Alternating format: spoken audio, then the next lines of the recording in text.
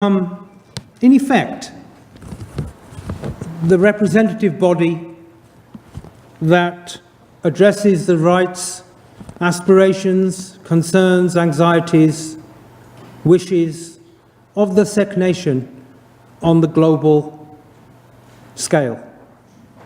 So we engage with the United Nations, we engage with member states of the United Nations, we engage with NGOs, we engage with other nations, many of which are represented here today.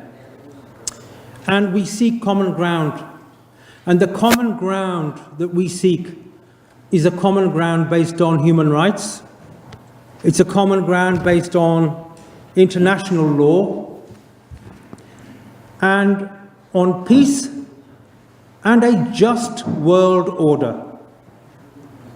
Sikhism teaches us about individual, personal, spiritual salvation. But under the Miri Piri concept, spiritual and temporal, under the Miri Piri concept, the Sikhs are required to go beyond the personal spiritual realm, and we are required to go into the world and to help bring about a just world order where the rights of everybody, all nations, all religions, men and women, the rights of everybody are respected. And an egalitarian society can function. Doesn't matter whichever part of the world, we will take these values forward. And the Sikhs rejected. Guru Nanak Dev Ji, this year marks the 550th anniversary of his birth. Guru Nanak Dev Ji rejected the caste system. And the Sikhs ever since have been the target of those who promote the caste system because of this egalitarian philosophy. We will pursue human rights. And before I actually get into the conference agenda per se, there's a very, very important point that I'd like to reach, which is the recognition of the spectacularly good services to the Sikhs from a non-Sikh. Dr. Iqtidar Chima, himself a Muslim, has taken it upon himself to talk about Sikhism, to talk about Sikh philosophy, to protect Sikh human rights, to endorse our call for self-determination.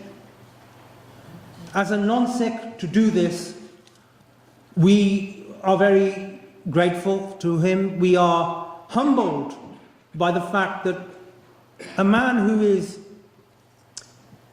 of very high office himself, he's an advisor to the United Nations on the issue of the prevention of genocide and atrocity crimes. So a man who is recognized not just by us, the Sikhs, a man who is recognized by the international community, by the United Nations itself, has performed services, one of which I'm going to mention today, and he has come with a gift related to that.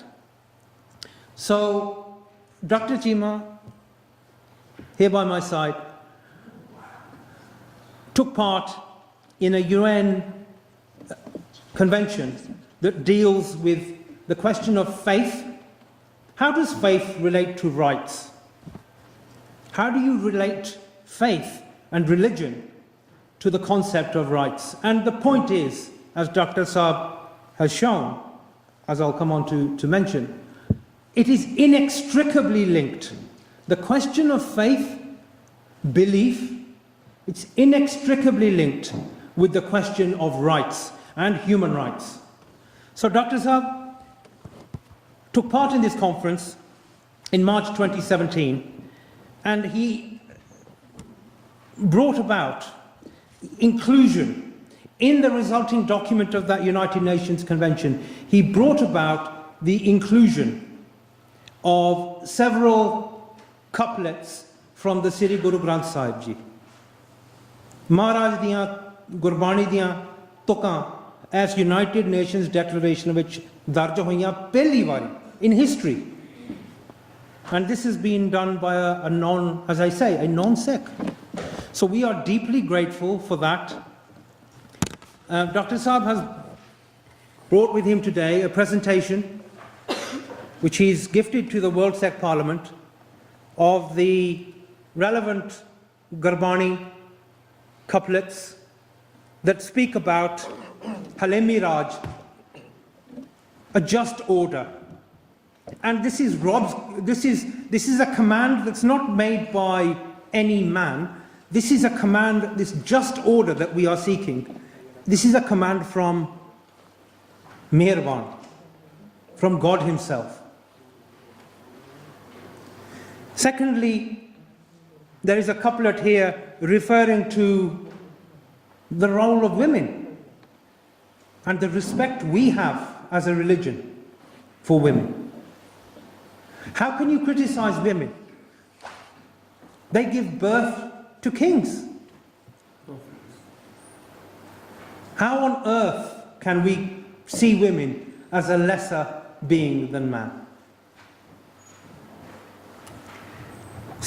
The last one referred to here, the last couplet, refers to the fact that a God-centric person whose thinking is aligned with God, with Maharaj, Waheguru, Allah, God, whichever word you wish to use, the God-centric person is a person that sees God in everybody, that sees everybody as equal, as alike. So these are pearls of wisdom taken from our scriptures, the Sri Guru Granth Sahib, which Dr. Sahib has brought into a United Nations declaration for the first time ever. He's presenting us with a memento of those couplets taken from the UN document. And so we are extremely grateful to Dr. Sahib. I'd like to express my gratitude to Dr. Sahib personally, but I'm sure everybody in this chamber today would want to join me and show our appreciation. Thank you, Dr. Sahib. Dr. Sahib, please. It's all right.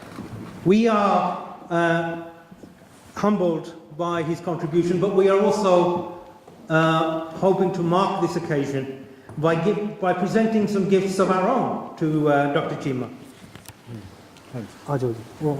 Please come to the award name by our representing that particular award. You want to do that by yourself? Yeah. Manpreet Singh of the World Sikh Parliament, coordinator of the World Sikh Parliament, would just like to say a few words about the nature of this award, which is very pertinent to everything that I just said about Dr. Chima. Okay. Well, thank you very much for everybody to be here, first of all. The reason when we saw his contributions to the Sikh nation, and as a non-Sikh, what he's done for Sikhism, we were just finding a way how we need to thank him. And there's only one personality that comes into our mind was Sai Mia Mir Ji. Sai Mia Mir Ji, who laid the foundation of Darbar Sahib. And we thought that as a part, representing Sikh nation as World Sikh Parliament, the best we can do for him is to give him a Sai Mia Mir Award. So please, I think, let's all applaud this.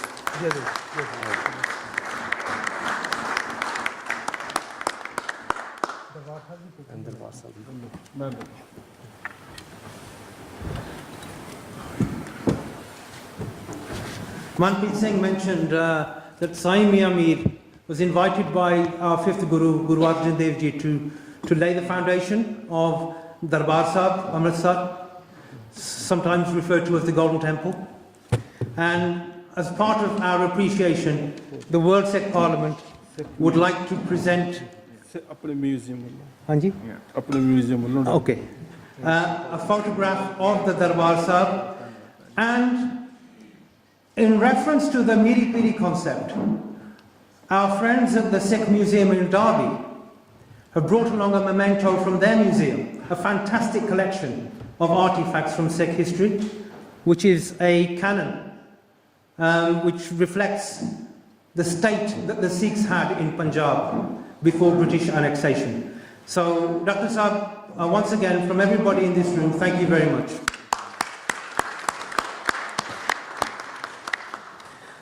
So with that, I'd like to move on. We've got, as I say, a long list of speakers. Two keynote speakers. Dr. Chima himself, because of his role as an advisor to the United Nations on the prevention of genocide and atrocity crimes, it's obviously fundamentally relevant to the issue that we have today. The threat of war, of catastrophic war in South Asia. Not just Punjab, but Kashmir and other regions is something that is clearly within the atrocity crimes scenario. So without further ado, Dr. Saab, I'm going to pass on to you if you could make your contribution today. Thank you.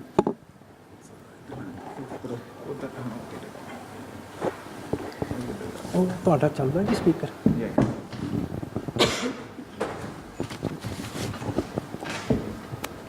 In the name of God, who is merciful and beneficent. Assalamu alaikum. And let's contribute Fateh, granted to all of us, regardless of faith and religion, by the father of the martyrs and by the son of a martyr. Vaheguru Ji Ka Khalsa, Vaheguru Ji Ki Fateh. I know it's a council house, but Fateh, wherever is contributed, should be loud enough to contribute. So once more, Vaheguru Ji Ka Khalsa, Vaheguru Ji Ki Fateh. I'm greatly honored and humbled, and it was indeed a surprise. I came to contribute reflections on the topic, but it's very kind of the Sikh community, which is my own community, and by the World Sikh Parliament to acknowledge. I don't think I have rendered any services, because Guru Granth Sahib Ji is not only Sikh Guru. It has Farid in it, it has Pakhna in it, and it has Kabir in it. So it is our common heritage. And it was recognized as such in the past as well. Before partition, I've heard from my ancestors, people always used to say, Baba Nanak Shah Fakir, Sikhan da Guru, Musalmanan da Peer. And wherever in the history we walk, Muslims always walked with the Sikhs. Whether it was Bhai Mardana with Guru Nanak, whether it was Sai Mian Mir with Guru Arjun, whether it was Nabi Khan and Ghani Khan with Guru Gobind Singh Ji, wherever, Muslims were always side by side with the Sikhs. I would not like to deviate from the topic, because the problem with the people who can speak is they can deviate very easily from the topics.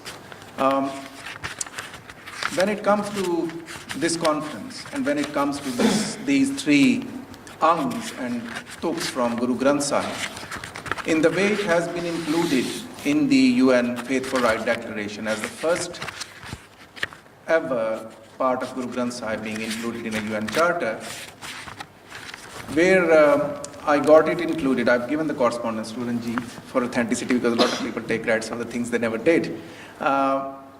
One thing was very clear to me. The Sikh nation, if it wants to survive, it has to adopt Miri and Piri. At the moment it's only Piri, but you have to seek Miri, unless nations without state have no stake on the world forums. When we were gathered together at the United Nations to put, because we have a new Secretary General as well now in the UN, to put forward the Faith for Right Declaration, there was no state there to get Guru Granth Sahib in the declaration. Quran was proposed by 52 member Muslim states. You have State of Israel, which will talk about Torah and inclusion in the UN Charter. You would have Christian states who would back Bible, but there is nobody in the UN structure as a member state to get Guru Granth Sahib in. I've given Ranjit correspondence which clearly exhibit that while I was chairing the committee of the draft for this declaration, I said Sikhism is the 5th largest religion of the world which seeks for the common humanity.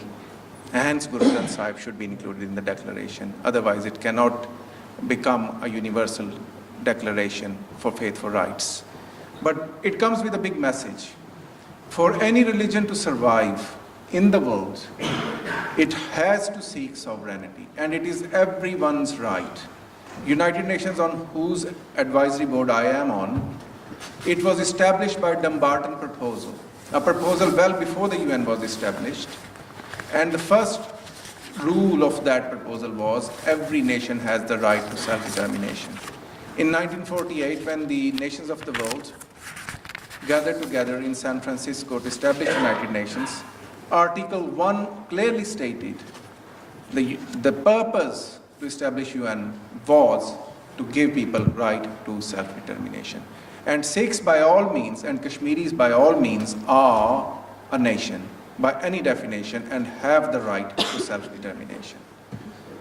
When it comes to South Asia, because our conference was about nuclear flashpoint and about South Asia, we are at the UN and all my colleagues, because our Under Secretary General Diamond Yang, who chairs our UN Advisory Board, he directly reports to Security Council, not to Secretary General, but to the Security Council. He always asks me that what's happening in this region. It concerns all of us. And someone who knows the history of that very region and of a majoritarian rule in India, where you would find a quote-unquote democratic elected prime minister. When she lost it in the court, she imposed emergency in the so-called democracy, which was like a martial law. And then she declared the country secular. And not only she did that, after that, when she saw that she's going to lose the election, she attacked Darbar Sahib to win the majoritarian sympathy vote from the majoritarian community. So if that prime minister can use that mentality to victimize a marginalized minority community for the vote bank, the party which rules today is much worse than that. And we have seen that tension escalating in the region just for the election politics, where a majoritarian party or of our religion, which wants to declare all India as a Hindu nationalist state, they tried their best, I think, in the last 2-3 months to escalate tension and to wage a war with a neighbor. South Asia is not a region where there are 2 nuclear states. South Asia is a region where there are 3 nuclear states: India, China, and Pakistan. And state of India has been involved with both India and China in the past. And in the way it has spread terrorism, crossed the borders while operating from Afghanistan, and 10 years of long war of terror in Pakistan. And now it wants to interfere in CPEC, China-Pakistan Economic Corridor, which is supposed to bring prosperity in the region. The only way they can stop it is by waging a war. So it concerns all of us, because in the past also it was Punjab all the time. Punjabiyat is our common identity. Whether we are Sikhs, whether we are Muslims, we have a shared heritage like many other nations of the world. Our language, our culture constitute a cultural identity. Look at 1947. Whose genocide was it? Punjabis. Most of the Punjabis were killed, millions of them. And look at the records of the British archives. The Britain was leaving India in 1948, not in 1947. But who was the one who pushed Lord Mountbatten to quit 1 year earlier, which resulted into the massacre of millions of Punjabis? That very party is now one of the opposition party in India. Look at 1965, where war was fought, who were killed?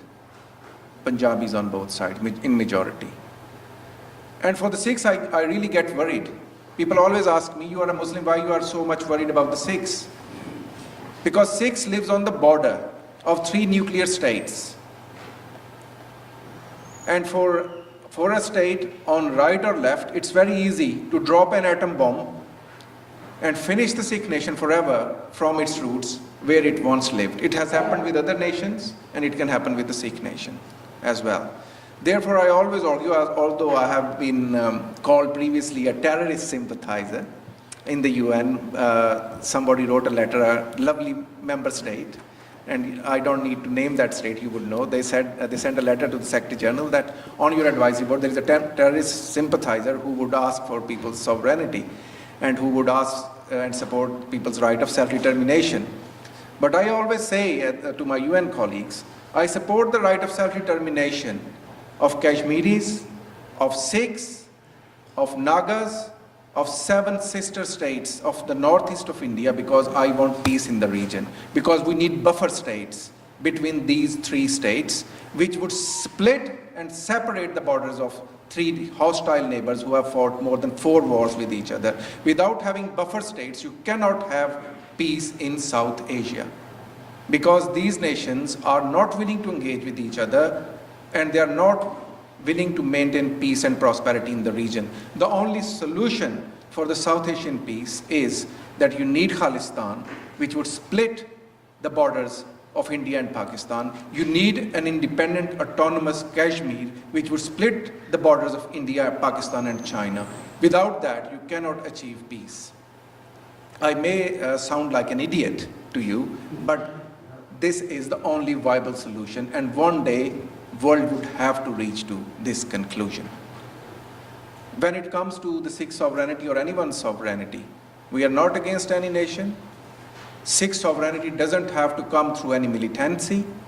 Sikh sovereignty doesn't have to come through any violence. It is embedded in the UN Charter under Article 1, which guarantees that every nation has the right to self-determination. And it was Guru Nanak who said, Nanak Raj Chalaya, Sachput Stani Neev De. And Guru Gobind Singh, he established Khalsa. I always say to people, we always celebrate Vaisakhi. It's not a season of Mela. It is not a season of eating jalebi and pakode. It is a creation of a nation by a Sikh master. And the reason to establish that Khalsa was for Khalsa to seek sovereignty, because Raj bina na taram chale hain, taram bina sab dale male. So by all means, we all in a very civic and civilized manner should today pass that the Sikhs have the right to self-determination, and if the peace has to be achieved in the South Asian region, that is only through giving the nations a right of self-determination. The so-called democracy, the largest democracy in the world, should learn from our democracy, our British democracy, where we have given right of self-determination to people of Scotland, where we have given right of self-determination to this own nation to decide the future, whether we want to be in European Union or not. They should look at Canada, who has given people of Montreal a right of self-determination, whether they want to be part of Canada or not.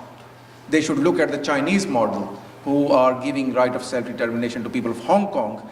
If the real democracies work that way, India should look at this. But unfortunately, in my assessment, it's a procedural democracy, which get majoritarian rule elected, which discriminate against minorities, not only in day-to-day life, but also constitutionally and legally. I would leave one of my report, which I was asked to write by the United States State Department about the constitutional and legal challenges faced by the religious minorities in India. And in my report, I very clearly mentioned, it was published in the Trump administration. So Indians started propagating a Trojan horse in the Trump administration, because it surprised them that such a report was published under newly elected Trump administration. So by all means, if the Sikhs have to survive, it has to seek sovereignty, and we all endorse that. And thank you all.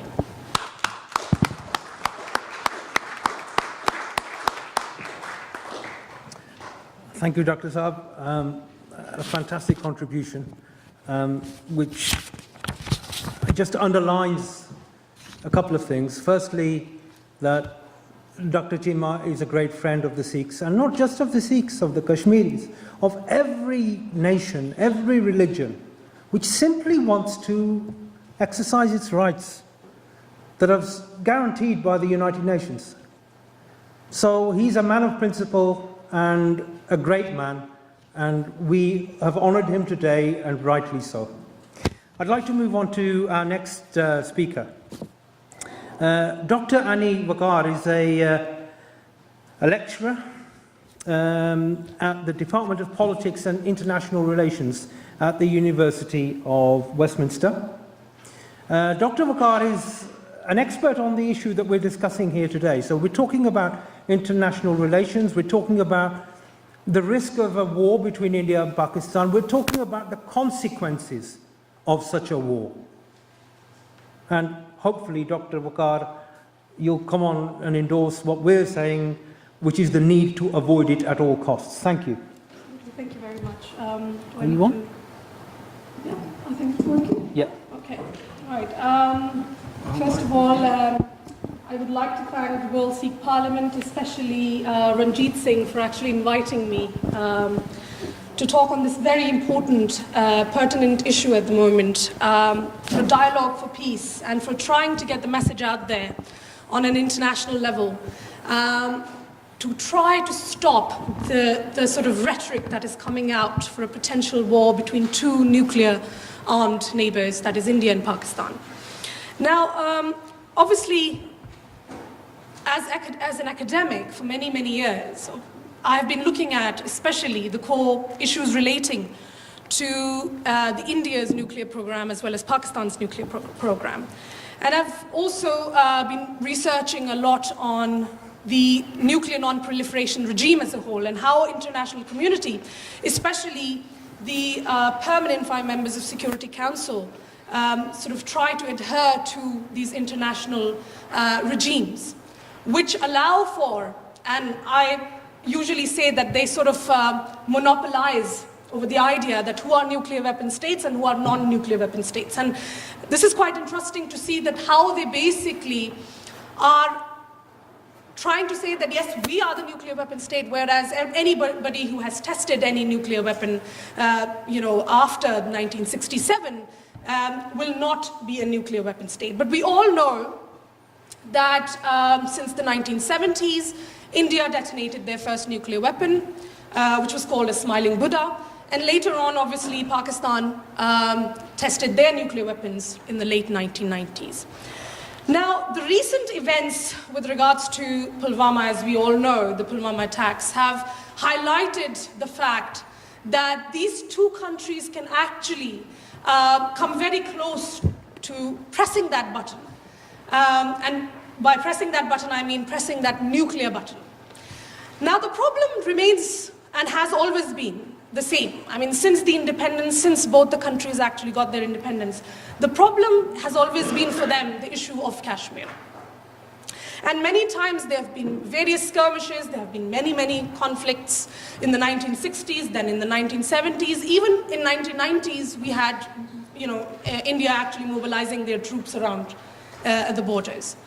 So this, obviously, as an academic who looks at the South Asian context, I try to sort of analyze a lot of areas, not in the past history, but whatever has been happening now ever since. And how do we go about creating a certain solution to these, or bring about a solution to this problem?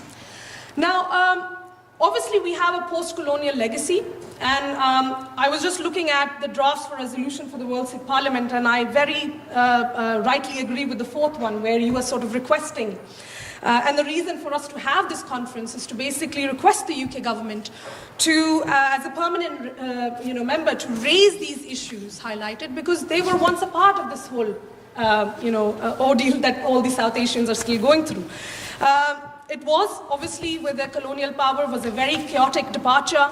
The way that the boundaries were, demarcated, the way they were left, it was very much chaotic. And I suppose that it's very good to actually put this resolution to say that, yes, the reason that why we are here is because we are demanding this. We need to raise these issues that are being highlighted. And how do we go about it? We need to bring these issues on the table, involve all those parties who have their own political aspirations, who have their own political rights, whether those are Kashmiris, whether that's Sikh nation, they all have their specific political aspirations. Now the problem with both the governments is that they never involve any of these parties. They never bring out the marginalized communities in. So the only thing that they're probably thinking about is their own power structures. How are they actually going to play amongst themselves? So this is a very, very good, I suppose, resolution here. Now, Kashmir, I will talk about because Dr. Cheema has very nicely sort of talked about Sikh nation. So I'll actually go to Kashmir and I'll talk a little bit about Kashmir because I've been doing a lot of research over the past few years on Kashmir. And Kashmir at one point, even Bill Clinton basically said is one of the most highly dangerous and militarized, place in the world. About 68,000, even more than 68,000 people basically have thought to have died because of all the insurgencies. At the same time, there are many disappearances, Kashmiri people who have disappeared without any trace. And I think the problem is basically that the Indian government is basically keeping all this issue under, under the bags. If you ask any sort of, politician, they will always deny the fact that there is no such thing happening in Kashmir whatsoever. So I think this is one major issue that they need to really come out clean and talk about all the human rights violations that are taking place in Kashmir.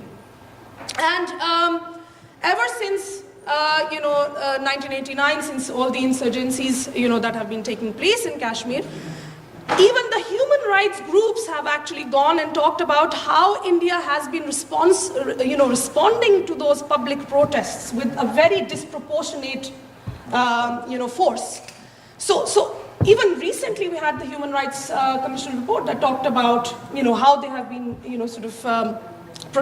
dealing with these protests.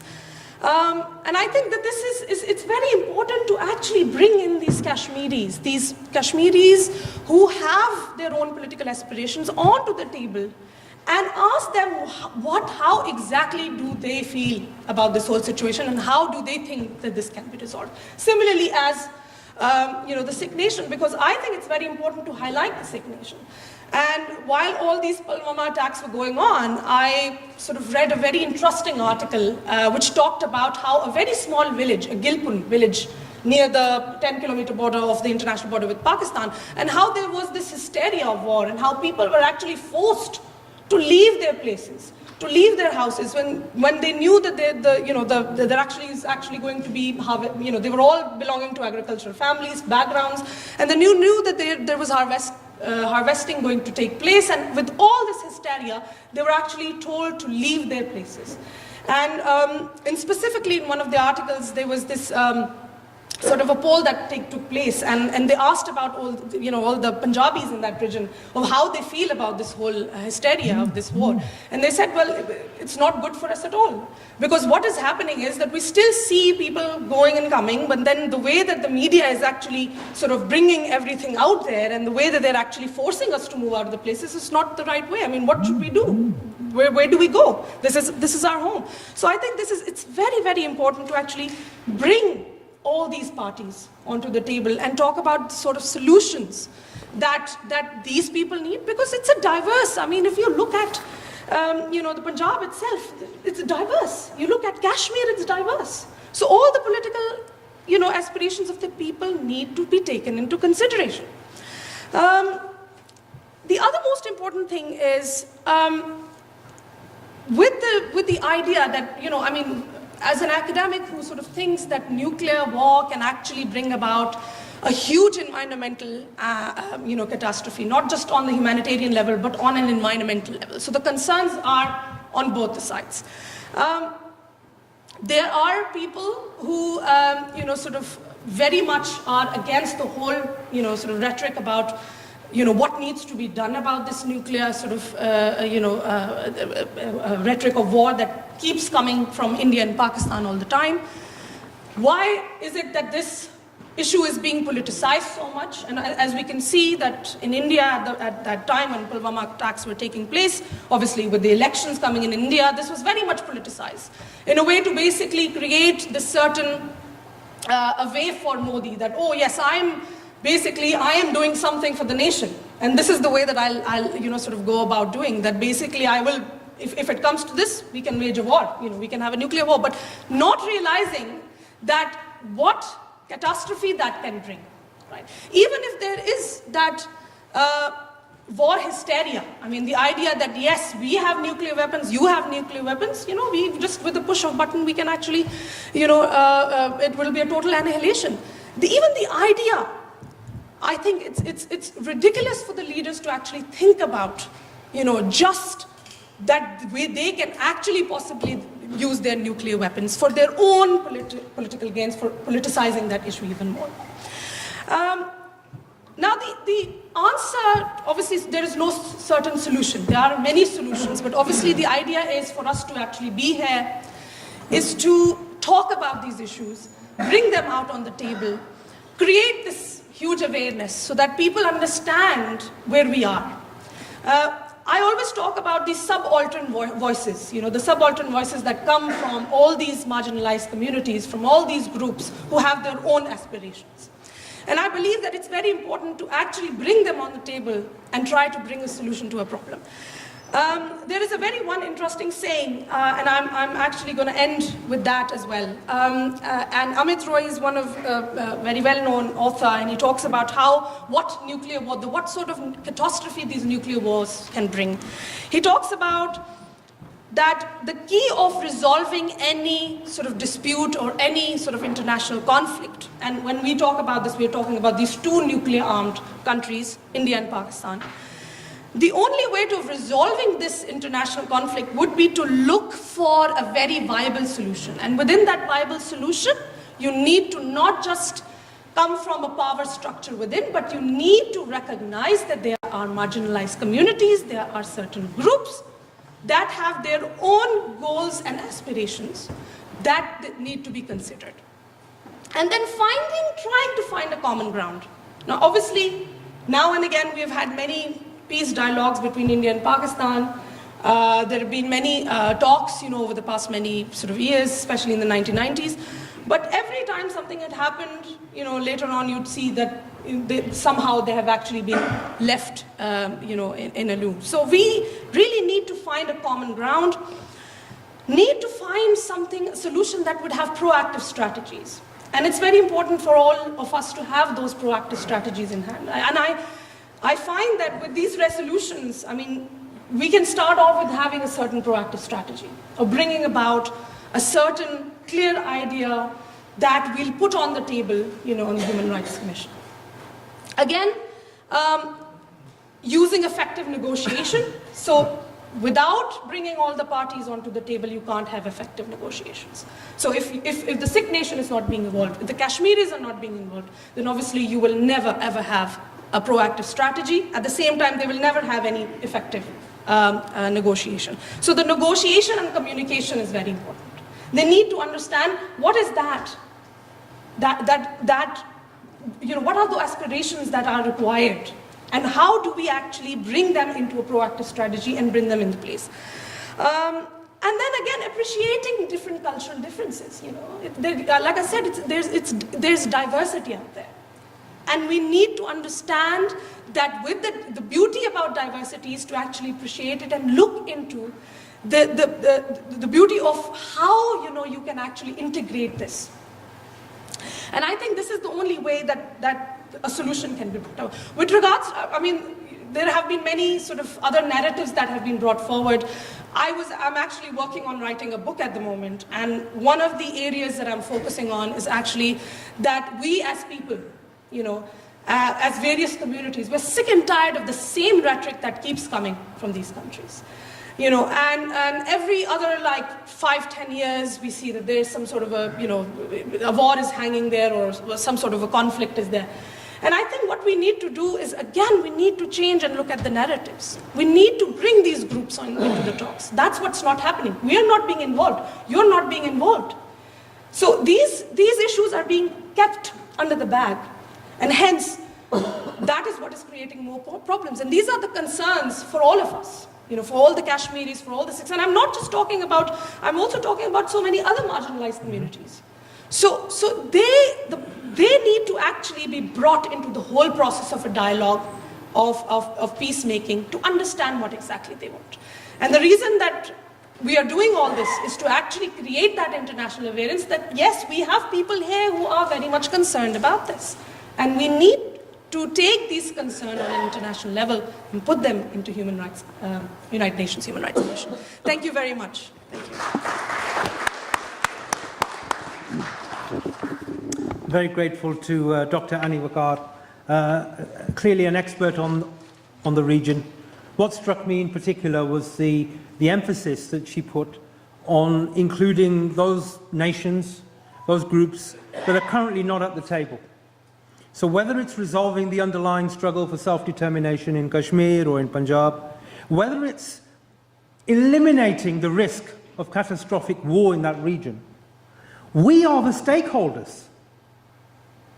How can it be that the stakeholders themselves are not at the table? It's a hugely important point, which is being completely missed by the narrative, as you say, Dr. Wakar, the narrative that is being pushed by those in power. We need to break that narrative. Conference will contribute towards that process. I'd like to call on our next speaker, who's Reverend Canon Dr. Joshua Raja.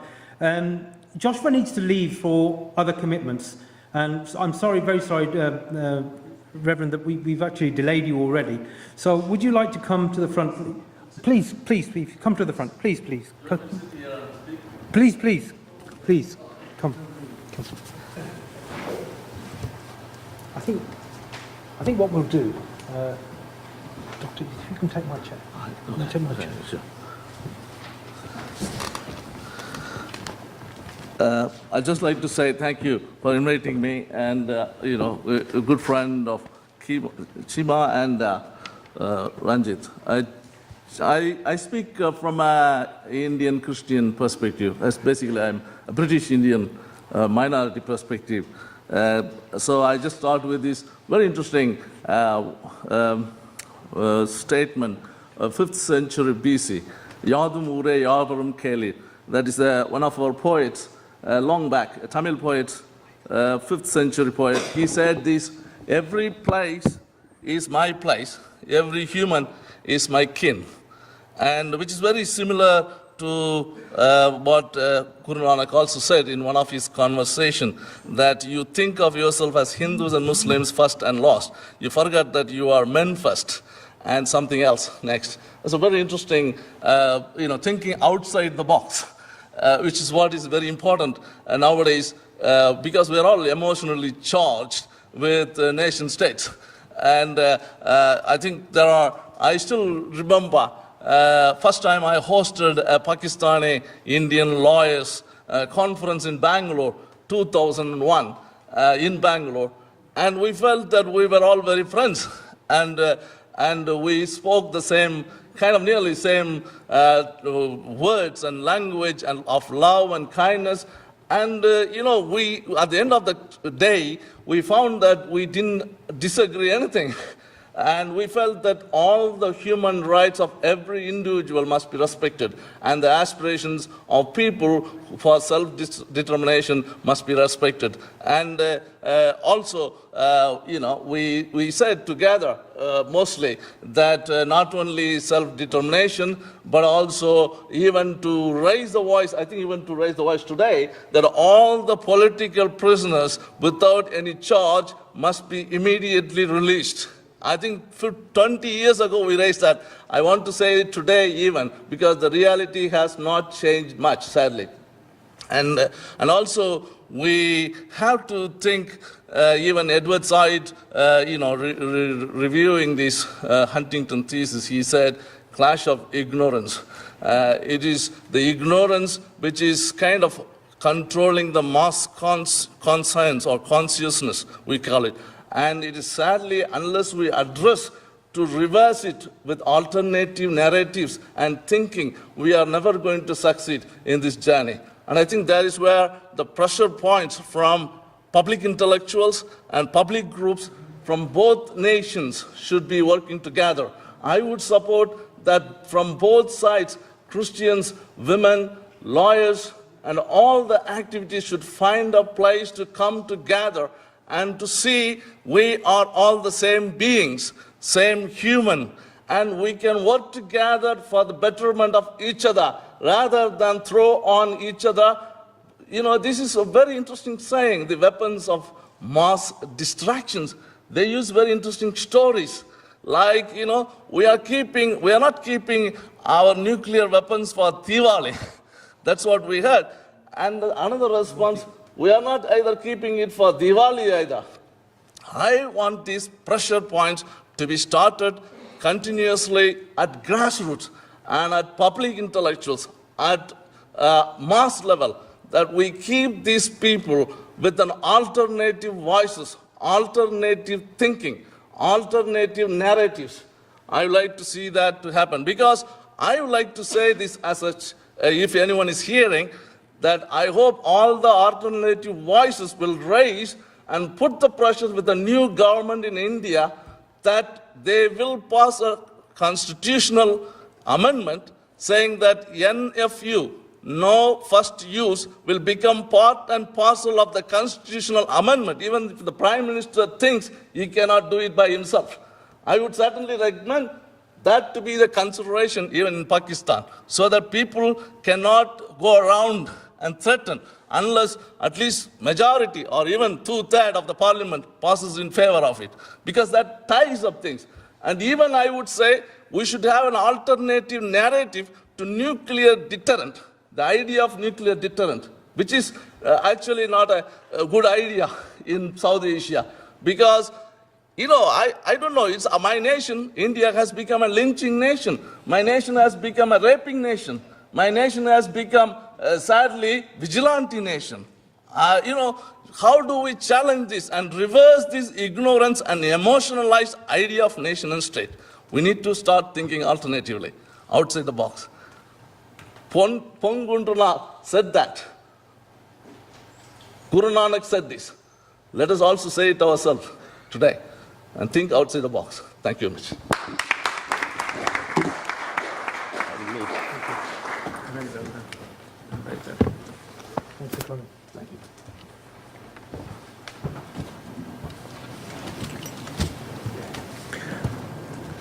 Thank you, Reverend Dr. Joshua John. That was electrifying. Thank you very much. I understand you need to leave, but thank you for taking the time to be with us today. I'm going to call a representative. I thought it might be time for a Sikh speaker. Just in case we're wondering. And actually, Joga Singh ji, who's a coordinator of the World Sikh Parliament, has played a massive role in bringing this institution into being. He's a man who has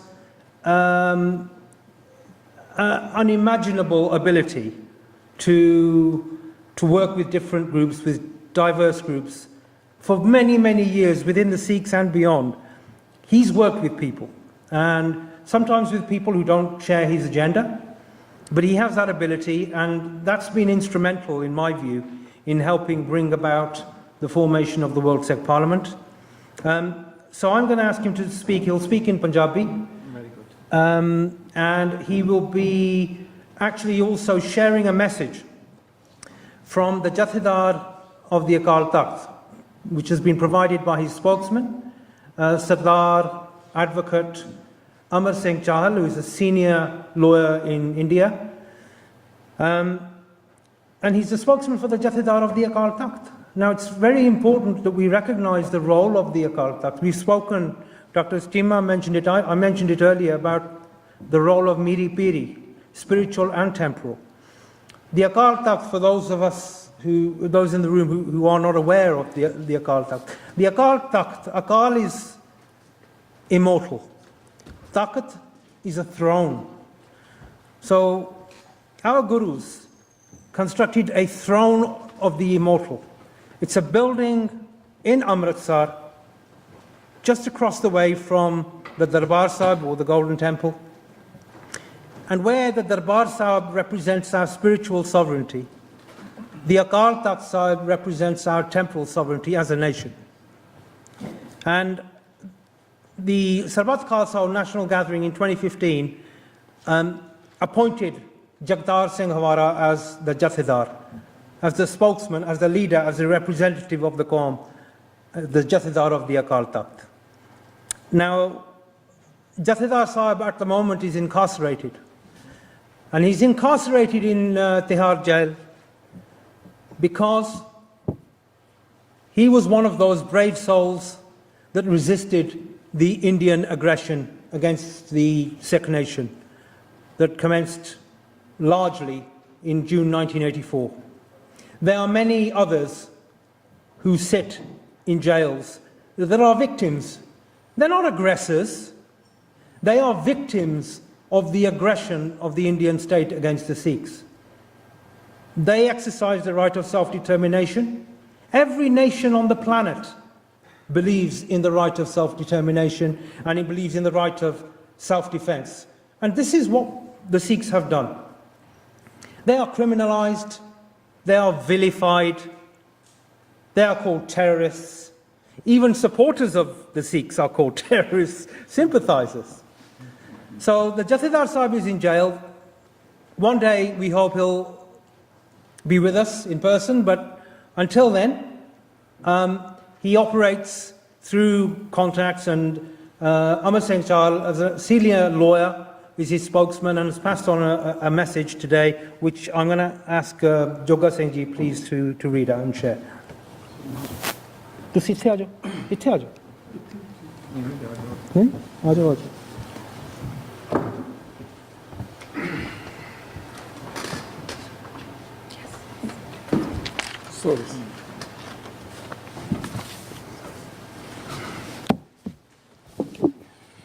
Waheguru ji ਕਾ ਖਾਲਸਾ ਵਾਹਿਗੁਰੂ ਜੀ ਕੀ ਫਤਿਹ। ਜਿਸ ਤਰ੍ਹਾਂ ਆਪ ਜੀ ਨੂੰ ਪਤਾ ਹੈ ਕਿ ਆਪਾਂ ਚਿੰਤਤ ਹਾਂ ਕਿ ਜੇ ਇੰਡੀਆ ਪਾਕਿਸਤਾਨ ਦੀ ਨਿਊਕਲੀਅਰ ਦੀ ਲੜਾਈ ਲੱਗ ਗਈ ਤਾਂ ਬਹੁਤ ਗਿਣਤੀ ਜਿਹੜੇ ਸਿੱਖ ਆ ਪੰਜਾਬ ਦੇ ਵਿੱਚ ਉਹਨਾਂ ਦਾ ਸਭ ਤੋਂ ਜ਼ਿਆਦਾ ਨੁਕਸਾਨ ਹੋਵੇਗਾ, ਕਿਉਂਕਿ ਲੜਾਈ ਜ਼ਿਆਦਾ ਮਸਲਾ ਜਿੱਥੇ ਮਰਜ਼ੀ ਹੋਵੇ, ਲੜਾਈ ਪੰਜਾਬ 'ਚ ਲੜੇ ਜਾਂਦੀ ਵੀ ਸ਼ਾਇਦ ਉਹ ਪਾਕਿਸਤਾਨ ਦਾ ਹੋਵੇ, ਸ਼ਾਇਦ ਉਹ ਇੰਡੀਆ ਦਾ ਹੋਵੇ। ਇਸ ਕਰਕੇ ਆਪਣੀ ਬਾਹਰ ਬੈਠਿਆਂ ਦੀ ਜ਼ਿੰਮੇਵਾਰੀ ਬਣਦੀ ਹੈ ਕਿ ਆਪਾਂ ਆਪਣੇ ਭਾਈਚਾਰੇ ਦੀ, ਆਪਣੀ ਕੌਮ ਦੀ, ਆਪਣੇ ਇਲਾਕੇ ਦੀ, ਜਿੱਥੋਂ ਆਪਾਂ ਆਏ ਹਾਂ, ਬੇਸ਼ੱਕ ਦੀ ਉੱਧਰਲਾ ਪੰਜਾਬ ਹੋਵੇ, ਬੇਸ਼ੱਕ ਦੀ ਉੱਧਰਲਾ ਪੰਜਾਬ ਹੋਵੇ, ਦੋਨਾਂ ਲਈ ਆਪਣੀ ਜ਼ਿੰਮੇਵਾਰੀ ਬਣਦੀ ਹੈ ਕਿ ਉੱਥੇ ਪੀਸ ਰਵੇ ਅਤੇ ਉੱਥੇ ਨਿਊਕਲੀਅਰ ਵੋਰ ਨਾ ਕਦੇ ਵੀ ਹੋਵੇ, ਅਤੇ ਆਪਣੀ ਕੌਮ ਦਾ, ਆਪਣੇ ਭਾਈਚਾਰੇ ਦਾ, ਆਪਣੇ ਗੁਆਂਢੀਆਂ ਦਾ ਨੁਕਸਾਨ ਨਾ ਹੋਵੇ। ਪਰ ਪਿਛਲਾ ਸਮਾਂ ਕਾਫੀ ਚਿੰਤਾਜਨਕ ਰਿਹਾ ਹੈ। ਅਜੇ ਵੀ ਜੇ ਆਉਣ ਵਾਲੀ ਇਲੈਕਸ਼ਨ ਦੇ ਵਿੱਚ ਉਹ ਬਹੁ ਗਿਣਤੀ ਨਾਲ ਜਿੱਤ ਗਿਆ ਤਾਂ ਪਤਾ ਨਹੀਂ ਇੰਡੀਆ ਦਾ ਰੁਖ ਕਿੱਧਰ ਨੂੰ ਹੋਵੇਗਾ। ਇਹ ਬੜਾ ਚਿੰਤਾ ਦਾ ਵਿਸ਼ਾ ਹੈ। ਅਤੇ ਜਿਹੜੇ ਪੰਜਾਬ ਦੇ ਸਾਡੇ ਵੀਰ ਭੈਣਾਂ ਵੋਟਰ ਹਨ, ਉਹਨਾਂ ਨੂੰ ਵੀ ਮੇਰੀ ਬੇਨਤੀ ਹੈ ਕਿ ਕੁਰਬਾਨੀ ਵਾਲੇ ਜਿਹੜੇ ਵੀਰ ਆ, ਭੈਣਾਂ ਆ, ਖੜੇ ਇਲੈਕਸ਼ਨ ਦੇ ਵਿੱਚ, ਜਿਨ੍ਹਾਂ ਨੇ ਦੁੱਖ ਹੰਢਾਇਆ ਪਿਛਲੇ 30-35 ਸਾਲ ਤੋਂ, ਉਹਨਾਂ ਨੂੰ ਵੈਸੇ ਵੋਟਾਂ ਨਾਲ ਕਦੇ ਖਾਲਿਸਤਾਨ ਨਹੀਂ ਬਣਨਾ, ਕਿਉਂਕਿ ਵੋਟਾਂ ਪੈ ਰਹੀਆਂ, ਆਪਣੇ ਕਿਸੇ ਰੁਕਣੀਆਂ ਨਹੀਂ, ਪਰ ਫਿਰ ਵੀ ਜੇ ਕੋਈ ਉੱਥੇ ਆਪਣਾ ਬੰਦਾ, ਆਪਣਾ ਨੁਮਾਇੰਦਾ ਚਲੇ ਜਾਵੇ ਜਿਹੜਾ ਸਿੱਖ ਹੱਕਾਂ ਲਈ ਪਿਛਲੇ 30-35 ਸਾਲ ਤੋਂ ਸੰਘਰਸ਼ ਕਰ ਰਹੇ ਆ, ਤਾਂ ਆਪਣਾ ਕੁਛ ਹਾਲਾਤ ਥੋੜ੍ਹੇ ਬਹੁਤ ਸੁਧਰ ਸਕਦੇ ਆ। ਪਰ ਇਹ ਮੇਰਾ ਯਕੀਨ ਹੈ ਵੋਟਾਂ ਨਾਲ ਕਦੇ ਆਪਾਂ ਨੂੰ ਰਾਜ ਨਹੀਂ ਮਿਲ ਸਕਦਾ। ਗੁਰੂ ਮਹਾਰਾਜ ਜੀ ਦਾ ਹੁਕਮ ਹੈ, ਰਾਜ ਬਿਨਾ ਨਾ ਧਰਮ ਚਲੇ ਹੈ, ਧਰਮ ਬਿਨਾ ਸਭ ਦਾਲੇ ਮਲੇ ਹੈ, ਕੋਈ ਕਿਸੇ ਕੋ ਰਾਜ ਨਾ ਦੇ ਹੈ, ਜੋ ਲੈ ਹੈ ਨਿਜ ਬਲ ਸੇ ਲੈ ਹੈ। ਸੋ ਆਪਾਂ ਨੂੰ ਆਪਣਾ ਬਲ ਪੈਦਾ ਕਰਨਾ ਪੈਣਾ। ਅਤੇ ਭਾਈ ਜਗਤਾਰ ਸਿੰਘ ਹਵਾਰਾ, ਜਿਨ੍ਹਾਂ ਨੂੰ ਸਰਬੱਤ ਖਾਲਸਾ ਦੇ ਵਿੱਚ ਜਥੇਦਾਰ ਚੁਣਿਆ ਗਿਆ ਸੀ ਅਕਾਲ ਤਖ਼ਤ ਸਾਹਿਬ ਦੇ, ਉਹਨਾਂ ਦਾ ਸੁਨੇਹਾ ਐਡਵੋਕੇਟ ਸਰਦਾਰ ਅਮਰ ਸਿੰਘ ਚਾਹਲ ਰਾਹੀਂ ਸਾਡੇ ਕੋਲ ਪਹੁੰਚਾ ਹੈ। ਭਾਈ ਜਗਤਾਰ ਸਿੰਘ ਹਵਾਰਾ ਨੂੰ ਜਿਸ ਤਰ੍ਹਾਂ ਮੇਰੇ ਵੀਰ ਨੇ ਦੱਸਿਆ ਕਿ ਲੀਗਲ ਦਿੱਲੀ ਦੇ ਵਿੱਚ ਰੱਖਿਆ ਆ। ਕੋਈ ਦਿੱਲੀ ਤੋਂ ਤੇ ਕੇਸ ਕੋਈ ਨਹੀਂ, ਹੁਣ ਤਾਂ ਹੋਰ ਨੌਜਵਾਨਾਂ ਨੂੰ ਵੀ ਨਹੀਂ ਦਿੱਲੀ ਟਰਾਂਸਫਰ ਕਰਤਾ। ਆਪਾਂ ਨੂੰ ਤਾਂ ਉਮੀਦ ਸੀ ਕਿ ਬਰਗਾੜੀ ਮੋਰਚੇ ਤੋਂ ਬਾਅਦ ਬਾਹਰਲੇ ਵੀ ਪੰਜਾਬ ਚ ਆ ਜਾਣਗੇ, ਪਰ ਹੋ ਗਿਆ ਉਲਟ, ਹੁਣ ਪੰਜਾਬ ਵਾਲੇ ਵੀ ਉਹ ਬਾਹਰ ਭੇਜਣ ਲੱਗ ਪਏ। ਜਾਨੀ ਗੌਰਮੈਂਟ ਕੋਈ ਵਾਅਦਾ ਕਰਕੇ, ਸਰਕਾਰਾਂ ਵਾਅਦਾ ਕਰਕੇ ਕੋਈ ਪੂਰਾ ਨਹੀਂ ਕਰਦੀਆਂ। ਆਪਾਂ ਪਿਛਲੇ 30-35 ਸਾਲ ਤੋਂ ਸਬਕ ਸਿੱਖਿਆ, ਇਸ ਲਈ ਜਿਹੜਾ ਵੀ ਸਟੈਪ ਆਪਾਂ ਨੂੰ ਚੱਕਣਾ ਚਾਹੀਦਾ ਬਹੁਤ ਸੋਚ ਸਮਝ ਕੇ ਚੱਕਣਾ ਚਾਹੀਦਾ ਹੈ। ਤੇ ਉਹਨਾਂ ਨੂੰ ਪਿਛਲੇ ਬਹੁਤ ਚਿਰ ਤੋਂ ਭਾਈ ਜਗਤਾਰ ਸਿੰਘ ਹਵਾਰੇ ਨੂੰ ਤੋੜਨ ਦੀ ਕੋਸ਼ਿਸ਼ ਕੀਤੀ ਜਾ ਰਹੀ ਆ, ਤੇ ਉਹ ਸਤਿਗੁਰੂ ਦੀ ਕਿਰਪਾ ਦੇ ਨਾਲ ਦ੍ਰਿੜ ਦੇ ਨਾਲ ਆਪਣੀ ਜਿਹੜੀ ਸਜ਼ਾ ਮਿਲੀ ਪੂਰੀ ਕਰ ਰਹੇ ਆ। ਤੇ ਸਿੱਖ ਕੌਮ ਦੇ ਚਿੰਤਾ ਜਨਖਨ ਜਿਹੜਾ ਵੀ ਨੁਮਾਇੰਦਾਰਾਂ ਨੂੰ ਮਿਲਣ ਜਾਂਦਾ ਆ ਕੇ ਉਹਨਾਂ ਦਾ ਸੁੱਖ ਸੁਨੇਹਾ ਦਿੰਦੇ ਹਨ। ਉਹਨਾਂ ਦੀ ਇੱਕੋ ਇੱਕ ਆਸ਼ਾ ਹੈ ਕਿ ਸਿੱਖ ਕੌਮ, ਖਾਸ ਕਰ ਜਿਹੜੇ ਬਾਹਰਲੇ ਸਿੱਖ ਆ, ਆਪਣੇ ਕੋਲ ਜ਼ਿਆਦਾ ਵਧੀਆ ਮੌਕਾ ਆ ਆਪਣਾ ਮਸਲਾ ਇੰਟਰਨੈਸ਼ਨਲ ਪਲੇਟਫਾਰਮ ਤੇ ਉਜਾਗਰ ਕਰਨ ਦਾ। ਪਿਛਲੇ ਸਾਲ ਮੈਂ ਤੁਹਾਡੀ ਜਾਣਕਾਰੀ ਲਈ ਦੱਸਾਂ ਕਿ ਹਰਪਾਲ ਸਿੰਘ ਚੀਮਾ ਬਾਹਰ ਆਏ ਸੀ। ਜਦੋਂ ਵਾਪਸ ਗਏ ਉਹਨਾਂ ਦਾ ਪਾਸਪੋਰਟ ਉਹ ਨਹੀਂ ਵਾਪਸ ਲੈ ਲਿਆ। ਇੱਕ ਮਿਸਾਲ ਤੁਹਾਡੇ ਸਾਹਮਣੇ ਆ। ਜੇ ਤੁਸੀਂ ਪੰਜਾਬ 'ਚ ਰਹਿੰਦੇ ਹੋ, ਆਪਣੇ ਹੱਕਾਂ ਦੀ ਗੱਲ ਕਰਦੇ ਹੋ, ਬਾਹਰ ਆ ਕੇ ਕਿਤੇ ਗੱਲ ਕੀਤੀ ਤਾਂ ਵਾਪਸ ਗਿਆ ਤਾਂ ਤੁਹਾਡਾ ਪਾਸਪੋਰਟ ਵੀ ਮੁੜ ਕੇ ਨਹੀਂ ਬਾਹਰ ਜਾ ਸਕਦੇ। ਸੋ ਉੱਥੇ ਤੁਸੀਂ ਆਪਣੇ ਹੱਕਾਂ ਦੀ ਗੱਲ ਵੀ ਨਹੀਂ ਕਰ ਸਕਦੇ। ਸੋ ਇਸ ਕਰਕੇ ਪੰਜਾਬ ਦੇ ਵਿੱਚ ਜਿਹੜੇ ਸਾਡੇ ਵੀਰ ਪਿਛਲੇ ਬਹੁਤ ਸਾਲਾਂ ਤੋਂ ਅੜੇ ਹੋਏ ਹਨ, ਜਾਂ ਜਿਹੜੇ ਸਿੱਖਾਂ ਦੀ ਚੜ੍ਹਦੀ ਕਲਾ ਲਈ, ਕੌਮ ਦੀ ਆਜ਼ਾਦੀ ਲਈ ਗੱਲ ਕਰਦੇ ਹਨ, ਉਹਨਾਂ ਦਾ ਅਸੀਂ ਧੰਨਵਾਦ ਕਰਦੇ। ਬੜਾ ਔਖਾ ਪੰਜਾਬ 'ਚ ਰਹਿ ਕੇ ਕੰਮ ਕਰਨਾ ਹੈ, ਆਪਾਂ ਨੂੰ ਰੈਕੋਗਨਾਈਜ਼ ਕਰਨਾ ਚਾਹੀਦਾ, ਪਰ ਆਪਾਂ ਨੂੰ ਬਾਹਰ ਔਖਾ ਨਹੀਂ। ਬਾਹਰ ਤਾਂ ਆਪਾਂ ਬੜੀ ਆਸਾਨੀ ਨਾਲ ਕਰ ਸਕਦੇ, ਤੇ ਕਾਨੂੰਨ ਹਨ। ਐਜ਼ ਲੌਂਗ ਆਪਾਂ ਕਾਨੂੰਨ ਦੇ ਵਿੱਚ ਰਹਿ ਕੇ ਕੰਮ ਕਰਦੇ, ਬਾਹਰ ਕੋਈ ਦਿੱਕਤ ਨਹੀਂ ਹੈ। ਭਾਈ ਜਗਤਾਰ ਸਿੰਘ ਹਵਾਰਾ ਤੇ ਦਿਨ ਜਿਹੜੀਆਂ ਉਹਨਾਂ ਨੂੰ ਮੁਸ਼ਕਲਾਂ ਦਾ ਸਾਹਮਣਾ ਕਰਨਾ ਪੈ ਰਿਹਾ ਹੈ, ਜਿਸ ਤਰ੍ਹਾਂ ਉਹਨਾਂ ਦੇ ਹੁਣ ਸਾਰੇ ਵਿਜ਼ਿਟ ਵੀ ਬੰਦ ਕਰ ਦਿੱਤੇ। ਉਹਨਾਂ ਦੀ ਮਾਤਾ ਤੋਂ ਬਿਨਾਂ ਹੁਣ ਅੱਜ ਕੱਲ੍ਹ ਕੋਈ ਉਹਨਾਂ ਨੂੰ ਹੋਰ ਵਿਜ਼ਿਟ ਨਹੀਂ ਕਰ ਸਕਦਾ। ਹੁਣ ਆਹ ਹਾਲਾਤ ਆ। ਸੋ ਇਸ ਕਰਕੇ ਹੈ ਕਿ ਕੋਈ ਕੌਮ ਦੀ ਗੱਲ ਕਰਦੇ ਆ, ਜਾਂ ਉਹਨਾਂ ਦੇ ਤਸ਼ੱਦਦ ਅੱਗੇ ਝੁਕੇ ਨਹੀਂ, ਜਾਂ ਉਹਨਾਂ ਨਾਲ ਕੰਪਰੋਮਾਈਜ਼ ਨਹੀਂ ਕਰਦੇ। ਤਾਂ ਜਿਹੜੇ ਮੇਰੇ ਵੀਰ ਵਿਚਰਦੇ ਹਨ, ਉਹ ਕਹਿੰਦੇ ਕਿ ਸਰਕਾਰ ਦੀ ਇੱਕੋ ਸ਼ਰਤ ਹੁੰਦੀ ਹੈ ਵੀ ਸਾਡੇ ਨਾਲ ਕੰਪਰੋਮਾਈਜ਼ ਕਰਕੇ ਚੱਲੋ, ਤਾਂ ਸਾਡੀ ਮਰਜ਼ੀ ਨਾਲ ਚੱਲੋ ਕਿੱਥੇ ਤੱਕ ਤੁਸੀਂ ਚੱਲਣਾ ਆ। ਸੋ ਜੇ ਉਹ ਤੋਂ ਬਾਹਰ ਜਾਣਾ ਤਾਂ ਫਿਰ ਤੁਹਾਨੂੰ ਉਹ ਉਸ ਕੈਟਾਗਰੀ 'ਚ ਪਾਉਂਦੇ ਆ ਜਿੱਥੇ ਤੁਹਾਨੂੰ ਸਾਰੀ ਜ਼ਿੰਦਗੀ ਜੇਲ੍ਹ 'ਚ ਕੱਟਣੀ ਪੈਂਦੀ ਆ। ਜਦ ਕਿ ਉੱਥੇ ਦੇ ਕਾਨੂੰਨ ਦੇ ਮੁਤਾਬਕ 14-15 ਸਾਲ ਲਾਈਫ ਇੰਪ੍ਰਿਜ਼ਨਮੈਂਟ ਹੁੰਦੀ ਆ। ਆਪਣੇ ਬੰਦਿਆਂ ਨੂੰ ਸਿੱਖਾਂ ਨੂੰ 25-25 ਸਾਲ ਹੋ ਗਏ, ਉਹ ਜੇਲ੍ਹਾਂ 'ਚ ਭੁਗਤ ਰਹੇ ਆ। ਤਾਂ ਉਹਨਾਂ ਦੇ ਵਿੱਚ ਲਿਖਿਆ ਕਿ ਸਾਰੀ ਉਮਰ ਉਹ ਜੇਲ੍ਹਾਂ 'ਚ ਹੀ ਰਹਿਣਗੇ, ਜਿਹੜੀ ਆਖਰੀ ਸਾਹ ਵੀ ਜੇਲ੍ਹ 'ਚ ਹੀ ਰਹਿਣਗੇ। ਸੋ ਇਹ ਆਪਣੇ ਨਾਲ ਇਸ ਕਰਕੇ ਹੋ ਰਿਹਾ ਕਿਉਂਕਿ ਆਪਾਂ ਮਿਨੋਰਿਟੀ ਵਿੱਚ ਆ, ਤਾਂ ਆਪਣੀ ਯੂਨਿਟੀ ਹੈ ਨਹੀਂ। ਬੜਾ ਮਾੜਾ ਸਮਾਂ ਆ ਆਪਣੇ ਲਈ, ਮੈਂ ਕਹਿ ਸਕਦਾ, ਕਿਉਂਕਿ ਆਪਣੀ ਦਿਨ ਜਿਹੜੀ ਯੂਨਿਟੀ ਆ ਉਹ ਟੁੱਟ ਰਹੀ ਆ, ਵੱਧ ਨਹੀਂ ਰਹੀ।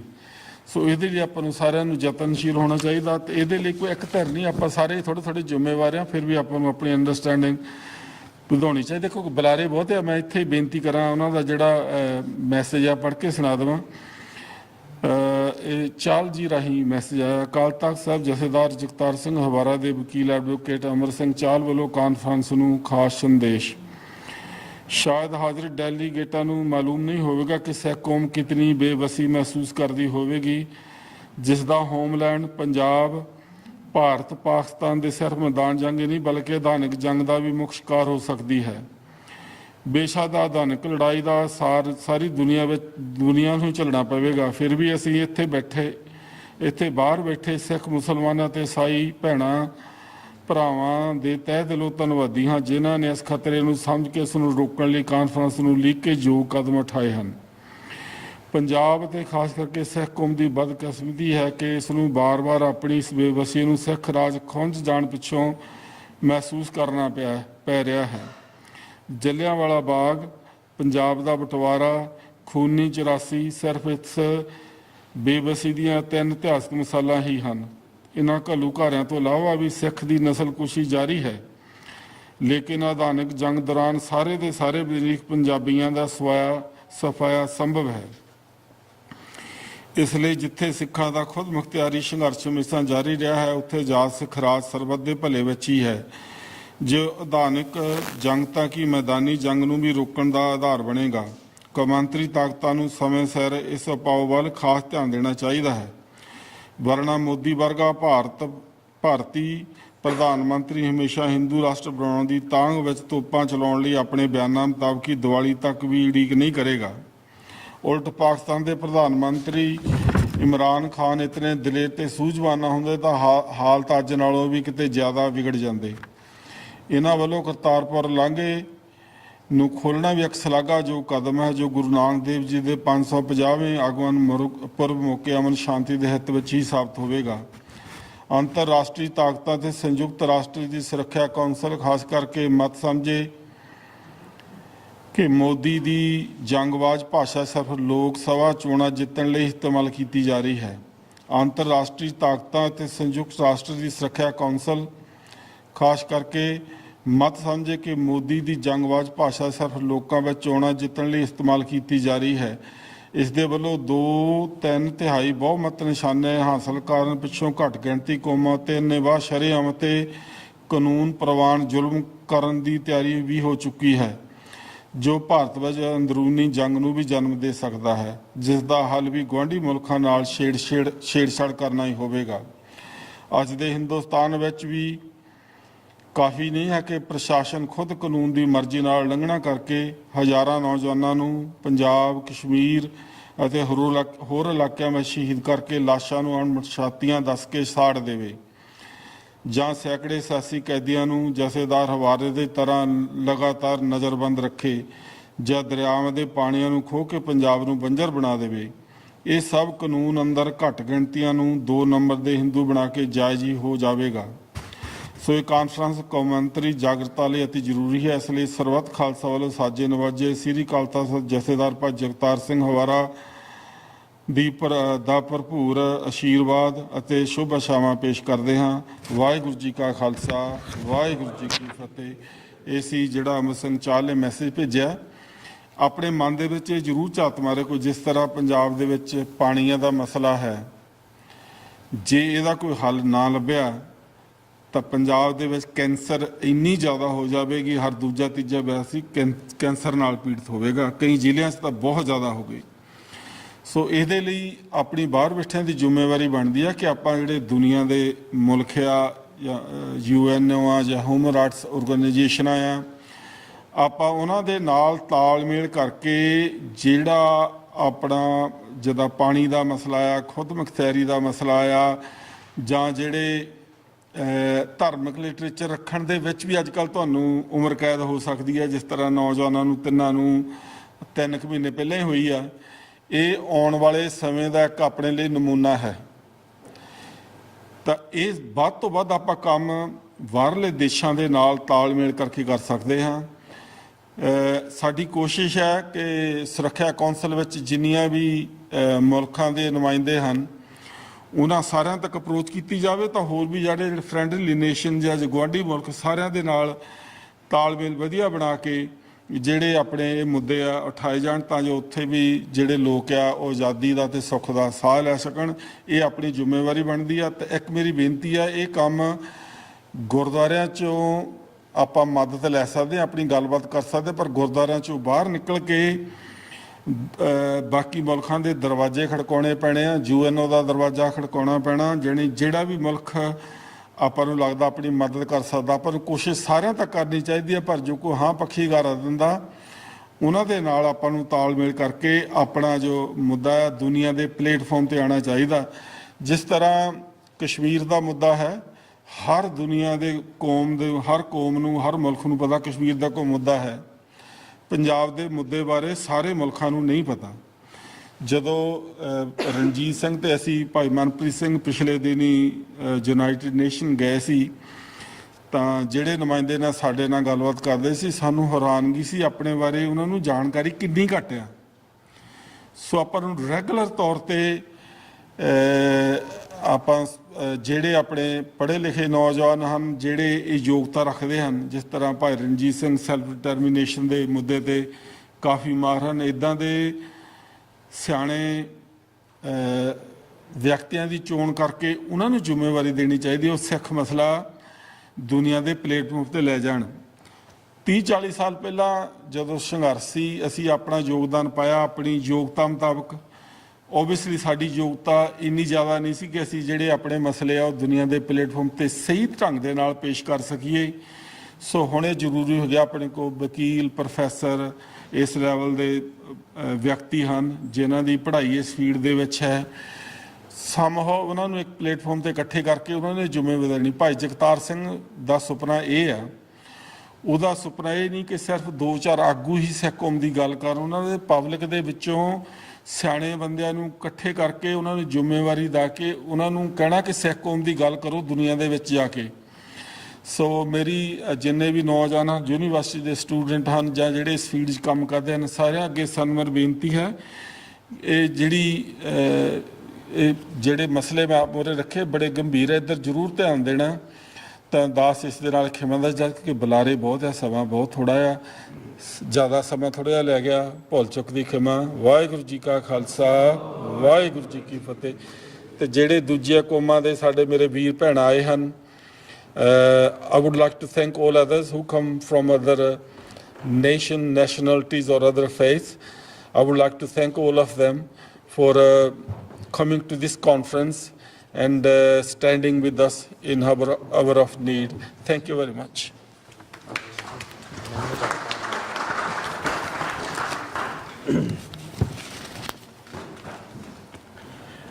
ਵਾਹਿਗੁਰੂ ਜੀ ਕਾ ਖਾਲਸਾ, ਵਾਹਿਗੁਰੂ ਜੀ ਕੀ ਫਤਿਹ ਜੀ। ਧੰਨਵਾਦ ਜੀ ਆਪਣੇ ਜੋਗਾ ਸਿੰਘ ਹੋਣਾ ਦਾ, ਜਿਨ੍ਹਾਂ ਨੇ ਕਈ ਸਾਲਾਂ ਤੋਂ ਇੰਨੀ ਵਧੀਆ ਤਰੀਕੇ ਨਾਲ ਕੌਮ ਦੀ ਸੇਵਾ ਕੀਤੀ ਆ ਔਰ ਹੁਣ ਵੀ ਪ੍ਰੇਰਨਾ ਦਿੰਦੇ ਆ ਅਗਲੀ ਜਨਰੇਸ਼ਨ ਨੂੰ ਕਿ ਤੁਸੀਂ ਵੀ ਹੁਣ ਅੱਗੇ ਆਓ ਅਤੇ ਜਿਹੜੀ ਵਾਗਡੋਰ ਆ ਕੌਮ ਦੀ ਤੁਸੀਂ ਸੰਭਾਲੋ।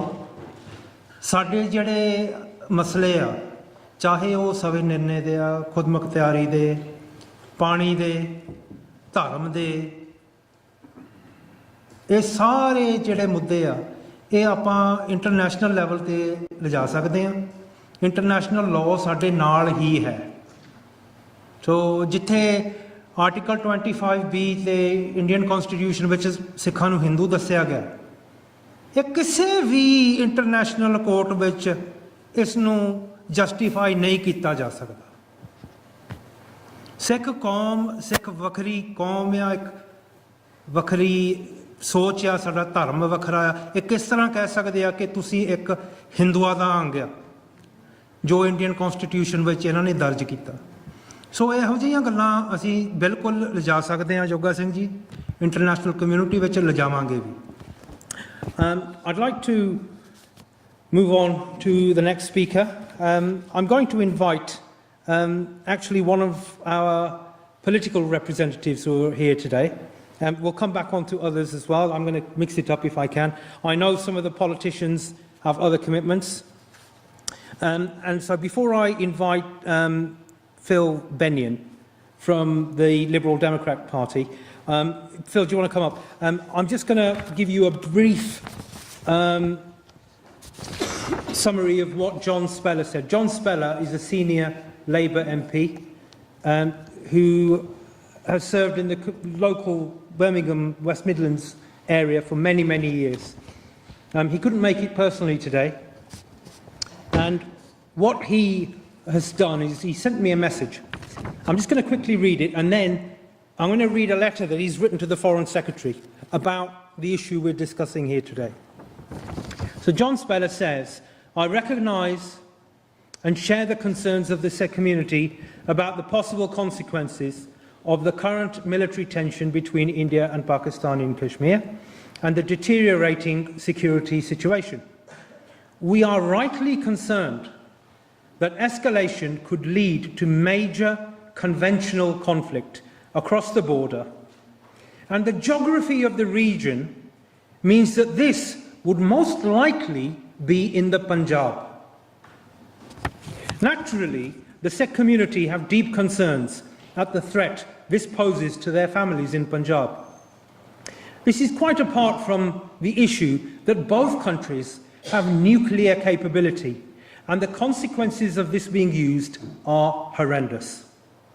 Accordingly, I have written to the Foreign Secretary to urge him to use Britain's influence, both directly and at the United Nations, to seek a lower tension in the region and reduce the risk of a much wider and cataclysmic conflict.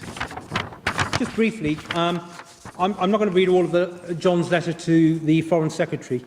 We met with John We briefed him on the issue. He completely understands the concerns of the Sikhs in particular, but Kashmiris and others in the region as well.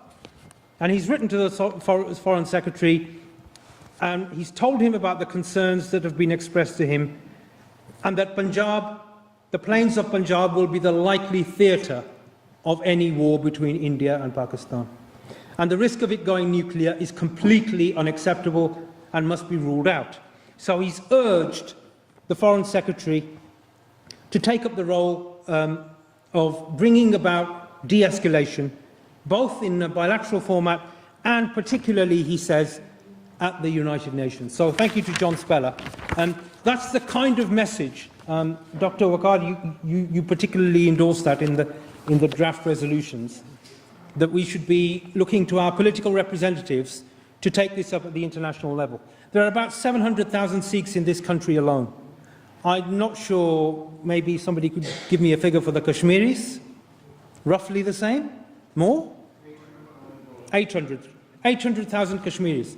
So we're talking 1.5 million plus British people living here who are anxious, who are worried, who are concerned about this issue. So why can't our political parties take this up? It's their duty to take it up. And it's our responsibility to put the point on their radar screen, to put the point on their agenda. So we're delighted to have representation.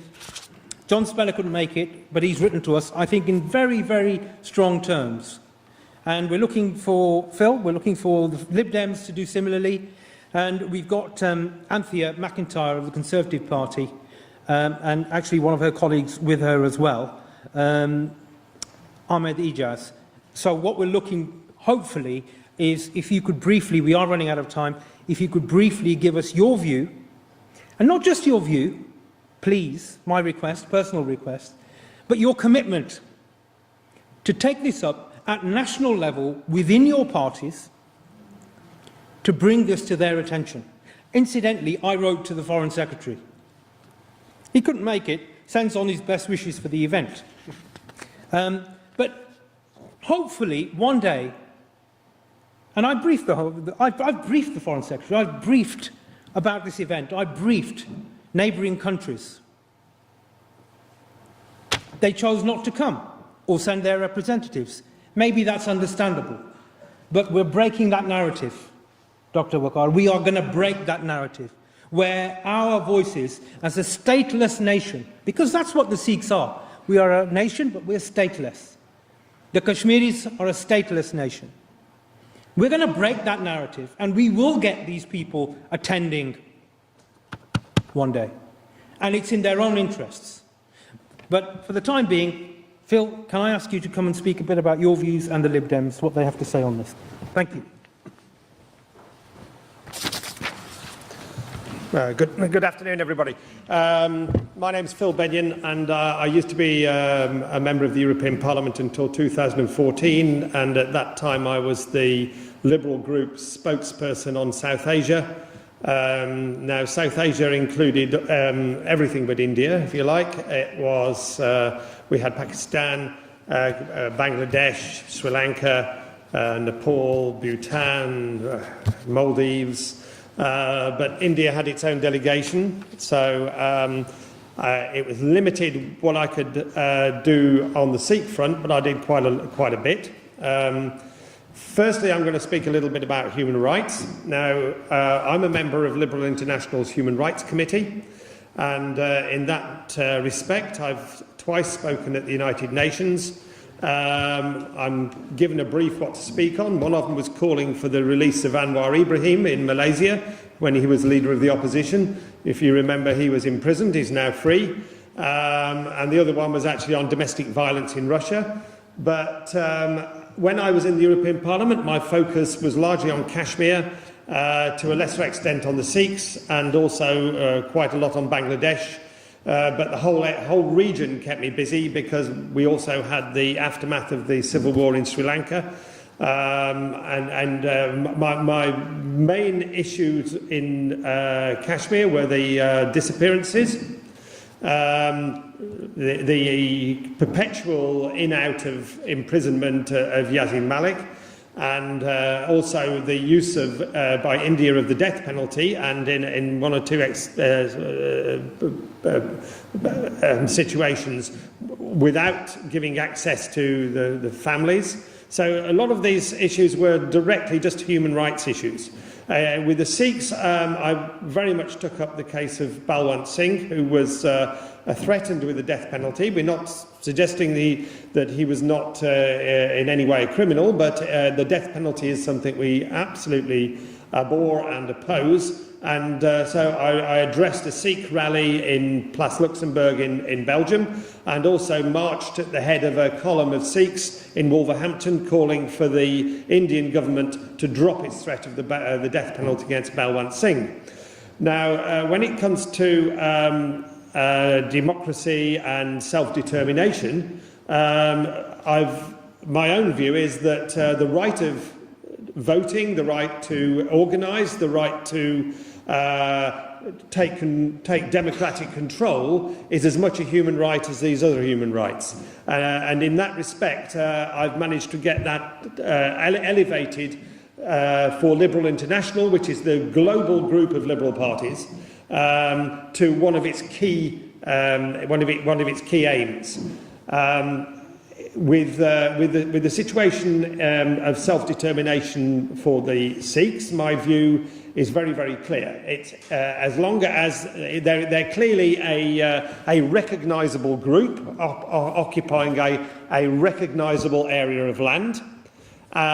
So the test would be whether democratically there would be a majority for self-determination, and as long as there is, then I would absolutely back it. Now, we've had to deal with this within the Liberals in Europe because we had the situation in Spain, where we had the Basque and the Catalan nationalists inside the Liberal group, but also the most outspoken unionist party in Spain, through Ciudadanos, also in the same group. So we actually had to come up with some clear and rational solutions as to in what circumstances we would back self-determination, and that's what I've just given you. As long as there is a majority for self-determination, we absolutely back it. Now, in the situation in Kashmir, many of you will know that I've been pushing for a new settlement, a new initiative on Kashmir. That rather stalled when I lost my seat in 2014, but I have actually kept it on the back burner and kept pushing it whenever I've had the chance. Now, my view here is that the Kashmiris should look for autonomy first. I mean, you can go a long way towards independence, with, as we've seen with Scotland. So you first of all push for autonomy, and I'm talking about autonomy for the whole of Kashmir, not just the Indian part. When I met Imran Khan, while he was still in opposition, I told him that I thought that the solution to Kashmir was a strong and generous approach from the Pakistani government to the Indian government, because without that, India would not even talk. India would not budge. So what I wanted him to say was that Pakistan would revoke all of its interests in Azad Kashmir if India would allow this, this cross-border autonomy. They would, both groups, both the India and Pakistan would initially be allowed to keep troops in, but across Kashmir you had to have an autonomous government looking after everything except foreign policy in the first instance. That would be as a precondition to go further later towards full independence. Now, in the UK, we of course don't have unity within the Kashmiri community for how to go forward. And so every time I've spoken to Kashmiri groups in the UK, I've told them to drop this idea of Pakistani's Kashmir and Kashmiri's Pakistan. Because as long as you go along that route, India will not budge. India is too powerful, far too powerful to rest Kashmir, wrest Indian-controlled Kashmir from them for it to join Pakistan. That is not going to happen in my lifetime, in your lifetime, even in the youngest person here's lifetime. So let's go for something that actually can work. And what has worked in the past in other areas, against all the odds, is that areas have peacefully come to independence, but you never see an area of land and a group of people transferred from a powerful state to a less powerful state. In real politics, that is not going to happen. So we should unite in the first place. Kashmiris should unite around the idea of self-determination, not to join Pakistan, but to be this independent buffer state, which one of the earlier speakers pointed out. Now, there has to be assurances, because basically Kashmir, there's so much of the water that both Pakistan and India rely on, and thereby also a lot of the hydroelectric power emanates from Kashmir. So there needs to be a broad spectrum treaty on which this is based. So this is the way I would like to see this go forward. But it's not going to happen as long as India fears that Kashmir would simply jump into Pakistan, because in their own ideas of zero-sum politics, that would be losing far too much face. They just won't do it. But even in unlikely circumstances, we've seen independence movements succeed. So we should push around the independence movement, and I think that is, again, this buffer state idea is really something to work for. Now, again, with the Sikhs, I would urge them to democratically try and get enough support within what you call Khalistan, the area of the Punjab that is in India, get enough support to actually run the local provinces and so that you're in charge. You actually have to use all the democratic processes you can. And at the moment, with India having this Hindu nationalist type of government, there is every reason for you to be able to garner democratic support for more devolution, and more devolution can be a precursor to independence and creating another buffer state. Finally, I'd just like to say something on this nuclear issue. I mean, yes, we have it is such a threat to world peace, not just peace in the Indian subcontinent. But I certainly wouldn't want to see military intervention by outside forces going in there. That's probably going to make things worse. But we have to work diplomatically and try and take the steam out of it. Now, the Indian election coming up has not helped things, because it means that the Modi's group have been sort of beating the drum more than is healthy. But possibly after the election might be a better time to start looking to diffuse the situation. I have to say that Imran Khan so far has exceeded my expectations in his handling of the crisis, but he's been a little bit unreliable in his sort of emotional responses in the past, and we don't know how long his sort of stable control at the moment is going to last. But he's done pretty well so far. So let's hope that after the Indian election we can get the two together within the scope of the United Nations, that we should be putting forward our help as much as we can, and the EU can put forward its help as well. Remember that the European Union actually has an ethical foreign policy. I don't know if you remember Robin Cook's ideas of an ethical foreign policy for Britain, but the EU has this ethical foreign policy. It uses human rights and democracy. It uses its own power, its own trade, its own access to markets, its GSP plus general system of preferences to actually push forward on human rights and democracy. So let's get all of those forces together and see if we can get a peaceful resolution to this situation. Thank you very much. Thank you.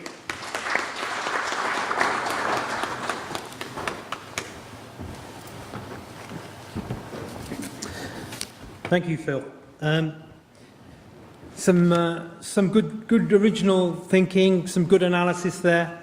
Not everybody's going to agree with everybody else, so we're open to thinking and analysis and ideas.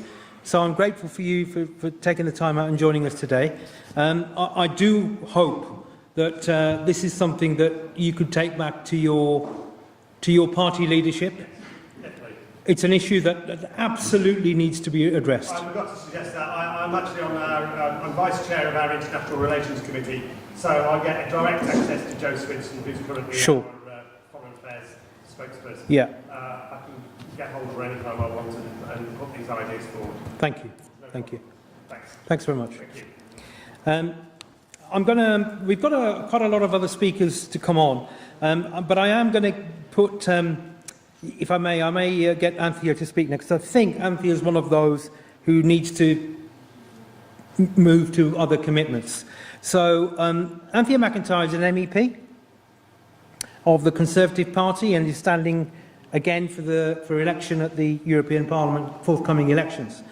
I believe Anthea's had an interest in South Asia, so I'm hoping that she'll come with her ideas and hopefully, as with Phil, a commitment to take this up at the Conservative Party higher level. Thank you.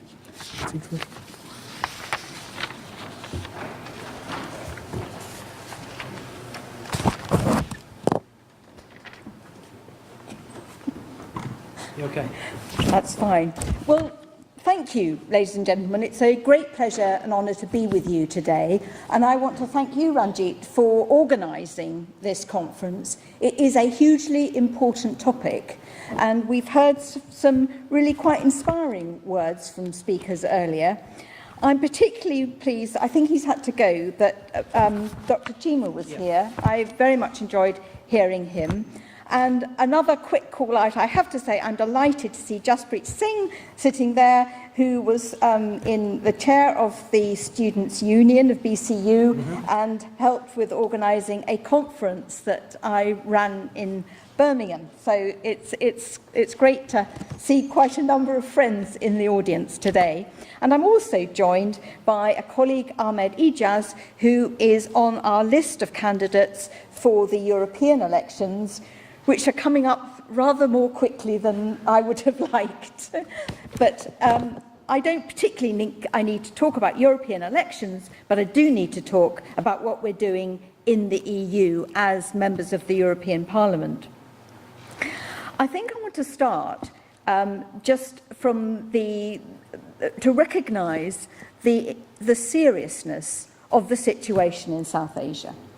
As has already been said, we have 3 nuclear powers, and we have a rising of tension and potential conflict between Pakistan and India, which should be worrying everyone. I was very relieved when the Indian pilot who was shot down was actually returned by Pakistan to India. I thought that was a very good gesture. And I have to say, I am pleased that our Minister for the UK government, Mark Field, played a part in that too. Now, what I am keen to say on all these matters is that I believe that the strength of our approach has been having an all-party approach to the situation in India, Pakistan, Kashmir. So I'm very proud to be co-chair of the European Friends of Kashmir group in the European Parliament. So we work across party, but which gives us a strength that we might not otherwise have. And late last year, I visited Kashmir, and I went to the line of control, and I could see for myself the difficulties, the dangers, and also the appalling human rights abuses. It cannot be right when we see young children maimed and blinded by pellet guns. We have a duty, I feel, to stand up and demand action and maintain our demand for human rights, regardless of who or where, whether it's the Uyghurs in China or the Rohingyas in Myanmar or the awful regime in Iran, which executes more people per capita, men, women and children. So the human rights abuses across the world should concern all of us. I'm not going to quote too much, but one of my absolute all-time favourite poets is a chap called John Donne from the 17th century. And he wrote that no man is an island entire of itself. Everyone is a piece of the continent, a part of the whole. Any man's death diminishes me because I am involved in mankind. Therefore, never send to know for whom the bell tolls, it tolls for thee. And that's very much how I feel we should all approach the question of human rights and the atrocities that are committed.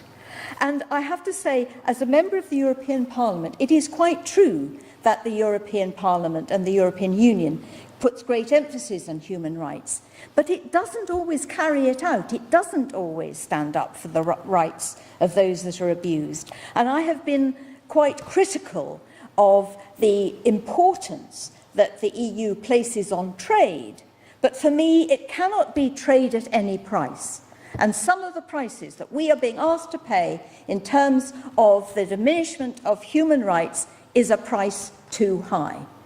So I have been critical of Mrs. Mogherini, the High Representative, the equivalent of a Foreign Secretary in Europe. And I have, throughout my so far 7 years as a member of the European Parliament, I have sat on the delegation for relations with India. Now, this has enabled me to visit India and sit in the Indian Parliament and actually ask the question, what are we going to do to solve the particular difficulties with Kashmir? What are you going to do? And I met with absolute stony silence and a suggestion that I should leave because this wasn't appropriate for discussion. I will not be silenced as a politician. I will continue to stand up for human rights, and I will demand that politicians across the world take notice. So I think that here in this country, it is very important that we raise awareness, just as you are doing, for the needs of the Sikh nation. And I fully support self-determination for all peoples. It's up to those nations to decide for themselves what they want to do. And as we saw in the case of Scotland, if we can give Scotland a vote on their self-determination, then why can't we give it to the Sikhs and the people of Kashmir and all peoples that want to have a say in their own futures? So I will continue to do that. And let me also say, here in this country, I started an organisation in the West Midlands called West Midlands Together.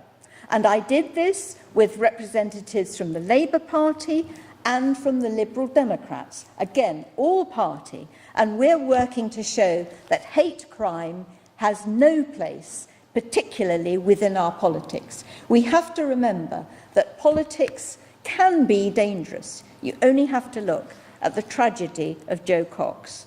So it is important that all politicians say hate crime is completely abhorrent to us, and we will all stand for peace and a peaceful solution. So I promise you I will continue to do this in the European Parliament and in my capacity as your member of the European Parliament representing the West Midlands. I will continue to stand up for the people of Kashmir and happy to do whatever I can for the Sikhs, both within my party and hopefully for a little while longer in the European Parliament.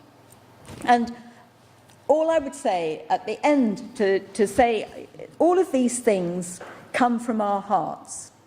And one of my favourite quotations is actually from Gandhi, who says, be the change you want to see in the world. And that's what we can all do as politicians or individuals. Be the change, stand for peace. And that's what I want to do. Thank you. Thank you very much.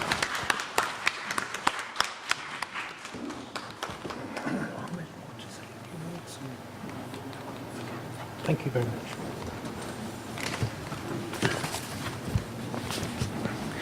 Thank you to Anthea, who I think was very, very refreshing in the sense that we have a commitment to take up these issues.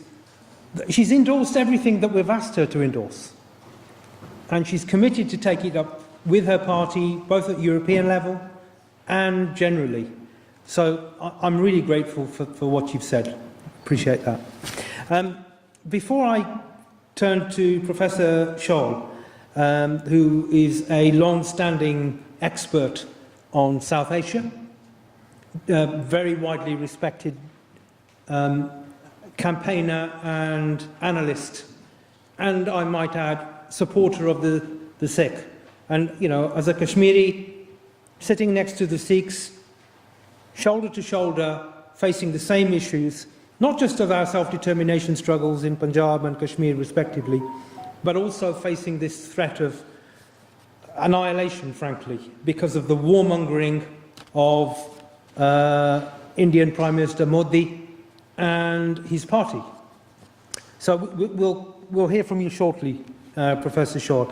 But before then, I'd like to call Gurpreet Singh of Saving Punjab. So Gurpreet Singh,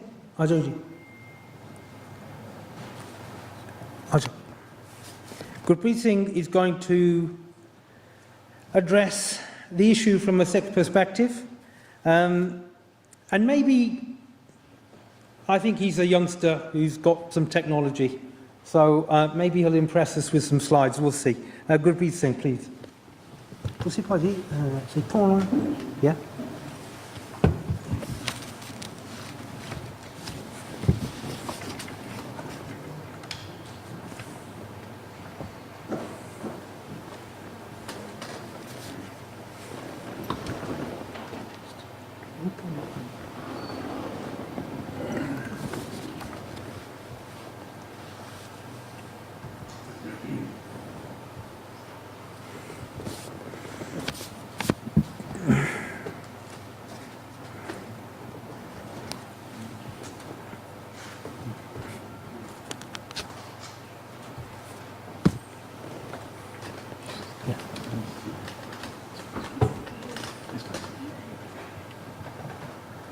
You want to move your computer this way? Yeah. Take it. Laal on it? Red light. Yeah. Vaheguru Ji Ka Khalsa. Vaheguru Ji Ki Fateh. My name is Gurpreet Singh. I work a part of an organisation called Saving Punjab that is currently working within Punjab and working on many issues that are going on within Punjab. So our organisation is looking at statistical figures within Punjab to see what is going on with the minorities within Punjab. Today I'm going to be talking about a few issues. I'm going to talk about the British rule, I'm going to be talking about the independence within India, and I'm going to be speaking about current Punjab, specifically talking about 5 issues within Punjab. So my talk will consist of 10 minutes. I'm going to be covering a lot of issues. Within these issues, the actual subject is quite broad, but I am going to kind of go over them very briefly. So the first of my issues is going to be speaking about the Sikh Empire, going on to the British rule, then independence, the post-independence, and current Punjab. In 1849, the British invaded India, and in the end, Punjab was the last place, or the Sikh Empire was the last place to fall to the British rule. On the map you can see that was roughly around the borderlines of where the Sikhs ruled. And because of Punjab falling, or the Sikh empire falling, there was Anglo-Sikh wars. And many of these were fought by fearless Sikh warriors that died fighting against the British for their independence. Now this independence eventually did come, but at a cost. So leading up to this independence, there was many movements that started. And these movements were the Gadri movement and the Babbar Akalis. So the Babbar Akalis and the Gadri movements were the movements that were fighting against the British for independence. Now this independence was for the places of worship to be independent so that they could have their rights within India. And statistically speaking, the amount of contributions that the Sikhs gave, or the Punjabis gave, for the independence for India and Pakistan were huge. The statistics show from around 4,771 that died, 3,697 of them were Sikhs. And statistically speaking, that is around 88%. So the contributions of these people, of the Punjabis and the Sikh people, was huge. So the Sikhs had their empire, the Sikhs lost it, and then they fought for it, and they fought for their independence against the British, which came to the partition. Now, the main place affected, as Dr. Chima mentioned before, was Punjab. Many of the people died were crossing that border from West Punjab to current Punjab. Most of the conflicted area was of that Punjab, but the huge part of this was Punjab was divided down the middle. So those people that lived within Punjab were lost from their families from each side. And you can see across Punjab there was a lot of conflict across the areas of Punjab. Now further, after the independence, Punjab was then further divided. So the original Punjab was then further divided after 1947, and then after 1971 again, Punjab was divided. Right, so after the independence, Punjab was divided, again in many issues, and then the Sikhs that stayed within India, again had to face many issues.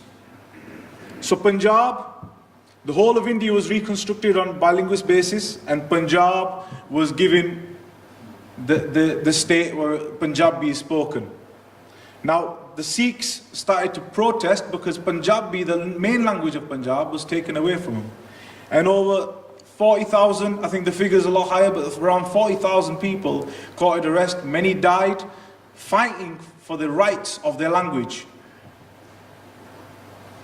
Now coming to today's event, we're talking about war, we're talking about peace, how we want peace amongst these two nations that are going up against each other. Statistically speaking, India and Pakistan have been at war every 20 or so years.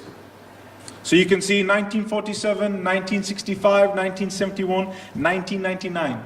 The correlation shows that a war is amongst us within the next few years. That's statistics speaking. And Pulwama was a prime example of India and Pakistan going ahead at each other. Now that is just the wars. How many conflicts, how many stand-ups has India and Pakistan had amongst each other? Standoffs. Many. And those people living within Kashmir or living within Punjab are always on edge thinking, okay, when's war going to break out? When do we have to think about our livelihood? When do we have to move? When can we keep our family safe? And that anxiety hangs over Punjabis today and Kashmiris. So what do we want? In terms of saving Punjab, we're going to talk about current issues in Punjab today. But Punjabis do not want war. I don't think Kashmiris want either. But Punjab is expendable for India. India does not care for Punjab, and we will prove that to you statistically today. Punjab is deliberately being targeted across many issues within India.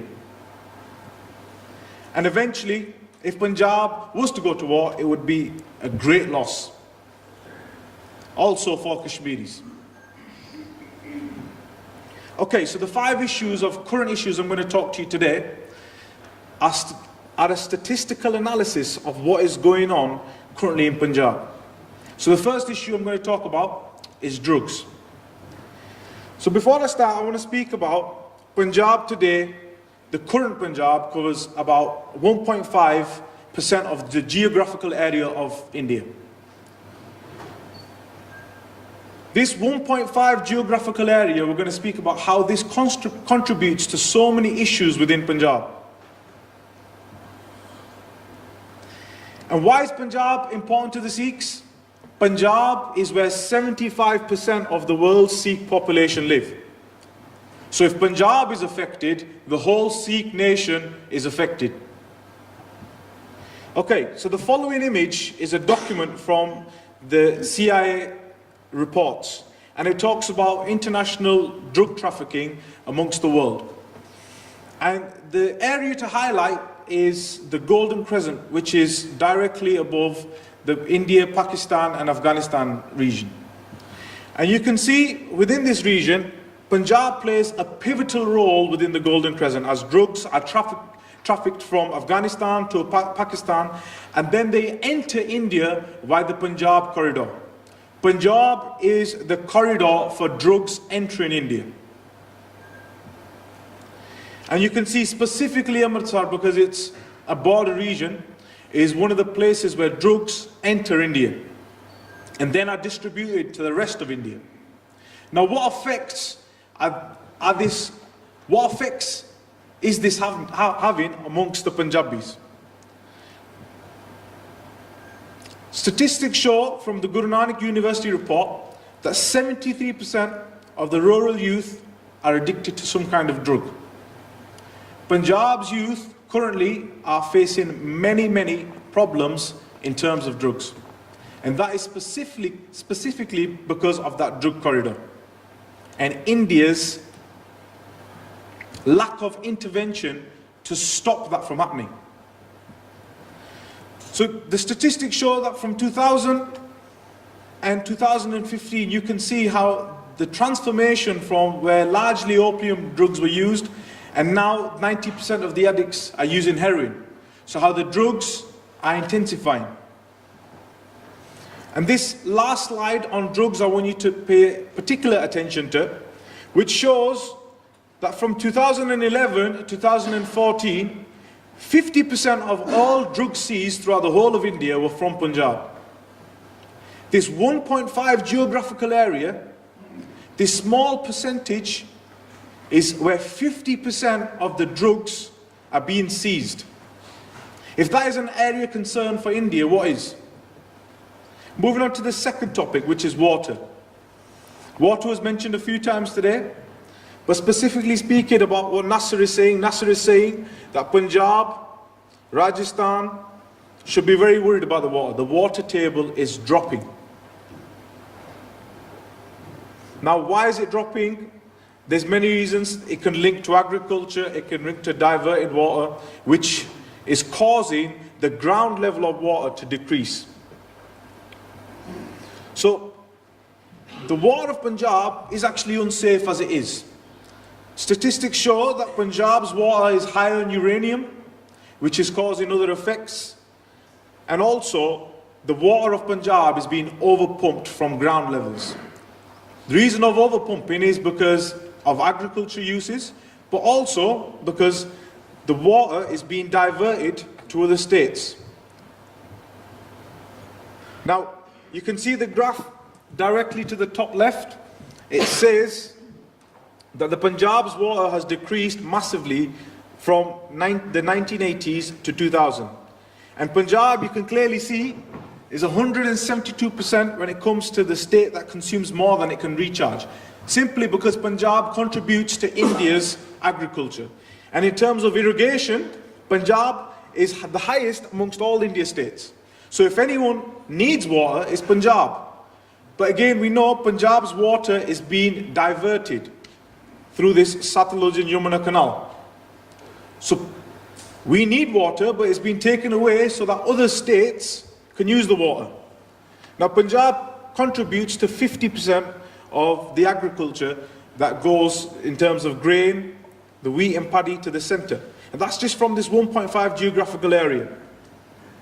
Now, the highest rate of farmer suicide from 2015 in terms of percentage increase is of the Punjabi people.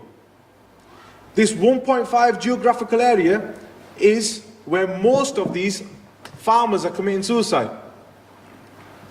Now, speaking about pesticides, right. In 2018, the Punjab government banned over 20 pesticides that the World Health Organization had banned many years ago. They're deemed hazardous, and still Punjab's government is using them pesticides that have a direct link to cancer, have a direct link to infertility, impotency, and many other health problems. Which goes on to the topic of cancer. This picture image you see here is from the NBC News. And the NBC News saying is, Punjab is the capital cancer of India. Per population, there are more people suffering from cancer in Punjab than anywhere else. And if that isn't a shock to the Indians, that a 1.5 geographical area is contributing to the high percentage of cancer within India, and there is no specialist cancer hospital within Punjab. Some of you might have heard of the cancer train, where a train goes from Punjab to Rajasthan so people could be cured for cancer outside of the state. Whereas there's such a high population of cancer within India or within Punjab, and people are going elsewhere to be treated. And this has a direct link to the pesticides being used from studies, especially in the Malwa area. So just a point to think on that. Punjab, the Sikhs had Punjab, the Sikhs ruled, the Sikhs fought back from Punjab, they fought for the independence against the British, they were divided into two, then again divided again, and then now the 75% population of Sikhs within Punjab are suffering again from these issues. And then last of my topics of issues to speak to, I'm speaking very briefly upon these topics. These topics are quite complex in terms of the depth of them and understanding the overall problem. I'm basically touching upon these problems because I don't have the time here to speak in depth on them. But these problems are a lot more complex than we can see. Fertility amongst India. Now, the fertility amongst Kashmir and Punjab is a lot lower than any other states. And the reason for this is, one of the reasons is the 200,000 deaths that were because of the genocide over the last 35 years within Punjab. And that is causing a lot of post-dramatic stress. And you can see clearly that Punjab has a low fertility rate. If you look at the statistics of Punjab's fertility rate, it's absolutely low. Now, comparing the statistics of fertility to language was one of the correlations that was seen amongst the studies. And this is the overall fertility rate within India. And you can see the area where there's a high fertility rate is in red, and the low fertility rate is in blue. Now, the fertility rate has a direct link to drug addictions, which is causing a lot of the Punjabis to have infertility. But directly linking the fertility rates to language, you can see the correlation, or where Hindi is spoken, the fertility is high, and those states that don't speak Hindi, the fertility rate is low. Now, this is not my assessment, this is just something I came upon, but I'd like you to think upon yourself what the correlation might be between the language and fertility rates. So, just to conclude, I've kind of briefly spoke upon many points within India and Punjab. Punjab is already drowning at the hands of the Indian government. Nuclear exchange would be detrimental for Punjab and Punjabis. Punjab falls in a place where it is very, very dangerous. You know, Bill Clinton says it's the most dangerous place in the world, the Indian-Pakistan border. But especially because of China having nuclear powers, Pakistan having nuclear powers, and India having nuclear powers. Punjab would suffer, also Kashmir would, at the hands of nuclear war. Therefore, our plea for this conference is that war should be off the table, dialogue should take place under international law, and for dialogue to take place for self-determination for Punjab and Kashmir. Nobody wants war, everyone wants peace, but that dialogue needs to take place amongst India. India needs to realize that there is no other way.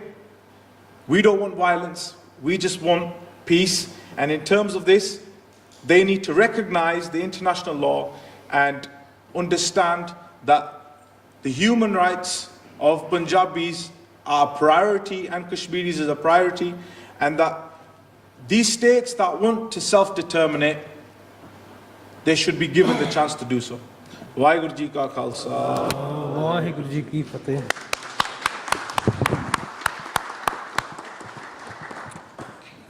Thanks to Gurpreet Singh's excellent contribution. It's interesting. Some of those correlations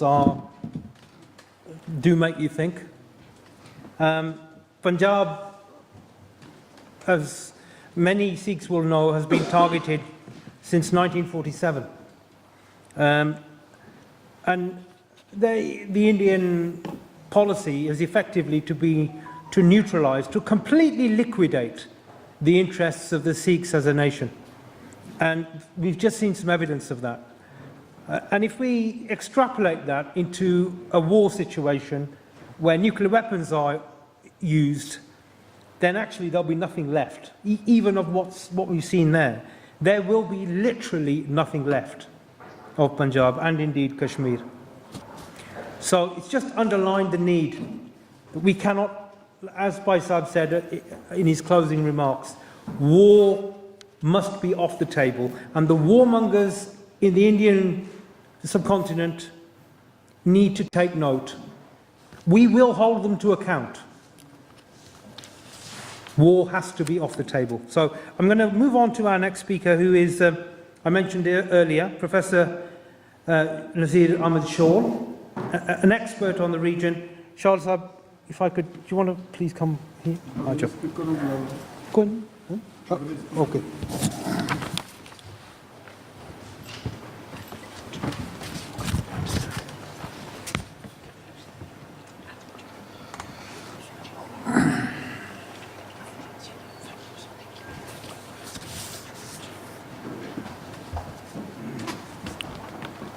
First of all, I would like to thank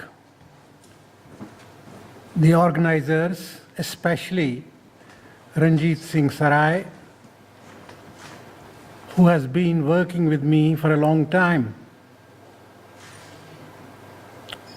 And I would say, and I usually say it whenever I begin my deliberation, I say, you have been very generous, sir.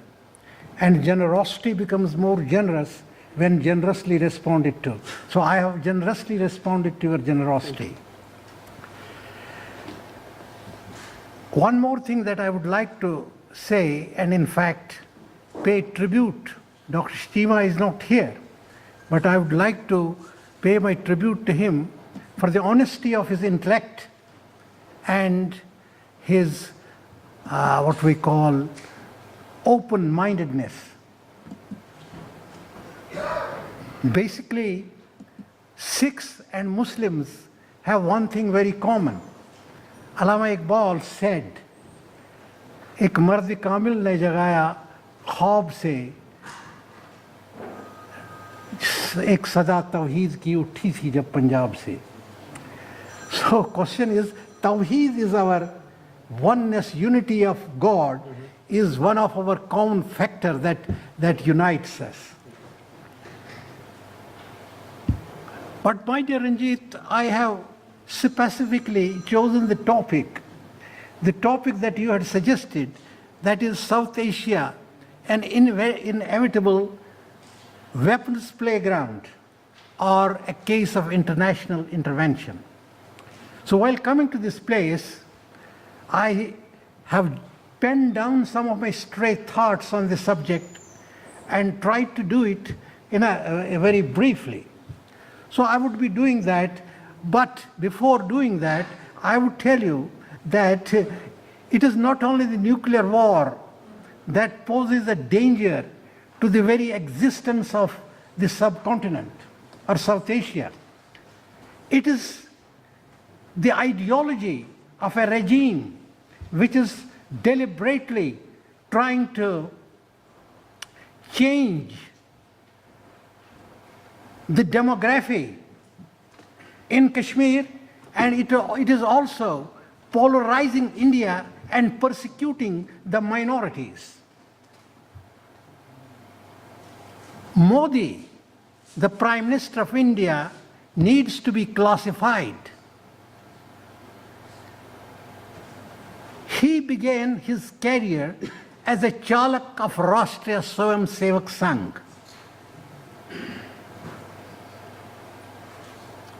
And this needs to be told to the international community.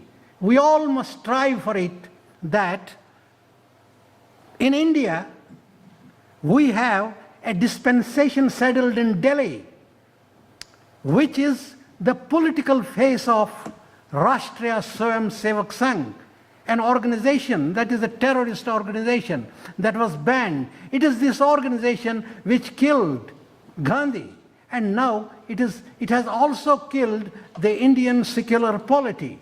Secularism at present is a myth in India. This needs to be understood, and this needs to be told everywhere. So this ideology of Hindutva is also a threat to peace of the region and also to international peace.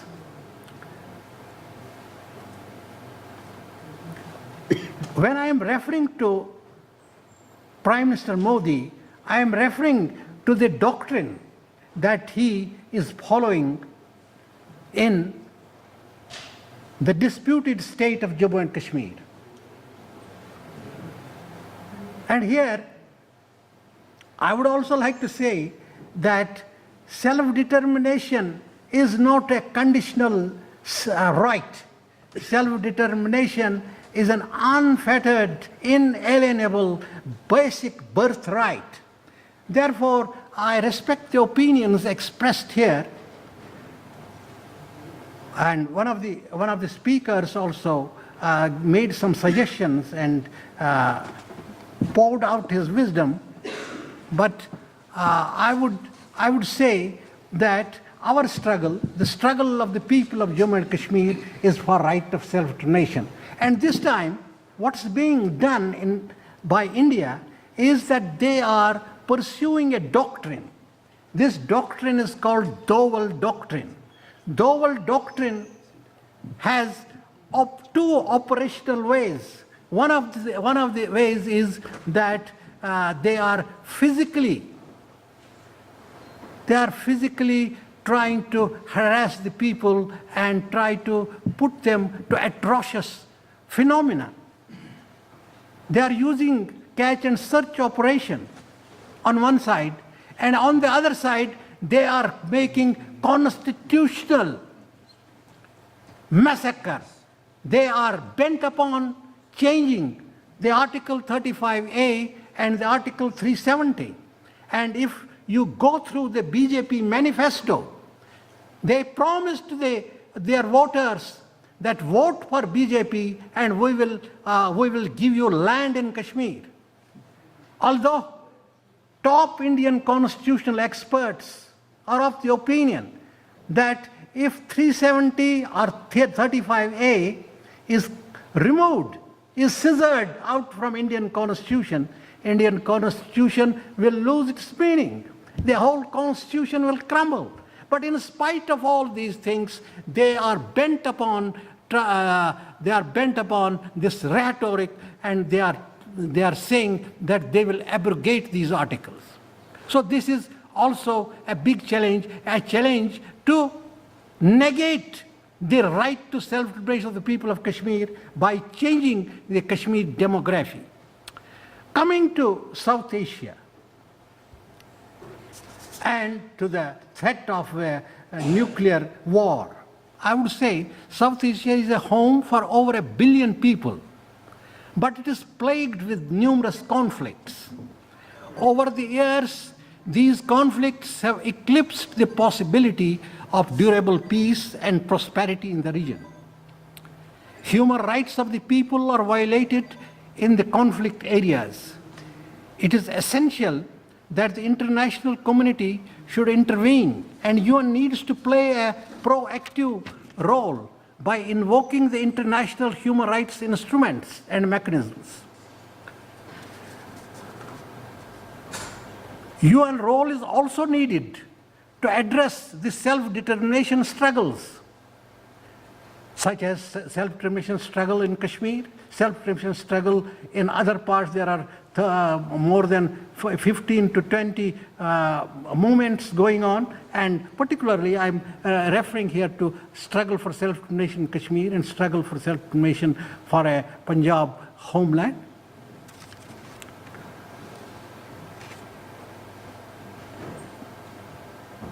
We need to create a thought construct, a positive thought construct for peace building, stability, and security of the region by seeking cooperation of governments is a worth achieving challenge. We all present here today in this conference have to be part of a global movement for peace building measures in South Asian region. The prospect of a nuclear war cannot be ruled out. Recent events in South Asia have strengthened this fear. Post-Pulwama developments need a critical evaluation.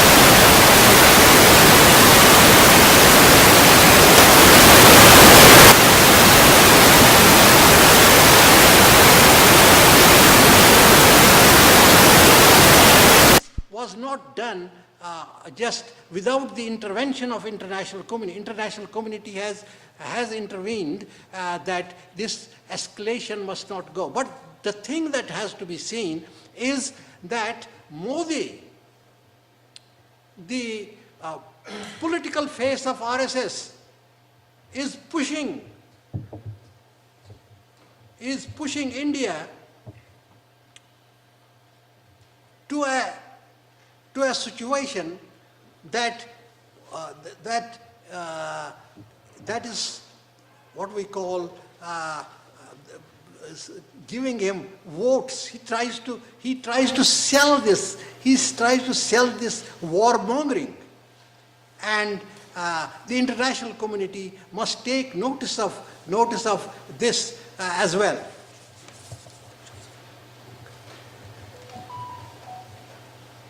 Lastly, just to conclude, I would say Kashmir is closely tied up to the issue of nuclear proliferation in South Asia, which is being realized in various quarters.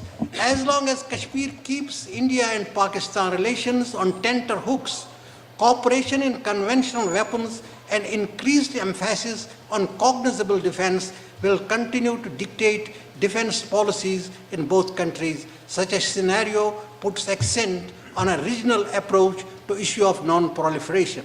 That is why your plea for a dialogue enters. And dialogue is better than, we see somebody has rightly said that words are better than munitions, and dialogue is better than what we silence. So the dialogue must be present in those dialogues. Thank you for giving me a Thank you, sir. Thank you.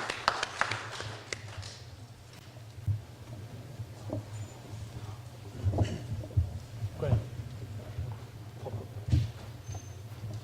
You need to leave early. Introduce me? Yeah. Thank you, Professor Shaw. Always wise words from a man who knows the region inside out. We have got to move on. We're behind schedule. We've still got a number of speakers. I'm going to introduce Graham Wilkinson, who is chair of Nations Without States, which is an organisation that is actually devoted to the concept of self-determination. I'd just like to say one thing about self-determination. Self-determination for the Sikhs means exercising our sovereignty, our khud mukhtiyari, as we put it, in the form of an independent state in Punjab. And there are various ways and means of achieving that. There's a referendum 2020 campaign going on as an informal way of testing the public mood and sending out a message to the world that the Sikhs actually do want to exercise self-determination in the form of independence. But this is not just about, self-determination is more than that. Self-determination is not just about determining your political destiny. It's also about controlling your present, not just your future.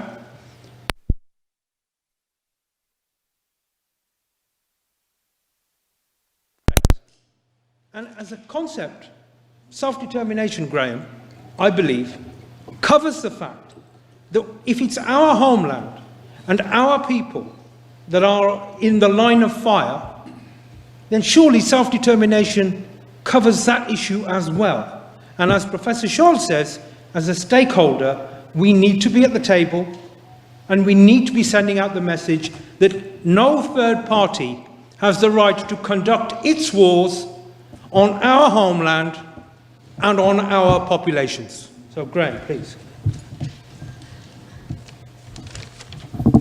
Thank you, Ranjit. Thank you to all the speakers that have been on so far. The problem is when you do these speeches and discussions, most of it's been said before.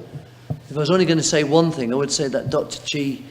Chima is not mad, as he suggested, but a visionary, because he's talking about something which should have been introduced many years before, and hopefully it will in the future. But very briefly then, I just wrote some notes down about, everyone of course says they believe in peace. You know, there's not too many people publicly say we want war.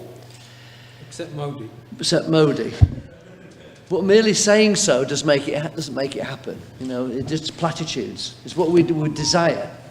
But obviously, we live for other things. Self-determination obviously has been mentioned. We could spend hours discussing why do we need self-determination, why do people feel they're different from another people, their culture's been different in the history, but we haven't got time for that. But it's clear in nation without states belief that if you want peace, or one form of peace, one of the conditions to making it happen is in fact recognition and application of the principle of self-determination. In other words, where people choose how and by whom they should be governed. It's a failure of governments and international agencies to resolve issues of national identity and sovereignty that ensures global peace remains a pipe dream. It is not a coincidence that some of the longest running conflicts in the modern world are cessationist struggles, Kashmiris, Tibetans, Kurds, Tamils. It goes on, and the Sikhs would probably put themselves in that struggle. Maybe it's peaceful at this moment in time. Some are violent, some are peaceful, but all have the capacity to escalate to violence and various repression.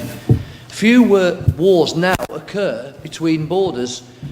Few involve invasions or bombardments across frontiers. Perhaps the last example was the Allied invasion of Iraq. You might include, say, the Turkish invasion of northern Syria, but that was ostensibly via rebel proxies. Very few countries now say, we're going to invade our neighbours. They use proxies, they use groups inside countries. Most warlike situations are actually due to internal division. Some of it political, such as Libya, where there's various sides want to take power. But most of it is self-determination. Peoples who've been struggling for centuries for their land. Kashmiris, Khalistan, and hill tribes in India, and there's probably about 100 or so going on now around the world, but you don't hear about it because the world elites don't want you to hear about it because they'd rather keep the status quo. So I think political differences probably can never be resolved, but struggles for self-determination can be if the world's international agencies, if the world's states accepted that it is a matter of national justice, and that if you don't solve those problems, these wars will go on forever. Until Sikhs disappear as a people, that struggle will continue. Until Kashmiris disappear as a people, that conflict will continue forever. So if you really genuinely want peace, or if the states want peace, they need to reach out to look for self-determination, some deals with the people. Now, in theory, what we would like, in principle, is a UN-supervised referendum throughout the whole world, where it's necessary, where people ask for it. There should be that. Will we get it? Well, I think it was been mentioned by that Phil before, that India will block that because they'd fear that what the result would be not what they would like. We've had a referendum in Britain recently, and look at the problems that's caused with division, with people not accepting that result. So India wouldn't want to be in position of allowing it, losing it, and then saying, oh, well, no, we didn't really want that. So it is very difficult. And maybe, of course, countries, which is another story, like to change the demographics. And we know that that's a problem around the world, where they think, okay, if we ever had a referendum, we'd lose it. But let's bring in our own people. Han Chinese into Zhang, Han Chinese into Tibet, Hindus into Kashmir, etc., etc. But that's another story. Very quickly, Kashmir is really the sore at the moment, and has been for a long time for India and Pakistan. And that's the reason why, obviously, you've got the conflict between those two states. And that's not going away. We've mentioned before, been 4 wars at least, and many skirmishes between them, and it keeps continuing. I was noted that our friend here mentioned about every 20 years there seems to be a conflict. Well, there's lots of theories about destiny and things being repeated, and that may be the case, and sadly that we may be going down that line. But of course this conference was about where would that escalation stop? Would it go nuclear? Of course the area is divided by religion in the period of a rise of religious fundamentalism. That's a problem. And of course they both have nuclear weapons.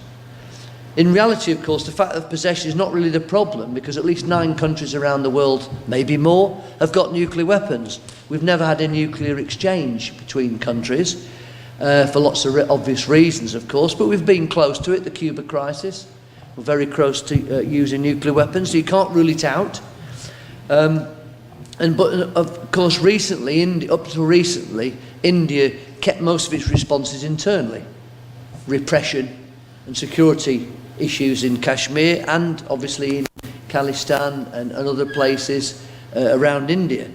But since Modi was elected, the people behind him, the Hindu nationalists, have wanted more than that.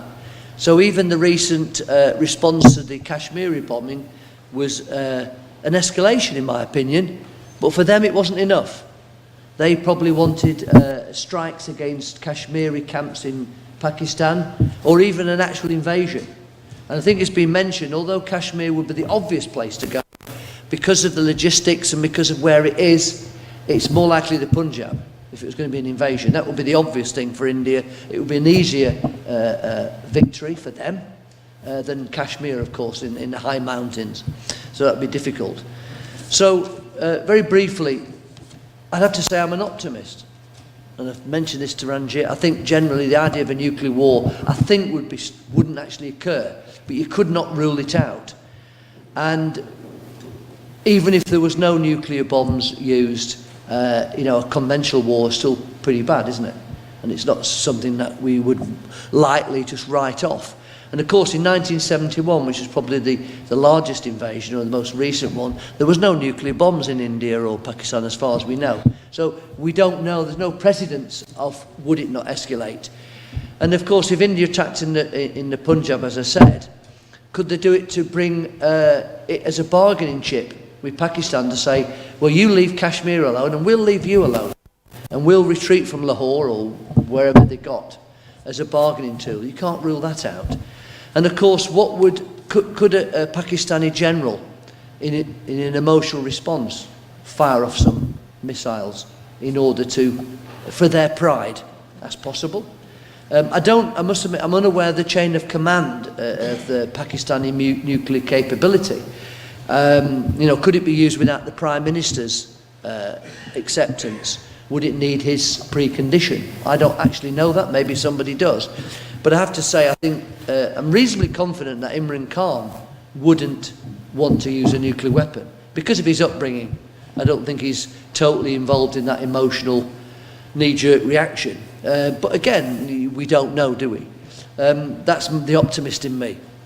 But of course, all this is speculation, and the election of Modi, and more likely the re-election of Modi, the problem isn't actually Modi, in my opinion, it's the people behind him. The people who say, well, if you want to continue in power, you need to listen to us, you need to drive forward. But I don't think a nuclear weapon will be used other than by accident or by error or by emotion. I don't think it would be part of a strategy. It would be, but if India did want to invade Pakistan to teach them a lesson, to try and use it as a bargaining chip, that's when the generals might want to use a nuclear weapon against the forces in order to even things up. It would be a terrible, obviously, event, and the implications and the escalations, God only knows. But you could not rule it out. So the best way of stopping that in the short term is international intervention. I don't mean physical, but diplomatic intervention. Our voices won't be listened to, although we try our best, and Ranjit always does. But generally we would need somebody of a higher diplomatic level in America or wherever to try and intervene and prevent and threaten, if you like, India, that we wouldn't accept that escalation. But in the long run, to stop this happening in the future, the world needs to get to grips with what I call the need for a second decolonisation. Unfinished business for when the European empires collapsed and were finished in a chaotic way, as people have said, but nevertheless, we didn't have a proper decolonisation because all the empires, the states, or the provinces as they called it, were all artificial. They cut across borders, they cut across peoples. So clearly there needs to be another decolonisation. And until that happens, we're going to keep revisiting, and probably in this chamber over the next few years, talking about conflict which goes on time and time again. So Kashmir will never be solved. Khalistan and the Punjab will never be solved until there's a decolonisation, or at least, as Franjit says, the opportunity for peoples around the world to choose their futures. And I feel sad at the fact that the Kashmiris and the Sikhs are not allowed that opportunity. So the Indians got their independence. I'm happy for that to have happened. But they didn't then extend that courtesy to other peoples that they held. And you're not the only one. And I know it's no real comfort to say that, but there is about 100 different struggles going on around the world, in Africa and in Asia, and even the Catalans in Spain, who genuinely believe that the only way you can get genuine peace and justice is to have the right to self-determination, whether that's assimilation, whether that's autonomy, or outright independence. And one day we need visionary leaders like Dr. Chima actually running countries. Then we may see change. Thank you. Thank you very much.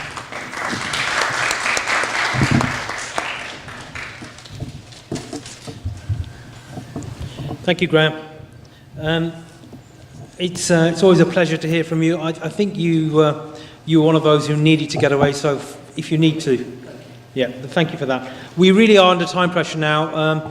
Usual story, at this time, we start late and then we run out of time. So I'm gonna call speakers now, but with the qualification that I'm gonna ask them all to be very, very brief, if that's okay. No offense intended. I know people have prepared contributions, but I'm gonna ask them to be really, really rapid so that we can get through the list. I'm gonna ask our good friend Fahim Kiani, who is a Kashmiri leader and campaigner for Kashmiri self-determination. Ajo Paji. Ajo. So, nation's right. We support the Kashmiri nation's right for self-determination. And if you can keep it really brief, Paji. Bilkul brief. That's Bismillah ar-Rahman ar-Rahim. Ladies and gentlemen, Assalamu alaikum. It's a great honor and privilege for me to speak in this conference. First of all, I would like to extend my gratitude to the organizer of this conference for organizing a successful conference. I'm going to be brief. We saw 2 months ago how both countries, India and Pakistan, were on the brink of war. India, under the leadership of Narendra Modi, was about to cross the confrontational threshold which could trigger a nuclear war between two countries. If it happened, it wouldn't affect the South Asia region. It could bring devastating consequences for all over the world. I want to brief, I'll cut short. In that situation, the Prime Minister of Pakistan responded sensibly to de-escalate situation. And I will quote a few lines of his speech. With the weapon we have and the weapon you have, can we afford miscalculation? We shouldn't think that if this escalates, what will it lead to? But on the other hand, Narendra Modi carried the policy of appeasement in his election campaign, and he threatened to wipe out Pakistan with the mother of bombs.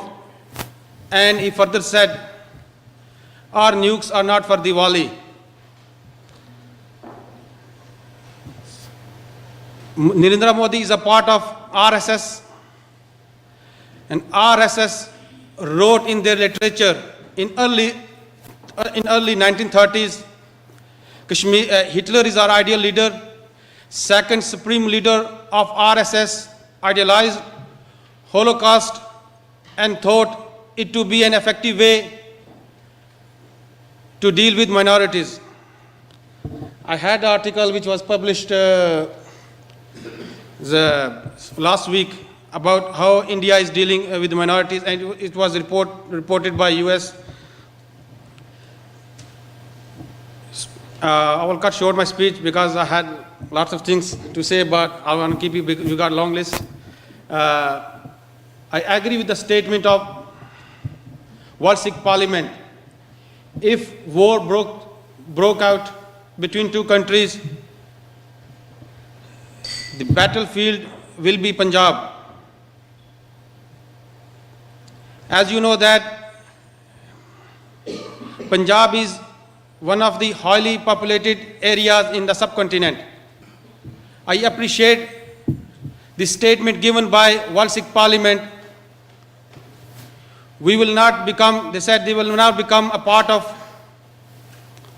Modi's madness for the war, and Sikh community will not participate in the war if it happens between India and Pakistan. We do appreciate.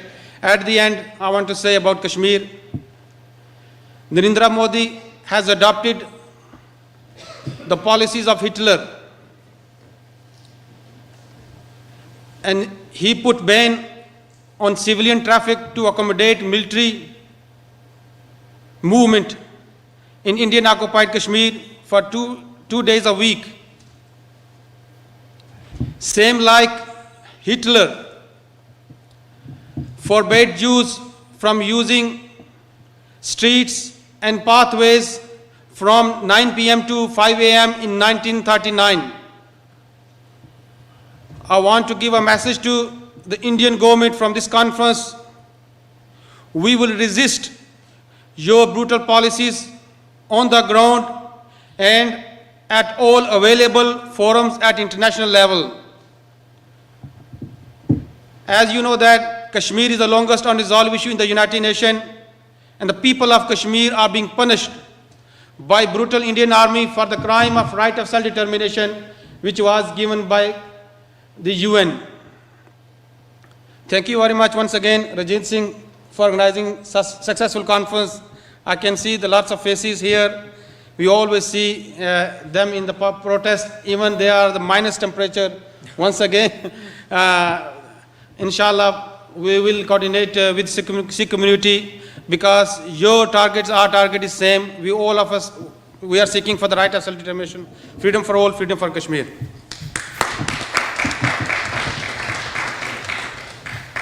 Thank you. That was Fahim Kiani of Tehreek-e-Kashmir. I'd like to ask Dr. Gurnaam Singh to speak. I'm going to be really ruthless is the word, and I'm going to cut people down literally to 2 or 3 minutes each, if possible. Thank you. Waheguru Ji Ka Khalsa, Waheguru Ji Ki Fateh. I will be very brief. This conference is about peace, and nobody in the world can be against living a peaceful life. So the question is, what is the obstacle to coexistence and peaceful living? And the answer is simple: injustice. The denial of rights to ordinary people means that peace will never be possible without justice. So there are two sides of the same coin, and one cannot be realized without the other. But when we talk about justice, we are not simply talking about law. We are talking about social justice. We're talking about environmental justice and historical justice. And I'm pleased with the mission statement of the World Sikh Parliament, which reflects this expansive conception of justice and peace when it talks about social, religious, political, linguistic, human and environmental rights. Now, though we have international structures such as the UN, the rights of ordinary people across the planet are still being blatantly denied. And tragically today, the world is being carved up by powerful hegemonic states such as China, US, the EU, Russia and India. And these nuclear superpowers do not function to serve the interests of the ordinary, peaceful, peace-loving people in the world, but the interests of 5% of the population of the world, which owns 95% of the wealth. 5% owns 95%. And today, when ordinary people and communities, Punjabis and Kashmiris and others of the world demand basic needs, health, education, clean water, safety and the right to self-determination, they are labelled as terrorists and separatists, just for demanding basic human rights. And it might be worth reminding ourselves that the majority of the countries of the world, including India and Pakistan, are less than 100 years old. The majority of the countries in the world are less than 100 years old. There is nothing natural about countries. It's the people that constitute nations. But today, people are denied their natural, indigenous rights to nationhood. So how can we achieve peace in the world? That's the key question. I'm going to just quote Martin Luther King. He said, peace cannot be kept by force. It cannot be achieved without understanding. Darkness cannot drive out darkness, only light can do that. Hate cannot drive out hate, only love can do that. True peace is not merely the absence of tension, it is the presence of justice. And in today's meeting, specifically focusing on Punjab and Kashmir, we have heard about John Speller and others and talk about the potentials for a nuclear catastrophe. But I would argue the fact that these two states are nuclear states actually makes conventional warfare even more possible in Punjab, because both of them know that they will not drop bombs near their borders, nuclear bombs, but they will happily fight proxy wars, as they have been doing since 1947. So we demand the rights of the planet, we demand rights of human beings. We need to think about climate emergency, because Punjab, the 5 rivers, erosion of the rivers, erosion of the coasts, and the rising of sea levels themselves will be reasons for conflict, dramatic climate change. Across the world, from Trump in the US to Bolsonaro in Brazil, from Putin in Russia to Erdogan in Turkey, from Modi in India to Jinping in China, we are seeing the emergence of a politics of authoritarianism and fascism, where minorities and progressive people are being threatened. But tragically, trade seeks to always take precedence over human rights. So to conclude, I would say just 4 things. I would say we need to work for peace, and we need to work for love, and we need to join together. We say no to hatred.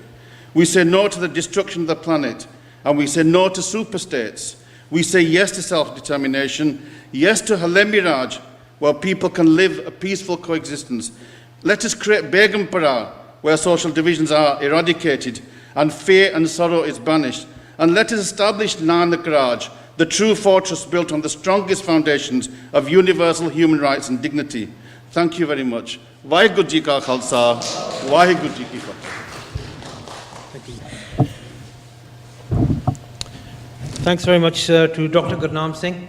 I'm going to call Muzammil, am I pronouncing it correctly? Who is a campaigner. Now, he's the director of the Justice Foundation and the Kashmir Institute for International Affairs. He addresses the issue of South Asia, Kashmir and self-determination. And we'd love him to say a few words very briefly, I'm afraid, Faisal. If you want to come. I'll keep the thank yous to the end, otherwise we'll go through them for a very long time. I had quite a lot of things that I could have said, but everything else before me has already been said. So I'm going to say something a little bit controversial. Right of self-determination, we all want the same thing. We all want freedoms. We all want the chance to live the way that we want to live. Now, peace, the way peace comes, without any justice. Somebody mentioned that if you don't have justice, there is no peace. And peace, to bring peace, you also need the right to self-determination. What happens when love and lobbying and logic and intellect doesn't work? There are what the West or what India would call radicals that take up arms and ammunitions to address their qualms, to address their problems and to address their fundamental requests. And what concerns me is something that you mentioned, that you have so many people that are in Tihar jail. We have also in Kashmir, we have people that are suffering in Tihar jail in many other places. You know, Kashmir is considered to be the Guantanamo Bay of Asia. What worries me is when peace and logic and words don't work, and you lock up people just for thinking or writing or speaking or going on the internet, eventually they become radicalized. I mean, I use this in inverted commas because it's a natural progression. The United Nations gives you the opportunity to use force when your homeland is being occupied, when you're being subjugated, oppressed, killed, murdered on a regular basis. But the problem is international language. Now, the reason I'm talking about armed conflict is because of language, of how we use different words. We recognize that Modi is a fantastic terrorist. You know, they consider Hitler, of all people, Hitler as their ideal. But let me tell you what the problem with Modi is. If Modi is in power or not, that should not worry you. Modi being in power is not a worry. The BJP is a problem. Because after Modi, if anybody is familiar with Indian politics, you know that you have Yogi Adityanath of UP, who said that you should take out the buried women and rape them. That's Yogi, that's the BJP second rung leadership. Who's the third rung leadership? Pragya Thakur, who unfortunately I share the same name with. Pragya Thakur, who is the Melagam, or one of the blast, she was convicted, and now she's running to become an MP. I mean, if anybody remembers, people used to laugh about Lalu Prasad Yadav. This guy is not only unpad and jahil, but he is also a convicted, most of the Indian politicians are convicted criminals. But now it's becoming, in those days the media was not as present as it was today. Now such people are coming up into mainstream media, mainstream opposition, mainstream politics. And what I would want to say is, in terms of, as conclusion, is that between the Khalistan or the Punjab movement and the Kashmiri movement, unification on a common agenda, and that common agenda is always going to be the same thing, right to self-determination. But at the same time, it is the elimination of right-wing supremacy that is prevalent in India, which is suppressing the movements of the minorities across the occupied territories of India. Thank you very much. Thank you, Paisab. I'm sorry to be ruthless with the timing, but we really are short, but I'm really grateful for your contribution. And that was an interesting insight. So let me move on. We have a speaker who is Jaspreet Singh, who is a student. He does a lot of work, campaigning work with the National Union of Students. So he's going to share some views of his own. He's also going to read to the conference a message that we've had from the All India Sikh Student Federation, which has been one of the central Panthak organizations for the Sikhs for many, many years. Bhai Sahab, Waheguru Ji Ka Khalsa, Waheguru Ji Ki Fateh. Waheguru ji ਕਾ ਖਾਲਸਾ ਵਾਹਿਗੁਰੂ ਜੀ ਕੀ ਫਤਿਹ ਜ਼ਰੂਰ ਜੀ ਮੈਂ ਥੋੜਾ time ਲਵਾਂਗਾ ਬਸ ਪਹਿਲਾ ਗੱਲ ਮਹਾਰਾਜ ਦਾ ਬਹੁਤ ਬਹੁਤ ਸ਼ੁਕਰ ਹੈ ਕਿ ਅਸੀਂ ਸਾਰੇ ਇਕੱਠੇ ਬੈਠੇ ਹਾਂ ਤੇ ਅਸੀਂ ਵਿਚਾਰਨ ਡਏ ਹਾਂ ਖਾਸ ਕਰਕੇ ਨੌਜਵਾਨਾਂ ਦੇ ਲਈ ਇਹ ਇੱਕ ਹਿਸਾਬ ਦਾ ਨੌਲੇਜ ਹੱਬ ਬਣ ਜਾਂਦਾ ਕਿ ਸਾਨੂੰ ਦਿਸਣ ਲੱਗ ਪੈਂਦਾ ਕਿ ਹਾਂ ਵੀ ਇਤਿਹਾਸ ਦੇ ਵਿੱਚ ਆ ਚੀਜ਼ਾਂ ਹੋਈਆਂ ਸੀ ਤੇ ਫਿਊਚਰ ਦੇ ਵਿੱਚ ਕੀ ਹੋ ਸਕਦਾ ਤਾਂ ਧੰਨਵਾਦ ਆ ਜੀ ਸਾਰਿਆਂ ਦਾ ਸ਼ੁਕਰ ਵਾਹਿਗੁਰੂ ਦਾ ਬਹੁਤ ਬਹੁਤ ਸਭ ਤੋਂ ਪਹਿਲੀ ਗੱਲ ਅੱਜ ਮੈਂ ਇਹ ਕਹਿਣਾ ਚਾਹੂੰਗਾ ਕਿ ਜ਼ੁਲਮ ਜਦੋਂ ਦਾ ਮਹਾਰਾਜ ਨੇ ਸਿੱਖ ਪੰਥ ਚਲਾਇਆ ਆ ਉਸ ਟਾਈਮ 'ਤੇ ਤਾਂ ਅੱਜ ਟਾਈਮ 'ਤੇ ਕੋਈ ਡਿਫਰੈਂਸ ਨਹੀਂ ਹੈਗਾ ਕੋਈ ਡਿਫਰੈਂਸ ਨਹੀਂ ਹੈਗਾ ਜਦੋਂ ਅਸੀਂ ਗੁਰਬਾਣੀ ਪੜ੍ਹਦੇ ਹਾਂ ਗੁਰਬਾਣੀ ਦੇ ਨਾਲ ਜੁੜਦੇ ਹਾਂ ਤੇ ਸਾਨੂੰ ਮਹਾਰਾਜ ਹਮੇਸ਼ਾ ਆਹੀ ਹਦਾਇਤ ਦਿੰਦੇ ਆ ਕਿ ਖਾਲਸਾ ਹਮੇਸ਼ਾ ਜ਼ੁਲਮ ਦੇ ਨਾਲ ਟਾਕਰਾ ਕਰਦਾ ਆ ਅਤੇ ਇੱਕ ਬੜੀ ਵਧੀਆ ਕਹਾਵਤ ਆ ਕਹਿੰਦੇ ਆ ਕਿ ਪੰਜਾਬ ਦੇ ਜੰਮਿਆਂ ਨੂੰ ਨਿੱਤ ਮੁਹਿੰਮਾਂ ਕਿ ਜਿਹੜੇ ਵੀ ਪੰਜਾਬ 'ਚ ਜੰਮਦੇ ਉਹਨਾਂ ਨੂੰ ਕੁਛ ਨਾ ਕੁਛ ਤਾਂ ਹੁੰਦਾ ਹੀ ਆ ਪਰ ਇਹ ਜਿਹੜੀ ਅੱਜ ਕੱਲ੍ਹ ਮੰਦੀ ਸ਼ਬਦਾਵਲੀ ਮੋਦੀ ਵਰਗੇ ਬੰਦਿਆਂ ਨੇ ਵਰਤੀ ਆ ਹਮੇਸ਼ਾ ਹਕੂਮਤ ਜਿਹੜੀ ਹੰਕਾਰੀ ਹਕੂਮਤ ਹੁੰਦੀ ਆ ਉਹ ਕਰਦੀ ਇੱਦਾਂ ਆ ਭਾਵੇਂ ਅੱਜ ਕੱਲ੍ਹ ਦਾ ਰਾਜ ਲਾ ਲਓ ਜਾਂ ਪਹਿਲਾਂ ਰਾਜ ਲਾ ਲਓ ਜਦੋਂ ਬੰਦੇ ਦਾ ਹੰਕਾਰ ਸਿਰ 'ਚ ਚੜ੍ਹ ਜਾਂਦਾ ਉਹ ਸਮਝਦਾ ਮੈਂ ਕੁਛ ਵੀ ਕਰ ਸਕਦਾ ਹਾਂ ਪਰ ਇਸ ਕਰਕੇ ਸਾਨੂੰ ਨੌਜਵਾਨਾਂ ਨੂੰ ਹੰਕਾਰੀ ਹਕੂਮਤਾਂ ਭਾਵੇਂ ਉਹ ਹਿੰਦੁਸਤਾਨ ਦੀ ਹਕੂਮਤ ਹੋਵੇ ਭਾਵੇਂ ਕੋਈ ਵੀ ਹਕੂਮਤ ਹੋਵੇ ਸਾਨੂੰ ਉਹ ਮੈਂਟੈਲਿਟੀ ਸਮਝਣ ਦੀ ਲੋੜ ਆ ਜਿਹੜੇ ਹਥਿਆਰ ਹਕੂਮਤਾਂ ਨੇ ਪਹਿਲਾਂ ਵੀ ਵਰਤੇ ਉਹ ਅੱਜ ਵੀ ਵਰਤਣ ਡਈਆਂ ਆ ਜਿੱਦਾਂ ਕਹਿ ਲਓ ਕਿਸੇ ਨੂੰ ਚੱਕ ਲੈਣਾ ਘਰੋਂ ਲਾਪਤਾ ਕਰ ਦੇਣਾ ਪਹਿਲਾਂ ਵੀ ਸਰਕਾਰਾਂ ਕਰਦੇ ਰਹੀਆਂ ਅੱਜ ਦੀਆਂ ਵੀ ਕਰਦੀਆਂ ਆ ਅਤੇ ਚੰਗਿਆਂ ਨੂੰ ਬਦਨਾਮ ਕਰਨਾ ਬਰਤਾਨਵੀ ਸਰਕਾਰ ਨੇ ਜਿੱਦਾਂ ਮਹਾਰਾਣੀ ਜਿੰਦ ਕੌਰ ਨੂੰ ਬਦਨਾਮ ਕੀਤਾ ਸੀ ਖਾਲਸਾ ਰਾਜ ਦੇ ਟਾਈਮ ਸਿੱਖਾਂ ਦੇ ਸਿਰਾਂ ਦੇ ਮੁੱਲ ਪਾਉਣੇ ਮੁਗਲ ਰਾਜ ਦੇ ਵਿੱਚ ਵੀ ਪਏ ਅੱਜ ਵੀ ਪੈ ਰਹੇ ਆ ਹਿੰਦੁਸਤਾਨ ਦੀ ਸਰਕਾਰ ਪਾ ਰਹੀ ਆ ਕਿ ਅਸੀਂ ਸਮਝੀਏ ਕਿ ਇਹ ਕਿਹੜੇ ਕਿਹੜੇ ਟੂਲ ਬਣਾਉਂਦੇ ਆ ਅਤੇ ਕਿਤੇ ਕਦੋਂ ਵਰਤਦੇ ਆ ਇਹ ਬਹੁਤ ਸਾਨੂੰ ਜ਼ਰੂਰਤ ਆ ਅਤੇ ਇੱਕ ਵਾਰੀ ਬੜੀ ਇੰਟਰਸਟਿੰਗ ਗੱਲ, 2 ਦਿਨ ਪਹਿਲਾਂ ਮੈਂ ਕਿਸੇ ਨਾਲ ਗੱਲ ਕਰਦਾ ਪਿਆ ਸੀਗਾ ਅਤੇ ਅਸੀਂ ਸਮੇਂ ਬਾਰੇ ਗੱਲ ਕਰਨ ਡਏ ਸੀਗੇ, ਅਤੇ ਸ਼ੁਕਰ ਵਾਹਿਗੁਰੂ ਦਾ। ਅਤੇ ਮੈਂ ਉਹਨੂੰ ਕਿਹਾ ਕਿ ਅਸੀਂ ਗੁਰਸਿੱਖ ਹਾਂ ਨਾ, ਅਸੀਂ ਅਕਾਲ 'ਚ ਬਲੀਵ ਕਰਦੇ ਹਾਂ। ਅਤੇ ਮੈਨੂੰ ਮਸਕੀਨ ਜੀ ਦੀ ਤੁੱਕ ਯਾਦ ਆਈ। ਮਸਕੀਨ ਜੀ ਕਹਿੰਦੇ ਕਿ ਅਸੀਂ ਅਤੀਤ ਦੇ ਵਿੱਚ ਜਿਹੜਾ ਹੋਇਆ, ਪਹਿਲਾਂ ਜੋ ਕੁਛ ਹੋਇਆ ਉਹਦੇ ਬਾਰੇ ਅਸੀਂ ਸੋਚ ਕੇ ਅਸੀਂ ਜਿੱਦਾਂ ਕਹਿ ਲਓ ਪਛਤਾਵਾ ਕਰਦੇ ਰਹਿੰਦੇ ਹਾਂ, ਜਾਂ ਅਸੀਂ ਫਿਊਚਰ ਬਾਰੇ ਸੋਚ ਕੇ ਅਸੀਂ ਚਿੰਤਿਤ ਹੁੰਦੇ ਰਹਿੰਦੇ ਹਾਂ। ਪਰ ਸ਼ੁਕਰ ਕਰਦਾ ਵਾਹਿਗੁਰੂ ਜੀ ਦਾ, ਮਹਾਰਾਜ ਨੇ ਸਾਨੂੰ ਕਿਹਾ ਕਿ ਜਿਹੜਾ ਪ੍ਰੈਜ਼ੈਂਟ ਆ ਆਪਾਂ ਉਹਦੇ ਵਿੱਚ ਕੀ ਕਰੀਏ। ਮਹਾਰਾਜ ਕਹਿੰਦੇ ਕਿ ਜਿੱਦਾਂ ਸ਼ੇਖ ਫਰੀਦ ਜੀ ਵੀ ਕਹਿੰਦੇ, ਆਜ ਮਲਾਮਾ ਸ਼ੇਖ ਫਰੀਦ, ਮੈਨੂੰ ਮਾਫ ਕਰੇ, ਮੈਨੂੰ ਅੱਗੇ ਗੁਰਬਾਣੀ ਦੀ ਤੁੱਕ ਭੁੱਲ ਗਈ, ਕਿ ਅੱਜ ਹੀ ਆ ਸਾਰਾ ਕੁਛ, ਕਿ ਅਸੀਂ ਅੱਜ ਦੇ ਵਿੱਚ ਰਹਿ ਕੇ ਚੈਲੰਜ ਕਰੀਏ। ਅਤੇ ਖਾਸ ਕਰਕੇ ਗੁਰਸਿੱਖ ਨੈਰੇਟਿਵ ਆ ਜਿਹੜੇ, ਉਹ ਬਾਹਰਲੀਆਂ ਸੰਸਥਾਵਾਂ ਦੇ ਵਿੱਚ ਜਾ ਕੇ ਸਾਨੂੰ ਸਿਰਫ ਬੋਲਣ ਦੀ ਲੋੜ ਆ। ਮਹਾਰਾਜ ਨੇ ਕਦੀ ਕਦੀ, ਮੈਂ ਆਪਣੇ ਆਪ ਨੂੰ ਸਮਝਦਾ ਹੁੰਦਾ ਕਿ ਮੇਰੇ ਵਰਗੇ ਨੂੰ ਅਕਲ ਨਹੀਂ ਹੈਗੀ, ਮੈਂ ਆਪਣੇ ਗੁਰੂ ਨੂੰ ਸਮਝ ਨਹੀਂ ਸਕਦਾ। ਅਸੀਂ ਜਦੋਂ ਜਾ ਕੇ ਬੋਲਦੇ ਹਾਂ ਅਤੇ ਮਹਾਰਾਜ ਦੀ ਗੁਰਬਾਣੀ 'ਚ ਇੰਨਾ ਸਾਰਾ ਕੁਛ ਆ ਕਿ ਅਸੀਂ ਹੋਰਾਂ ਨੂੰ ਵੀ ਜਿੱਦਾਂ ਕਹਿ ਲਓ ਖੜੇ ਕਰ ਸਕਦੇ ਹਾਂ। ਅਤੇ ਆਹੀ ਅਖੀਰ 'ਤੇ ਮੈਂ ਬਸ ਆਹੀ ਗੱਲ ਕਹਿਣਾ ਚਾਹੂੰਗਾ ਕਿ ਜੋ ਮੈਂ ਦੇਖਿਆ ਕਸ਼ਮੀਰੀ ਭਾਈਆਂ ਦਾ ਹੁੰਦਾ, ਹਿੰਦੁਸਤਾਨ ਦੀ ਹਕੂਮਤ ਨੇ ਜਿਹੜਾ ਔਰਕੈਸਟਰੇਟ ਕੀਤਾ ਸੀਗਾ, ਬਹੁਤ ਮਾੜਾ ਆ, ਇੱਦਾਂ ਨਹੀਂ ਹੋਣਾ ਚਾਹੀਦਾ। ਅਤੇ ਜਦੋਂ ਮੈਂ ਦੇਖਿਆ, ਜਦੋਂ ਉਹਨਾਂ ਨੂੰ ਜ਼ਲੀਲ ਕਰਦੇ ਪਏ ਸੀਗੇ, ਸਾਰੇ ਪਾਸੇ ਵੀਡੀਓ ਪਹੁੰਚਣ ਡੀਆਂ ਸੀ, ਮੇਰੇ ਮਨ ਨੂੰ ਵੀ ਜਦੋਂ ਮੇਰਾ ਹਿਰਦਾ ਬਲੂੰਦਰਿਆ ਗਿਆ, ਬੜਾ ਦੁੱਖ ਹੋਇਆ ਕਿ ਮੇਰੇ ਬਜ਼ੁਰਗ 84 ਦੇ ਵਿੱਚ ਵੀ ਇਹੀ ਸਰਕਾਰ ਨੇ ਇੱਦਾਂ ਕੀਤਾ ਸੀ, ਹੋਰਾਂ ਨਾਲ ਵੀ ਇੱਦਾਂ ਕੀਤਾ ਸੀ, ਬੜਾ ਦੁੱਖ ਹੋਇਆ। ਅਤੇ ਅਖੀਰ ਦੇ ਵਿੱਚ ਮੈਂ ਆਹੀ ਗੱਲ ਕਹਿਣਾ ਚਾਹੂੰਗਾ ਕਿ ਮਹਾਰਾਜ ਦੀ ਕਿਰਪਾ ਦੇ ਨਾਲ ਸਾਨੂੰ ਨੌਜਵਾਨਾਂ ਨੂੰ ਮਿਹਨਤ ਕਰਨੀ ਪੈਣੀ ਆ, ਅਤੇ ਖਾਲਿਸਤਾਨ ਦੇ ਟੀਚੇ ਵੱਲ ਸਾਨੂੰ ਵਧਣਾ ਪੈਣਾ ਆ। ਜੇ ਖਾਲਿਸਤਾਨ ਮਹਾਰਾਜ ਦੀ ਕਿਰਪਾ ਨਾਲ ਅਸੀਂ ਬਣਾਉਂਗੇ ਵੀ, ਇਹਨਾਂ ਦੋਵਾਂ ਹੰਕਾਰੀ ਹਕੂਮਤਾਂ ਦੇ ਵਿੱਚ ਇੱਕ ਬਫਰ ਸਟੇਟ ਬਣੂਗੀ ਜਿਹੜੀ ਇਹਨਾਂ ਦੋਵਾਂ ਨੂੰ ਅਕਲ ਦਊਗੀ।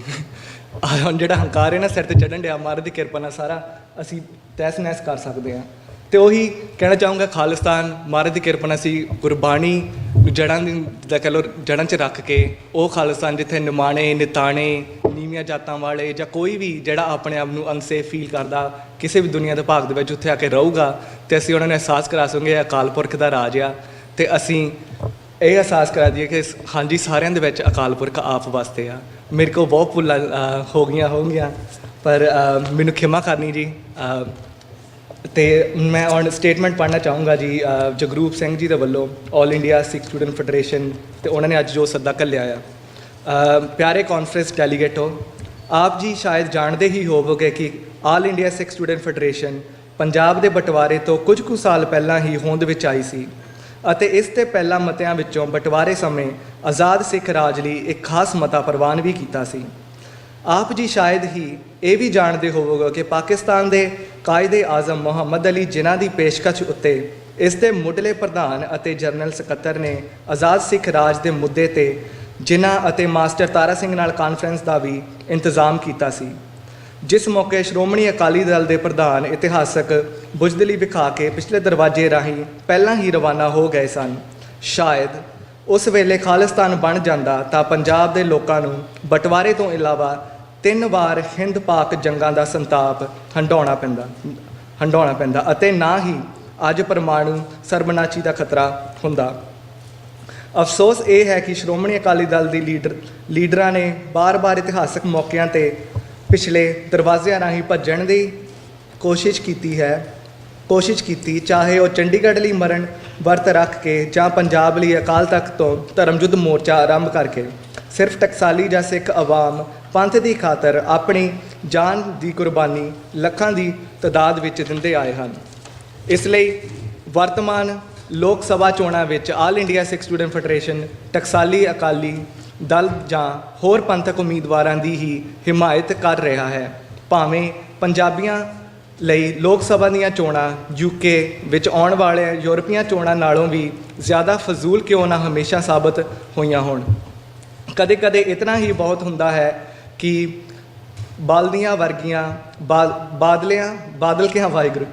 ਵਰਗਿਆਂ ਬੁਜ਼ਦਿਲਾਂ ਨੂੰ ਨਾ ਮੁੜ ਕੇ ਆਉਣ ਦਿੱਤਾ ਜਾਵੇ, ਔਰ ਫਿਰ ਬੇਅੰਤੇ ਵਰਗੇ ਬੁੱਚੜਾਂ ਨੂੰ ਨਸਲਕੁਸ਼ੀ ਢਾਉਣ ਦਾ ਨਾ ਮੌਕਾ ਦਿੱਤਾ ਜਾਵੇ, ਕਿਉਂਕਿ ਰਵਾਇਤੀ ਅਕਾਲੀਆਂ ਦਾ ਭਾਈਵਾਲ ਨਰਿੰਦਰ ਮੋਦੀ ਦੇ ਹੁਣ ਮੁੜ ਕੇ ਪ੍ਰਧਾਨ ਮੰਤਰੀ ਬਣਨ ਨਾਲ ਪੰਜਾਬੀਆਂ ਦਾ ਕਾਂਗਰਸੀ ਗਾਂਧੀ ਨਹਿਰੂ ਖਾਨਦਾਨ ਦੇ ਬਰਾਬਰ ਦਾ ਨੁਕਸਾਨ ਹੀ ਹੋਣ ਵਾਲਾ ਹੈ। ਅਖੀਰਲਾ ਪੈਰਾ ਆ ਜੀ, ਜੰਮੂ ਕਸ਼ਮੀਰ ਅਤੇ ਬਾਕੀ ਹਿੰਦੁਸਤਾਨ ਵਿੱਚ ਕਸ਼ਮੀਰੀ ਵਿਦਿਆਰਥੀਆਂ ਨੂੰ ਹਿੰਦੂਤਵੀ ਭੀੜਾਂ ਵੱਲੋਂ ਨਿਸ਼ਾਨਾ ਬਣਾਉਣ ਮੋਦੀ ਦੀ ਹੀ ਦੇਣ ਹੈ। ਇਸ ਦਾ ਵਿਰੋਧ ਵੀ ਸਿੱਖਾਂ ਨੇ ਜ਼ਬਰਦਸਤ ਤਰੀਕੇ ਨਾਲ ਕੀਤਾ ਹੈ।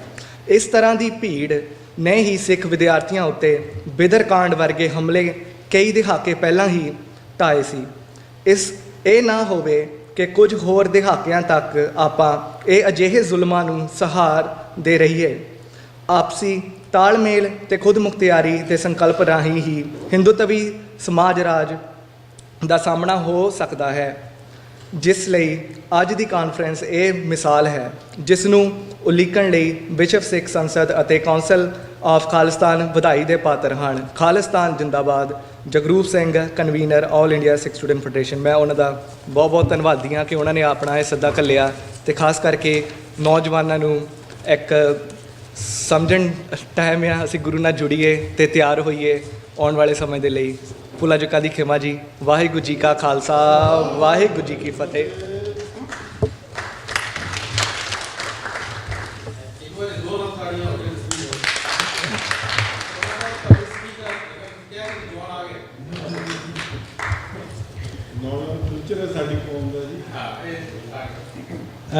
I'd like to ask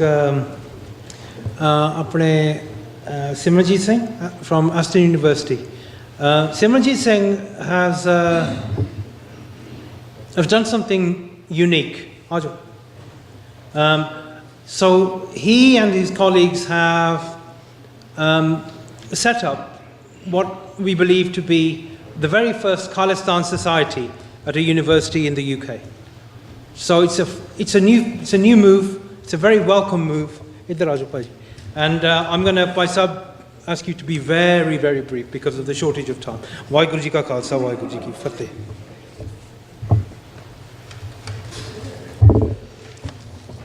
Really brief, definitely. Vaheguru Ji Ka Khalsa, Vaheguru Ji Ki Fateh. Da Simranjit Singh, volunteer at the Aston University Khalistan Society.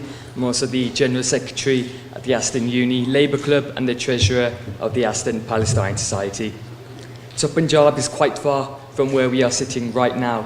But nevertheless, if we look at the Jewish community, if we look at the Polish community, they are all very tied to their homeland, to their respective homelands, and they keep track on what is happening back home. If we look at Alexander the Great, where he battled in Punjab 2,000 years ago, as my colleague Bhai Gurpreet Singh mentioned, he mentioned the 4 battles in which India and Pakistan fought. If we look at 1971, the Battle of Lahore, quite a famous battle, was fought on the Punjab frontier. And that same land where Alexander the Great fought, similarly, Indo and Pakistan tanks also fought on that particular frontier, and a lot of bloodshed was caught. 5 years later, Shri Harmandir Sahib was attacked and the army siege occurred. The Sikh nation is a major stakeholder in the current peace problems in the region, and no power should have the right to conduct war in the Sikh homeland. As right of our self-determination, we should have a right to speak out on problems occurring in the Punjab, and we should be able to protect our population and protect our territory. The UN should recognise the Sikhs as a stakeholder and should engage in dialogue. Gyani Kartar Singh passed a demand for a Sikh state in 1944, and the Shromani Akali Dal formalised their demand and passed a resolution for a Sikh state later on. Devinder Singh Parmar arrived in London in 1954 and began to promulgate the view that Sikhs require an independent Sikh homeland, Khalistan. An independent Sikh state in Punjab acting as a buffer state is the only guaranteed solution for peace in the subcontinent. The Sikh and Kashmiri self-determination struggles must be addressed as part of the conflict resolution so that we can truly bring peace to the subcontinent. The late Lieutenant General Jagjit Singh Arora in December 1990 was quoted as saying, "A fear psychosis has gripped the state. Such a state like the present comes but rarely in human affairs. However, its force can blind all and everyone. Let us challenge the darkness and collectively we will establish light." Vaheguru Ji Ka Khalsa, Vaheguru Ji Ki Fateh. Khalsa, Waheguru Ji Ki Fateh. Thank you, Baji. Sorry to push you on time, but we got the gist of that, and we're really, really impressed with the fact that you've set up this Khalistan Society. Maybe, hopefully, the first of many at a UK university. I'm going to ask Kulwant Singh Muttada, Sardar Kulwant Singh Muttada to speak. He's a representative of one of the Panthak Sikh parties.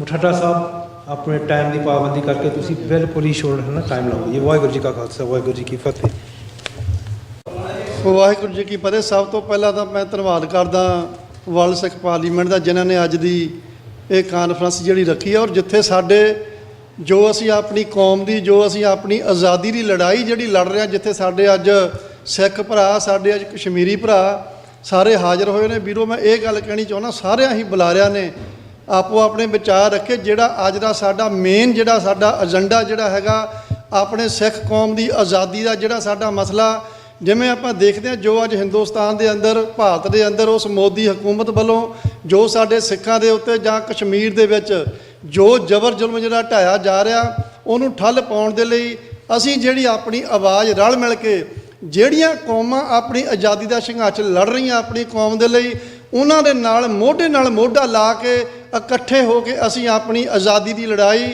ਅਸੀਂ ਆਪਣੇ ਕੌਮੀ ਗੱਲ ਜਿਹੜੀ ਅੱਜ world level ਦੇ ਉੱਤੇ ਜਿਹੜੀ ਪਹੁੰਚਾਈਏ ਤਾਂ ਅਸੀਂ ਜਿਹੜਾ ਆਉਣ ਵਾਲੇ ਸਮੇਂ ਦੇ ਅੰਦਰ ਉਸ ਹਿੰਦੁਸਤਾਨ ਦੀ ਦਹਿਸ਼ਤਵਾਦੀ ਜਿਹੜੀ ਮੋਦੀ ਦੀ ਸਰਕਾਰ ਹੈ ਉਹਨੂੰ ਅਸੀਂ ਠੱਲ ਪਾ ਸਕਦੇ ਹਾਂ। ਔਰ ਬੜੇ ਗੁਪਤ ਏਜੰਡੇ ਗੁਰੂ ਪਿਆਰੇ ਖਾਲਸਾ ਜੀ ਆਉਣ ਵਾਲੇ ਸਮੇਂ ਦੇ ਅੰਦਰ ਮੋਦੀ ਸਰਕਾਰ ਵੱਲੋਂ ਜਿਹੜੇ ਅਲੀਕੇ ਗਏ ਕਿਸ ਤਰ੍ਹਾਂ ਆਉਣ ਵਾਲੇ ਸਮੇਂ ਦੇ ਅੰਦਰ ਅਗਰ ਫਰਦਰ ਜਿਹੜੀ ਸਰਕਾਰ ਉੱਤੇ ਮੋਦੀ ਦੀ ਬਣਦੀ ਹੈ ਕਿਸ ਤਰ੍ਹਾਂ ਉੱਥੇ ਜਿਹੜਾ ਘੱਟ ਗਿਣਤੀਆਂ ਦੇ ਉੱਤੇ ਜ਼ੁਲਮ ਢਾਇਆ ਜਾਊਗਾ ਜਿਹੜਾ ਅੱਜ ਵੀ ਢਾਇਆ ਜਾ ਰਿਹਾ। ਮੈਂ ਸਾਰਿਆਂ ਹੀ ਜਿਹੜੇ ਅੱਜ ਇੱਥੇ ਸਾਡੇ ਵੀਰ ਪਹੁੰਚੇ ਨੇ ਉਹਨਾਂ ਦਾ ਧੰਨਵਾਦ ਕਰਦਾ ਸਾਰੇ ਪ੍ਰਬੰਧਕਾਂ ਦਾ ਧੰਨਵਾਦ ਕਰਦਾ ਜਿਨ੍ਹਾਂ ਨੇ ਸਾਨੂੰ ਟਾਈਮ ਦਿੱਤਾ।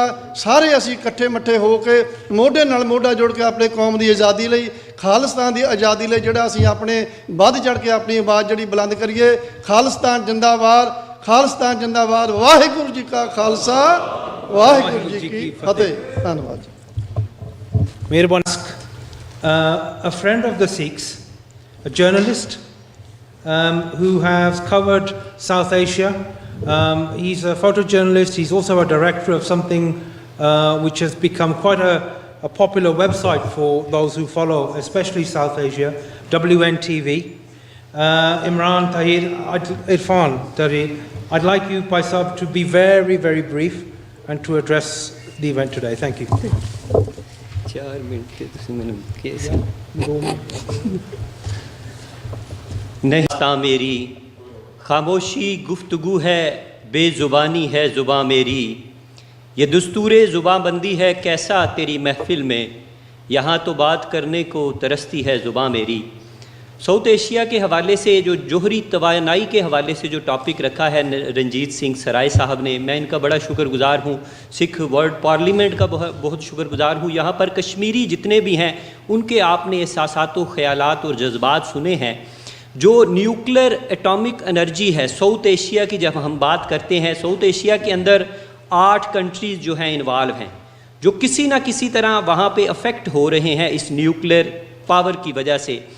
دونوں یعنی 2 قوتیں وہاں پر موجود ہیں لیکن اگر ہم 1947 میں دیکھیں پہلی جنگ ہوتی ہے کشمیر کے اوپر، دوسری جنگ 1965 کے اندر جو ہے وہ بھی کشمیر پہ ہوتی ہے، 1971 کے اندر جو آپ نے ذکر کیا وہ جنگ بھی جو ہے کشمیر پہ ہوتی ہے، پھر 99 کی جو ہے ایک مائنر سی جنگ ہوئی لیکن کارگل کا واقعہ وہ بھی بہت بڑا سانحہ تھا۔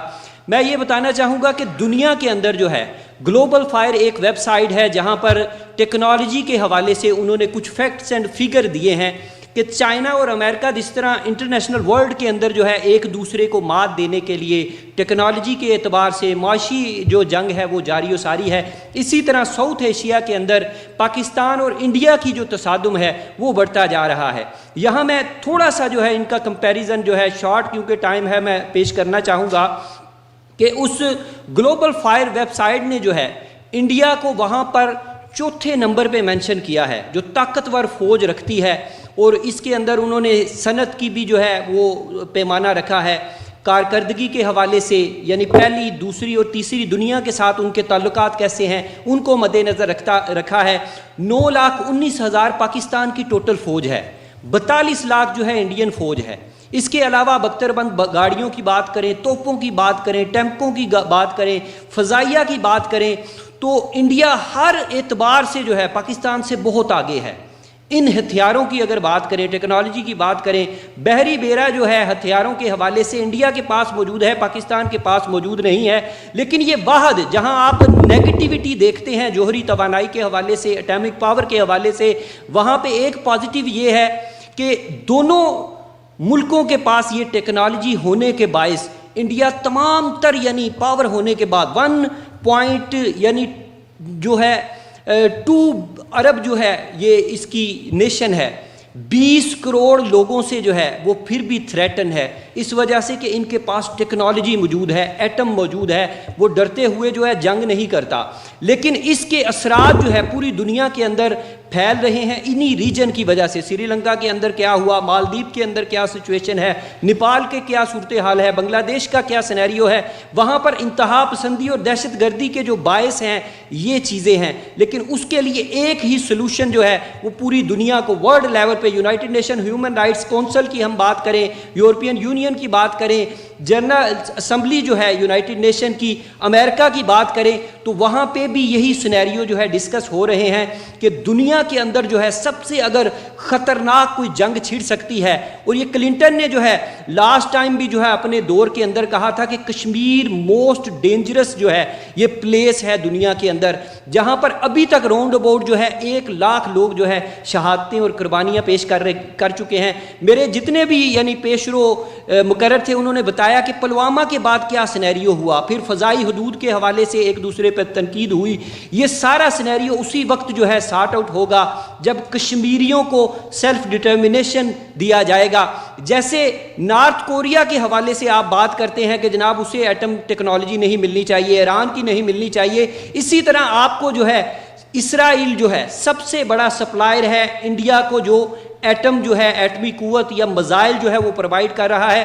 ابھی ریسنٹلی اگر آپ سٹڈی کریں تو $70 ملین کا ان کا جو ہے آپس میں ایک معاہدہ ہوا ہے جس کے ذریعے سے وہ زمین سے جو ہے وہ فضا میں مار کرنے والے میزائل جو ہے اسرائیل سے خرید رہا ہے, اور سب سے بڑا سپلائر جو ہے اسلحے کا وہ اسرائیل ہے.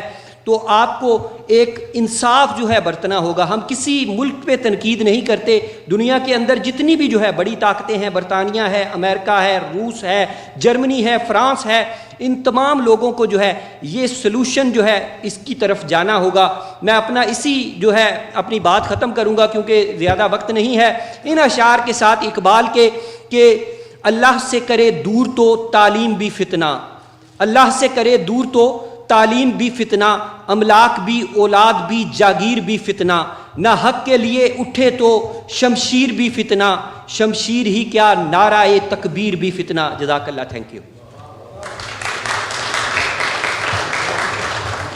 ਧੰਨਵਾਦ ਭਾਈ ਸਾਹਿਬ, ਧੰਨਵਾਦ. I'm going to ask Dupinderjit Singh from Sikhs for Justice. Sikhs for Justice is leading the campaign for a non-binding, non-governmental referendum of the Sikhs of Punjab for independence. The Indian government has responded, as always, by oppressing those who are campaigning for that referendum. We condemn the Indian government action for targeting people who are seeking to articulate what we've been talking about today in a non-violent, peaceful manner. Why should somebody target those people? Why should they criminalize those people? That is exactly what's happening. So Sikhs for Justice is raising awareness of the Khalistan and the Sikh self-determination agenda, and it has become quite a powerful force in Sikh circles and beyond. So Bhai Sahab, ਤੁਸੀਂ 2 ਮਿੰਟਾਂ ਵਾਸਤੇ please Sikhs for Justice ਵੱਲੋਂ ਆਪਣੇ ਬਿਆਨ ਸਾਂਝੇ ਕਰੋ. ਸਭ ਤੋਂ ਪਹਿਲਾਂ ਤਾਂ ਆਏ ਸਾਰੇ ਬਾਹਰੋਂ ਸੱਜਣਾ ਦਾ ਬਹੁਤ ਬਹੁਤ ਧੰਨਵਾਦ ਔਰ ਮੈਨੂੰ ਇੱਥੇ ਸਮਾਂ ਦੇਣ ਲਈ ਵੀ ਤੁਹਾਡਾ ਧੰਨਵਾਦ। ਵਾਹਿਗੁਰੂ ਜੀ ਕਾ ਖਾਲਸਾ, ਵਾਹਿਗੁਰੂ ਜੀ ਕੀ ਫਤਿਹ। ਜਿਵੇਂ ਤਕਰੀਬਨ ਮੈਂ ਜ਼ਿਆਦਾ ਡੀਟੇਲ ਦੇ ਵਿੱਚ ਨਹੀਂ ਜਾਣਾ, ਆਪਾਂ ਸਾਰਿਆਂ ਨੇ ਇੱਥੇ ਡਿਸਕਸ਼ਨ ਕੀਤੀ ਆ ਸੈਲਫ ਡਿਟਰਮੀਨੇਸ਼ਨ। ਜਿਹੜਾ ਮੇਨ ਅੱਜ ਦਾ ਫੋਕਲ ਪੁਆਇੰਟ ਰਿਹਾ ਉਹ ਇਹ ਰਿਹਾ ਕਿ ਸੈਲਫ ਡਿਟਰਮੀਨੇਸ਼ਨ ਜਿਹੜੀ ਆ ਉਹ ਸਾਡੇ ਲਈ ਜ਼ਰੂਰੀ ਆ। ਔਰ ਜਿਹੜੇ ਦੁਨੀਆ ਦੇ ਕਾਨੂੰਨ ਨੇ, ਜਿਹੜਾ ਇੰਟਰਨੈਸ਼ਨਲ ਲਾਅ ਆ, ਉਹ ਸਾਨੂੰ ਇਜਾਜ਼ਤ ਦਿੰਦਾ ਆ ਆਪਣਾ ਇਹ ਰਾਈਟ ਟੂ ਸੈਲਫ ਡਿਟਰਮੀਨੇਸ਼ਨ ਜਿਹੜਾ ਆ ਇਹ ਹੱਕ ਐਕਸਰਸਾਈਜ਼ ਕਰਨ ਦਾ। ਤਕਰੀਬਨ ਪੰਜਾਬ ਦੀਆਂ ਜਿੰਨੀਆਂ ਵੀ ਪ੍ਰੋਬਲਮਸ ਨੇ ਉਹ ਅਸੀਂ ਸਾਰਿਆਂ ਨੇ ਡਿਸਕਸ ਕੀਤੀਆਂ। ਸੋ ਜੋ ਉੱਥੇ ਹੋ ਰਿਹਾ ਆ ਉਹ ਵੀ ਸਾਨੂੰ ਪਤਾ ਆ, ਮੈਂ ਜ਼ਿਆਦਾ ਉਹਦੇ ਵਿੱਚ ਨਹੀਂ ਜਾਣਾ ਚਾਹੁੰਦਾ। ਪਰ ਸਾਨੂੰ ਦੇਖਣ ਦੀ ਲੋੜ ਇਹ ਹੈ ਜੇ ਜਿਹੜਾ ਸਾਨੂੰ ਰਾਈਟ ਇੰਟਰਨੈਸ਼ਨਲ ਕਾਨੂੰਨ ਦੇ ਰਿਹਾ ਆ ਸੈਲਫ ਡਿਟਰਮੀਨੇਸ਼ਨ ਦਾ, ਅਸੀਂ ਉਹ ਹਾਸਲ ਕਿੱਦਾਂ ਕਰਨਾ। ਪੁਆਇੰਟ ਤਾਂ ਇਹ ਹੈ, ਪ੍ਰੋਬਲਮ ਸਾਡੇ ਅੱਗੇ ਆ, ਸਾਨੂੰ ਪਤਾ ਆ, ਸਾਡੇ ਕੋਲ ਕਾਨੂੰਨ ਕੀ ਨੇ ਸਾਨੂੰ ਇਹ ਵੀ ਪਤਾ। ਇੰਟਰਨੈਸ਼ਨਲ ਲਾਅ ਸਾਨੂੰ ਇਜਾਜ਼ਤ ਦਿੰਦਾ ਕਿ ਅਸੀਂ ਆਪਣਾ ਰਾਜ ਭਾਗ, ਸਾਡੀ ਕੌਮ ਜਿਹੜੀ ਆ ਇਸ ਦੇ ਕਾਬਲ ਆ, ਔਰ ਅਸੀਂ UN ਦੀਆਂ ਜਿੰਨੀਆਂ ਵੀ ਧਾਰਾਵਾਂ ਆ ਉਹਦੇ ਉੱਤੇ ਖਰੇ ਉਤਰਦੇ ਆ ਕਿ ਸਾਨੂੰ ਆਪਣਾ ਰਾਜ ਰੀਐਸਟੈਬਲਿਸ਼ ਅਸੀਂ ਕਰ ਸਕਦੇ ਹਾਂ, ਔਰ ਉਹ ਕਾਨੂੰਨ ਸਾਡੇ ਲਈ ਖੜਾ ਆ। ਪਰ ਦੇਖਣ ਵਾਲੀ ਹੁਣ ਗੱਲ ਇਹ ਹੈ ਸੈਲਫ ਡਿਟਰਮੀਨੇਸ਼ਨ ਦਾ ਜਿਹੜਾ ਰਾਈਟ ਆ ਉਹ ਐਕਸਰਸਾਈਜ਼ ਕਿੱਦਾਂ ਕਰਨਾ। ਇੱਥੇ ਜਿਹੜੇ ਆਪਣੇ ਬ੍ਰਿਟਿਸ਼ ਨੁਮਾਇੰਦੇ ਵੀ ਆਏ ਸੀ, ਸੋ ਅਸੀਂ ਧੰਨਵਾਦ ਕਰਦੇ ਹਾਂ ਇੱਥੇ ਦੀ ਸਰਕਾਰ ਦਾ ਵੀ, ਜਿਨ੍ਹਾਂ ਨੇ ਸਾਨੂੰ 12 ਤਰੀਕ ਨੂੰ ਪਿਛਲੇ ਸਾਲ ਦੀ ਅਗਸਤ ਦੀ ਲੰਡਨ ਡੈਕਲੇਰੇਸ਼ਨ ਜਿਹੜੀ ਰੈਫਰੈਂਡਮ 2020 ਦੀ ਹੋਈ ਆ ਉਹਦੀ 3 ਇੰਡੀਆ ਨੇ ਡੀਮਾਰਸ਼ੇ ਜਾਰੀ ਕੀਤੇ ਸੀ ਉਸ ਨੂੰ ਰੋਕਣ ਲਈ। ਉਸ ਦੇ ਬਾਵਜੂਦ ਵੀ ਸਾਨੂੰ ਇਹ ਜਿਹੜਾ ਹੱਕ ਆ ਆਪਣੀ ਫਰੀडम ਆਫ ਸਪੀਚ ਦਾ ਉਹ ਇਹਨਾਂ ਨੇ ਦਿੱਤਾ ਆ। ਪਰ ਅਸੀਂ ਆਪਣਾ ਰਾਜ ਭਾਗ, ਆਪਣਾ ਦੇਸ਼ ਬਣਾਉਣਾ ਕਿੱਦਾਂ ਆ, ਗੱਲ ਇਹ ਆ ਕਾਨੂੰਨ, ਅੰਤਰਰਾਸ਼ਟਰੀ ਕਾਨੂੰਨ ਆ ਡੀਟੇਲ ਆ ਪੂਰੀ। ਸੈਲਫ ਡਿਟਰਮੀਨੇਸ਼ਨ ਦੇ ਜਿਹੜੇ ਸਾਡੇ ਹੱਕ ਵਿੱਚ ਕਾਨੂੰਨ ਨੇ ਉਹ ਸਾਡੇ ਲਈ ਕਿੱਦਾਂ ਸਹਾਈ ਹੋ ਸਕਦੇ ਆ। ਪਰ ਇਹ ਡੀਟੇਲ ਕਿੰਨਾ ਚਿਰ ਟੇਬਲ ਤੇ ਰਹੂਗੀ, ਕਿੰਨਾ ਚਿਰ ਅਸੀਂ ਸਿਰਫ ਇਹ ਕਾਨੂੰਨ ਨੂੰ ਡਿਸਕਸ਼ਨ ਕਰਾਂਗੇ, ਇਹ ਕਾਨੂੰਨ ਨੂੰ ਇੰਪਲੀਮੈਂਟ ਕਿੱਦਾਂ ਕਰਨਾ, ਗੱਲ ਇਹ ਹੈ। ਸੋ ਅਸੀਂ ਜਿੰਨੇ ਵੀ ਸਿਕਿਉਰਿਟੀ ਕਾਉਂਸਲ ਦੇ ਮੁਲਕ ਨੇ ਅਸੀਂ ਉਹਨਾਂ ਨਾਲ ਰਾਬਤਾ ਵੀ ਕੀਤਾ, ਉਹਨਾਂ ਨਾਲ ਚਿੱਠੀ ਪੱਤਰ ਵੀ ਕੀਤਾ, ਉਹਨਾਂ ਨੂੰ ਅਸੀਂ ਦੱਸਿਆ ਕਿ ਸਾਨੂੰ ਜਿਹੜਾ ਆ ਆਪਣਾ ਰਾਈਟ ਐਕਸਰਸਾਈਜ਼ ਕਰਨ ਦਾ ਹੱਕ ਹੋਣਾ ਚਾਹੀਦਾ ਆ।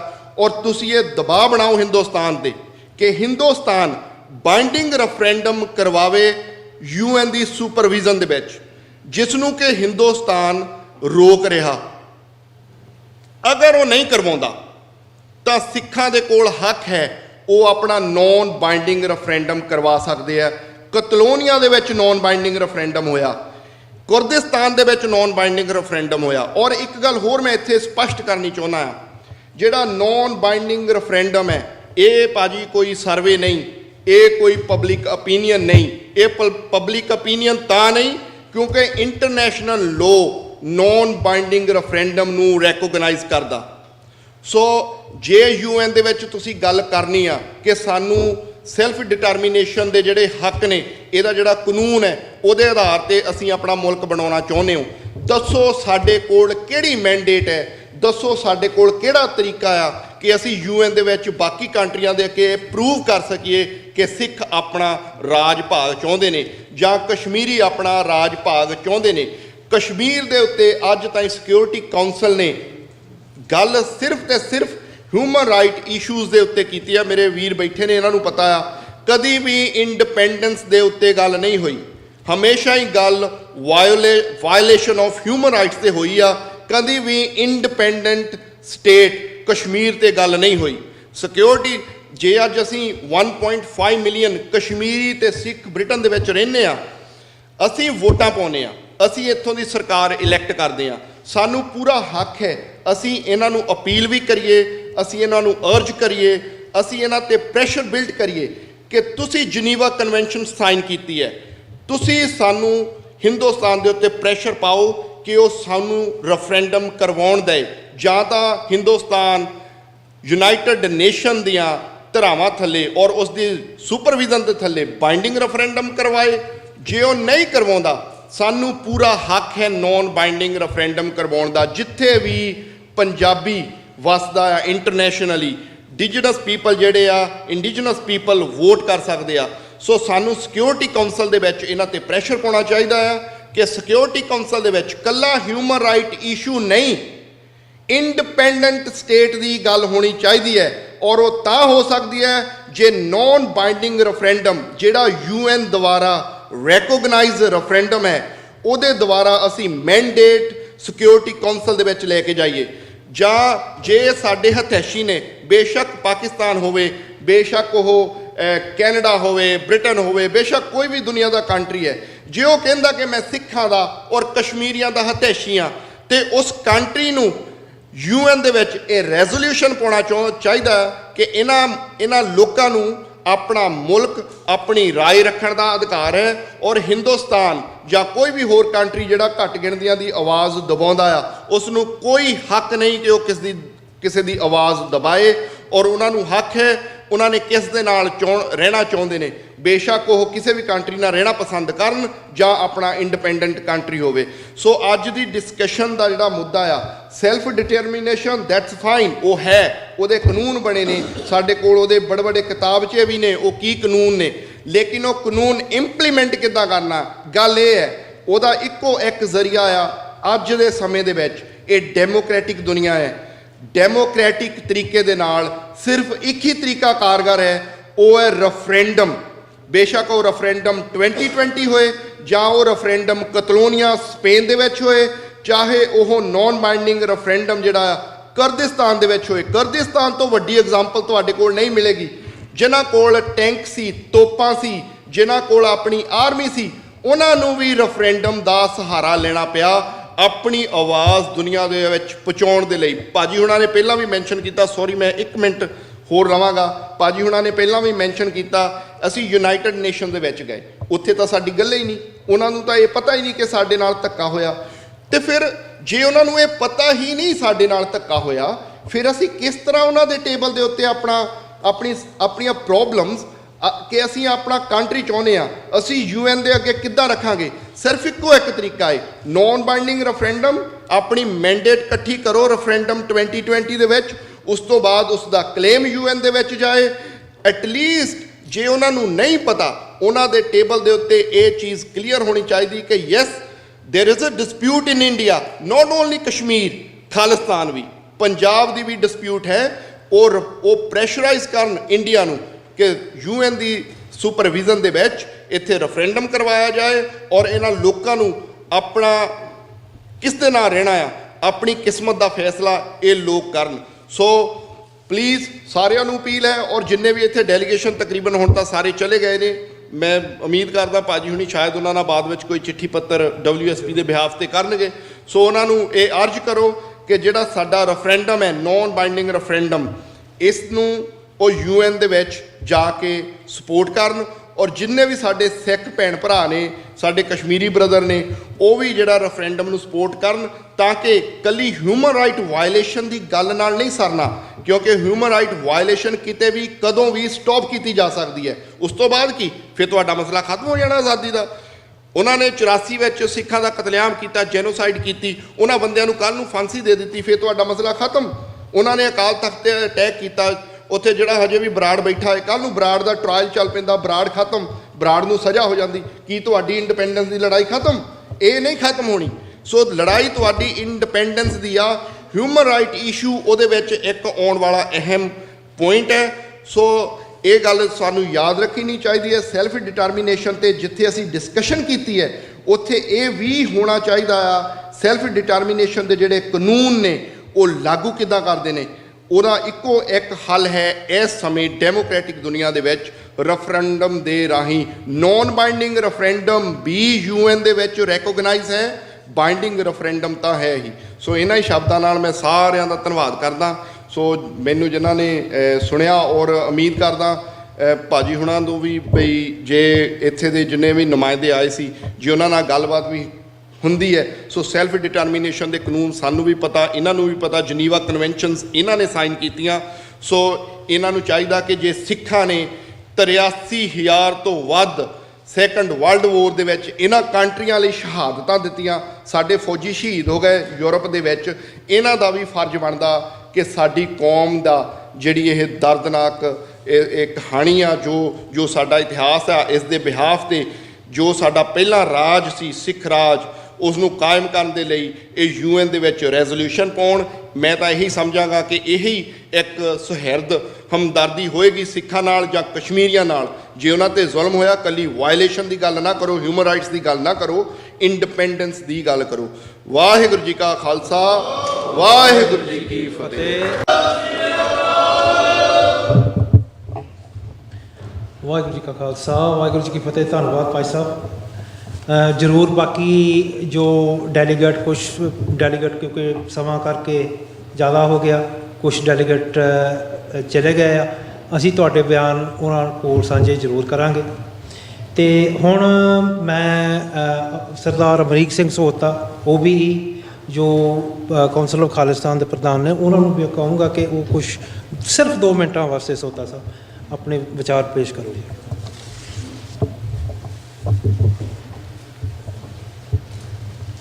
ਸੰਗਤ ਜੀ, ਵਾਹਿਗੁਰੂ ਜੀ ਕਾ ਖਾਲਸਾ, ਵਾਹਿਗੁਰੂ ਜੀ ਕੀ ਫਤਿਹ। ਟਾਈਮ ਬਹੁਤ ਹੋ ਚੁੱਕਾ। ਡੈਲੀਗੇਸ਼ਨ ਜਿੰਨੇ ਵੀ ਆਏ ਆ, ਉਹਨਾਂ ਨੇ ਆਪਣੇ ਵਿਚਾਰ ਬਹੁਤ ਹੀ ਸੋਹਣੇ ਅਤੇ ਸੁਚੱਜੇ ਢੰਗ ਦੇ ਨਾਲ ਦਿੱਤੇ ਆ।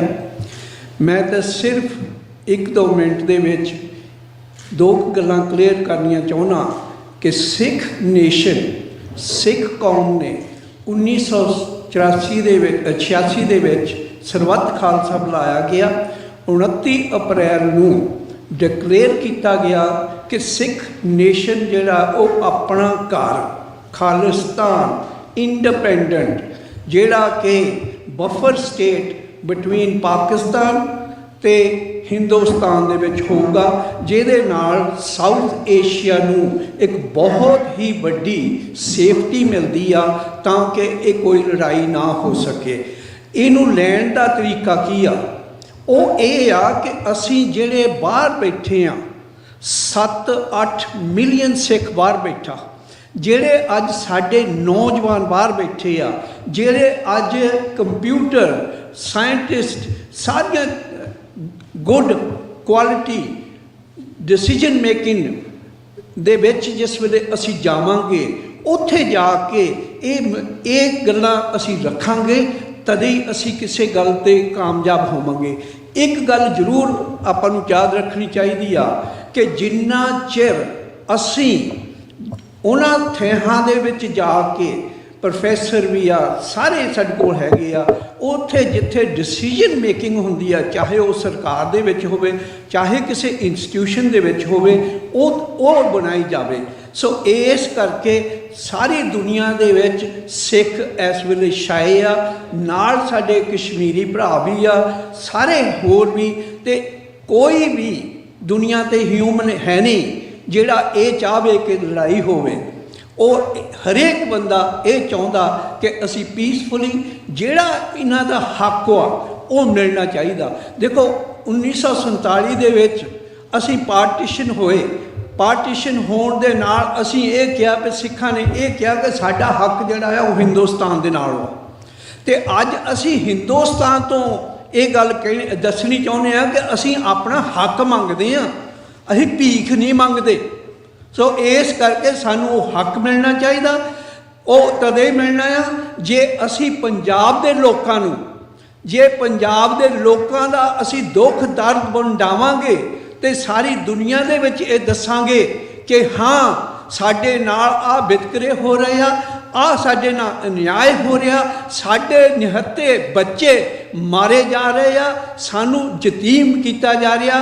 ਜਿੰਨਾ ਚਿਰ ਅਸੀਂ ਇਹ ਸਾਰੀ ਦੁਨੀਆ ਦੇ ਵਿੱਚ ਆਪਣਾ ਦੁੱਖ ਡਿਕਲੇਅਰ ਕਰਕੇ ਨਹੀਂ ਦੱਸਦੇ, ਉਹਨਾਂ ਚਿਰ ਸਾਨੂੰ ਆਪਣਾ ਘਰ ਖਾਲਿਸਤਾਨ ਨਹੀਂ ਮਿਲਣਾ। ਮੈਂ ਟਾਈਮ ਨੂੰ ਦੇਖਦੇ ਹੋਏ ਹੋਰ ਵੀ ਗੱਲਾਂ ਕਰ ਸਕਦੇ ਸੀ, ਪਰ ਨਹੀਂ। ਆਓ ਗੱਜ ਕੇ ਫਤਿਹ ਬੁਲਾਈਏ। ਵਾਹਿਗੁਰੂ ਜੀ ਕਾ ਖਾਲਸਾ, ਵਾਹਿਗੁਰੂ ਜੀ ਕੀ ਫਤਿਹ। I think those are all of the listed speakers I had. We have some draft resolutions which I'd like to briefly run through, and if you agree, Manpreet will bring them out.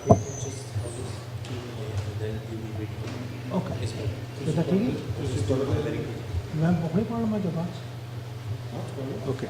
So Manpreet Singh is going to say a few words, and then I'm going to present the draft resolutions. And at that point, assuming we can agree upon those, we should be able to close the conference. Manpreet Singh.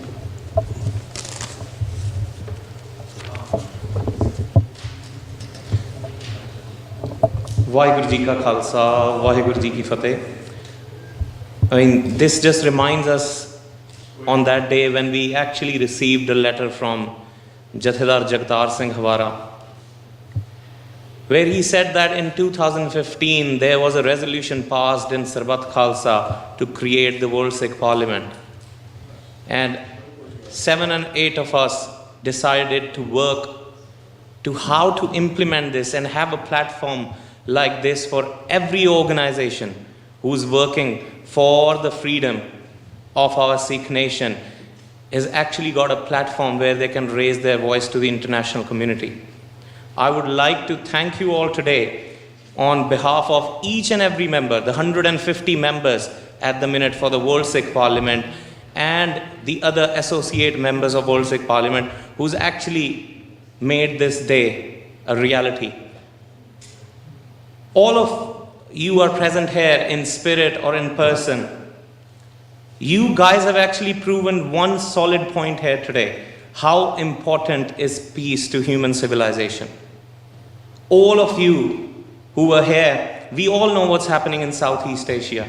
We all know how this so-called largest democracy in the world has actually put hundreds and thousands of innocent people under the threat of a war, which is expectedly going to be the most destructive war human race has ever seen. To fulfill their fascist Hinduist agenda, that's their only goal. And obviously we as a Sikh nation, we all know, and I'm not going to repeat so many of the points, we have already witnessed enough damage, enough persecution, enough loss of our loved ones, whether it be 1947 or 1984 or the early 90s, where this so-called secular democracy actually showed its true color and murdered hundreds and thousands of the Sikh in broad daylight. Our geographical nation, which is East Punjab, that should have been an independent state, ideally, and it will be, God willing, is under Indian occupation at the minute. We all understand that this war will pose a total destruction of our Sikh homeland. Now, obviously, not to forget, we have 100+ holy shrines and historical significant places which are specially related to our Sikh Raj in the other Punjab, which is West Punjab in the Pakistan. So any of these places, they get decimated, we will incur heavy loss. Any war that is forced upon our homeland could completely destroy our heritage and majority of our population which is remaining. I urge all of you who are here today to unanimously pass this resolution that our community, who has been a successful nation in the past and aspires to be a nation in the future, should be kept out of this war at any cost.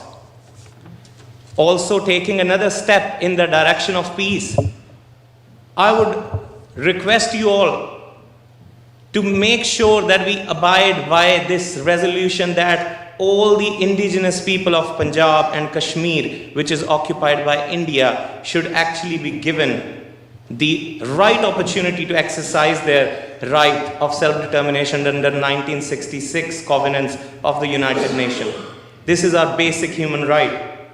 This will obviously pave a way for the creation of the buffer state, which will actually then resolve these issues forever. Just to sum up on this, we need to recognize one thing which people sometimes don't. We need to recognize that India is never going to accept and has already raised their reservations for this international covenants, if I'm not wrong. They do not agree to this right of self-determination covenant. And you know, Mahatma Gandhi has been quoted by one of our speakers today. I would like you all to know what was his views about self-determination. This is very important. This is his words. I'm not just making this up. If every component part of the nation claims the right of self-determination for itself, there is no one nation, there is no independence. This is what he thinks about actually indigenous people who are trying to create their own nation. Already declining, so the right of the indigenous people. This explains why India has reservations against this article. Now, we all know in Seesganj Gurdwara, before the independence in 1935, Gandhi actually promised in his own words that you will actually get a state which you will control and you can actually enjoy the beauty of the independence. This is what he promised, but never delivered. So to sum up this conference, I would definitely like to say who all we are here. You know, we are the ones who care for the peace. We have to work together. We've got no choice in solidarity to achieve what we deserve is to live free in peace. At last, I would like to quote one of my favorite authors. His name is Ralph Waldo. The only person you are destined to become is the person you decide to be. This is what we need to decide. So let's all decide we need to live free, live in peace, and have a nation. Thank you. Vaheguru Ji Ka Khalsa. Vaheguru Ji. Manpreet Singh, by the way, is the engine behind the World Sec Parliament and a bright star for the future. So thank you for everything that you've done to pull the event together and for those views on the issue at hand. I'm going to wrap up now with some draft resolutions. I should say, because of the shortage of time, I haven't been able to share some excellent written contributions that we've had from people who couldn't make it. Salma Yaqub, who is a patron of the Stop the War Coalition, Raina Nazir, founder of the British Kashmiri Women Council, Robin Marsh, who is the Secretary General of the United Peace Federation, Kaleem Hussain, who is a peace activist. A lot of people have contributed to this event. We haven't been able to read. I've got all their written statements here, and I'm happy to share them with anybody who cared to look at them. So, the draft resolutions we've had, which we've circulated amongst a few of us, are as follows. 4 of them. Number 1, this conference calls on the international community, led by the United Nations, to tackle the warmongering voices that are promoting a war between nuclear-armed India and Pakistan, so that it is made clear that war is not an option to resolve the disputes between those states. Such a war risks catastrophic destruction in South Asia, with potentially tens of millions of lives being lost in the region, even in a limited nuclear exchange. Use of nuclear weapons that can annihilate civilian populations constitutes a crime against international law. And those in power must be made aware that they will be held accountable for any such atrocity in South Asia. Secondly, this conference notes that the Sikh nation's homeland in Punjab would be the likely theatre of war, and that it is not a party to the Indo-Pakistan dispute. It is a key stakeholder in peace in the region. Its population and homeland must not be targeted or used to perpetrate a war which would be completely destructive to the Sikh national interest. The Sikhs must be consulted by all parties to the dispute, so as to ensure that damage to the Sikh populations and holy sites in Punjab, whether in East or West Punjab, is averted. Number 3, this conference calls or urges India Pakistan and China, as well as the United Nations, to urgently engage with all stakeholders in the disputes that affect the territories along the border between India and Pakistan, to help resolve conflicts peaceably and in accordance with international law. The aspirations of the peoples of Kashmir and Indian-controlled Punjab, where there are ongoing, legitimate self-determination struggles, underpinned by Article 1 of the 1966 International Covenant on Civil and Political Rights, must be respected if there is to be enduring peace in the region. Fourthly and lastly, this conference requests the UK government, as a permanent member, to raise the issues highlighted at this conference in the United Nations Security Council as an urgent priority. It owes a duty to the hundreds of thousands of diaspora Sikhs and Kashmiris living in the UK, all of whom have deep connections with their respective homelands, to prevent war and to seek peaceable conflict resolution in South Asia. As the former colonial power whose chaotic departure resulted in the intractable conflicts still simmering, it also has the moral responsibility to intervene. So those there. So Bole So Nihal. Waheguru Ji Ka Khalsa, Waheguru Ji Ki Fateh. We will share these resolutions not only amongst our own communities, we're going to share these resolutions with the states that surround Kashmir and Punjab. We're going to tell them that they have a responsibility to listen to the authentic indigenous people's viewpoint, because they are the stakeholders whose views are going to lead to ultimate solution of those conflicts. We'll share it with the United Nations, we'll share it with the media, and thank you to the media organizations who have been here today, from the Sikh media, from the Kashmiri media. We're really grateful for your contribution. Joga Singh ji, would you like to say a few words to wrap up? Aajo. ਜੀ ਕਾ ਖਾਲਸਾ ਵਾਹਿਗੁਰੂ ਜੀ ਕੀ ਫਤਿਹ। ਸਾਰਿਆਂ ਦਾ ਇਸ conference ਦੇ ਵਿੱਚ ਸ਼ਾਮਲ ਹੋਣ ਲਈ ਅਸੀਂ ਸਾਰੇ ਪ੍ਰਬੰਧਕ ਆਪ ਜੀ ਦਾ ਤਹਿ ਦਿਲੋਂ ਧੰਨਵਾਦ ਕਰਦੇ ਹਾਂ ਔਰ ਆਪ ਜੀ ਦੇ ਚਰਨਾਂ ਵਿੱਚ ਬੇਨਤੀ ਕਰਦੇ ਹਾਂ, ਉਮੀਦ ਕਰਦੇ ਹਾਂ ਕਿ ਜਿਹੜੇ ਆਪਾਂ ਮਸਲਿਆਂ 'ਤੇ ਵਿਚਾਰ ਕੀਤੀ ਆ, ਇਹਨਾਂ ਨੂੰ ਪ੍ਰੈਕਟਿਸ ਵਿੱਚ ਕਿੱਦਾਂ ਲਿਆਉਣਾ, ਇਹਨਾਂ ਨੂੰ ਆਪਾਂ ਹੱਲ ਕਿੱਦਾਂ ਕਰ ਸਕਦੇ ਹਾਂ। ਖਾਸ ਕਰਕੇ ਨੌਜਵਾਨਾਂ ਨੂੰ ਬੇਨਤੀ ਹੈ ਕਿ ਜ਼ਰੂਰ ਤੁਸੀਂ ਪੜ੍ਹੇ ਲਿਖੇ ਹੋ, ਭਾਸ਼ਾ ਬੋਲ ਸਕਦੇ ਹੋ, ਲਿਖ ਸਕਦੇ ਹੋ। ਦੁਨੀਆ ਦੇ ਹਰ ਮੁਲਕ ਤੱਕ ਆਪਣਾ ਜਿਹੜਾ ਮਸਲਾ ਆ ਪਹੁੰਚਣਾ ਚਾਹੀਦਾ ਆ। ਹਰ ਦੁਨੀਆ ਦੇ ਐਮਬੈਸੀ ਤੱਕ ਆਪਣੀ ਗੱਲ ਪਹੁੰਚਣੀ ਚਾਹੀਦੀ ਹੈ। ਖਾਸ ਕਰਕੇ ਜਿਹੜੇ ਸਿਕਿਉਰਿਟੀ ਕੌਂਸਲ ਦੇ 5 ਮੁਲਕ ਆ, ਉਹਨਾਂ ਦੇ ਨਾਲ ਅਸੀਂ ਕੋਸ਼ਿਸ਼ ਵੀ ਕਰ ਰਹੇ ਹਾਂ ਆਉਣ ਵਾਲੇ ਸਮੇਂ ਦੇ ਵਿੱਚ ਵੀ ਸਾਰਿਆਂ ਨੂੰ ਮਿਲਿਆ ਵੀ ਜਾਵੇ। ਅਤੇ ਇਹ ਤੋਂ ਬਿਨਾਂ ਆਪਣਾ ਗੁਜ਼ਾਰਾ ਨਹੀਂ, ਇਹ ਤੋਂ ਬਿਨਾਂ ਆਪਣੇ ਮਸਲੇ ਦਾ ਹੱਲ ਨਹੀਂ। ਘੱਟੋ ਘੱਟ ਆਪਣਾ ਮਸਲਾ ਦੁਨੀਆ ਦੇ ਪਲੇਟਫਾਰਮ 'ਤੇ ਹਾਈਲਾਈਟ ਤਾਂ ਹੋਵੇ, ਉਦੋਂ ਗਾਂਹ ਹੱਲ ਦੀ ਗੱਲ ਹੋਣੀ ਆ। ਸੋ ਇਹ ਆਪਾਂ ਸਾਰੇ ਰਲ ਮਿਲ ਕੇ ਕਰ ਸਕਦੇ ਹਾਂ, ਕੋਈ ਇੱਕ ਸੰਸਥਾ ਦੇ ਵੱਸ ਦੀ ਗੱਲ ਨਹੀਂ ਹੈ। ਸੋ ਸਾਰਿਆਂ ਦਾ ਬਹੁਤ ਬਹੁਤ ਧੰਨਵਾਦ। ਅਤੇ ਮੀਡੀਆ ਦਾ ਜਿਹੜੇ ਕਾਫੀ ਚਿਰ ਦੇ ਆਏ ਆ, ਅਤੇ ਹੋਰ ਦੂਜੀਆਂ ਕਮਿਊਨਿਟੀਆਂ 'ਚੋਂ ਕ੍ਰਿਸਚਨ ਕਮਿਊਨਿਟੀ, ਮੁਸਲਿਮ ਕਮਿਊਨਿਟੀ, ਹੋਰ ਵੀ ਕਮਿਊਨਿਟੀਆਂ ਦੇ ਜਿਹੜੇ ਨੁਮਾਇੰਦੇ ਆਏ ਆ, ਅਸੀਂ ਸਾਰਿਆਂ ਦਾ ਤਹਿ ਦਿਲੋਂ ਧੰਨਵਾਦ ਕਰਦੇ ਹਾਂ। ਤਾਂ ਅੱਗੇ ਵਾਸਤੇ ਵੀ ਉਮੀਦ ਕਰਦੇ ਹਾਂ, ਬੇਨਤੀ ਕਰਦੇ ਹਾਂ ਕਿ ਆਪਣਾ ਕੋਈ ਸੁਝਾਅ ਹੋਵੇ ਸਾਨੂੰ ਦੱਸੋ, ਆਪਾਂ ਇਹਨੂੰ ਕਿੱਦਾਂ ਗਾਂਹ ਕਿੱਦਾਂ ਇੰਪਰੂਵ ਕਰ ਸਕਦੇ ਹਾਂ।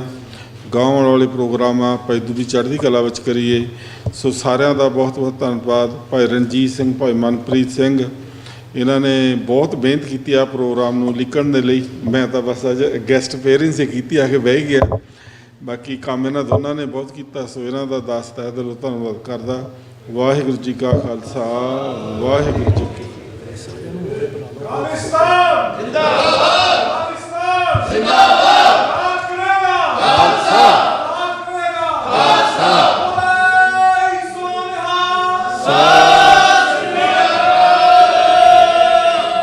ਭਾਈ ਜ਼ਿੰਦਾਬਾਦ, ਜ਼ਿੰਦਾਬਾਦ, ਸਤਿ ਸ੍ਰੀ ਅਕਾਲ। ਭਾਈ ਰਣਜੀਤ ਸਿੰਘ ਦਾ ਸੁਝਾਅ ਆ, ਆਪਣੇ ਬਹੁਤ ਗਿਣਤੀ ਮੈਂਬਰ ਤੇ ਚਲੇ ਗਿਆ ਕਿਉਂਕਿ ਆਪਾਂ ਪ੍ਰੋਗਰਾਮ 1 ਘੰਟਾ ਲੇਟ ਹੋ ਗਏ ਆ। ਜਿੰਨੇ ਜਣੇ ਹੈਗੇ ਆ ਇੱਕ ਗਰੁੱਪ ਫੋਟੋ ਬਣਾ ਲਈਏ ਤਾਂ ਉਹ ਫਿਰ ਆਪਣੀ ਯਾਦਗਾਰ ਰਹਿ ਜਾਗੇ ਵੀ। ਆਓ ਸਾਰੇ ਜਣੇ ਇੱਥੇ ਮੋਰੇ ਆ ਜਾਓ। ਕਿੱਥੇ ਮੋਰੇ? ਇੱਥੇ ਇੱਥੇ ਆ ਜਾਓ, ਆ ਜਾਓ ਜੀ, ਉੱਪਰੇ ਆ ਜਾਓ।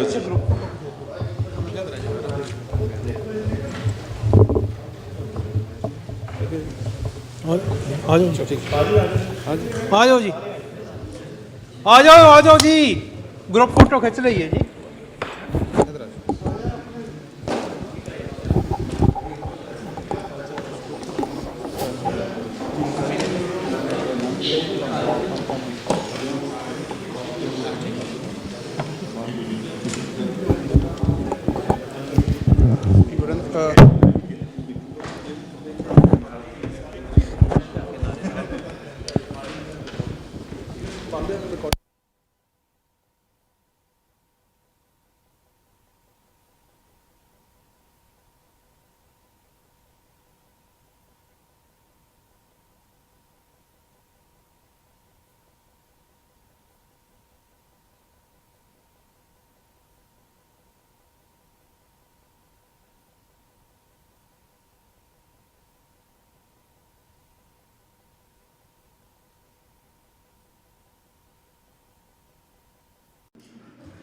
So the World Sec Parliament has become, in effect, the representative body. ਆਪਣੇ ਇਲਾਕੇ ਦੇ ਪਿੰਡਾਂ, ਸ਼ਹਿਰਾਂ ਅਤੇ ਨਗਰਾਂ ਦੇ ਵਿੱਚ ਨਿੱਜੀ, ਧਾਰਮਿਕ, ਸਮਾਜਿਕ, ਰਾਜਨੀਤਿਕ ਅਤੇ ਖੇਡਾਂ ਦੇ ਹਰ ਪ੍ਰਕਾਰ ਦੇ ਪ੍ਰੋਗਰਾਮ ਪੂਰੀ ਦੁਨੀਆ ਦੇ ਵਿੱਚ ਪ੍ਰਸਾਰਿਤ ਕਰਨ ਵਾਸਤੇ HD ਕੁਆਲਿਟੀ ਦੇ ਨਾਲ ਆਪ ਜੀ ਦੀ ਸੇਵਾ ਦੇ ਵਿੱਚ ਹਾਜ਼ਰ ਹੈ ਆਵਾਜ਼ੇ ਕੌਮ TV। ਅੱਜ ਹੀ ਸੰਪਰਕ ਕਰੋ ਆਵਾਜ਼ੇ ਕੌਮ TV। ਆਪਣੇ ਇਲਾਕੇ ਦੇ ਪਿੰਡਾਂ, ਸ਼ਹਿਰਾਂ ਅਤੇ ਨਗਰਾਂ ਦੇ ਵਿੱਚ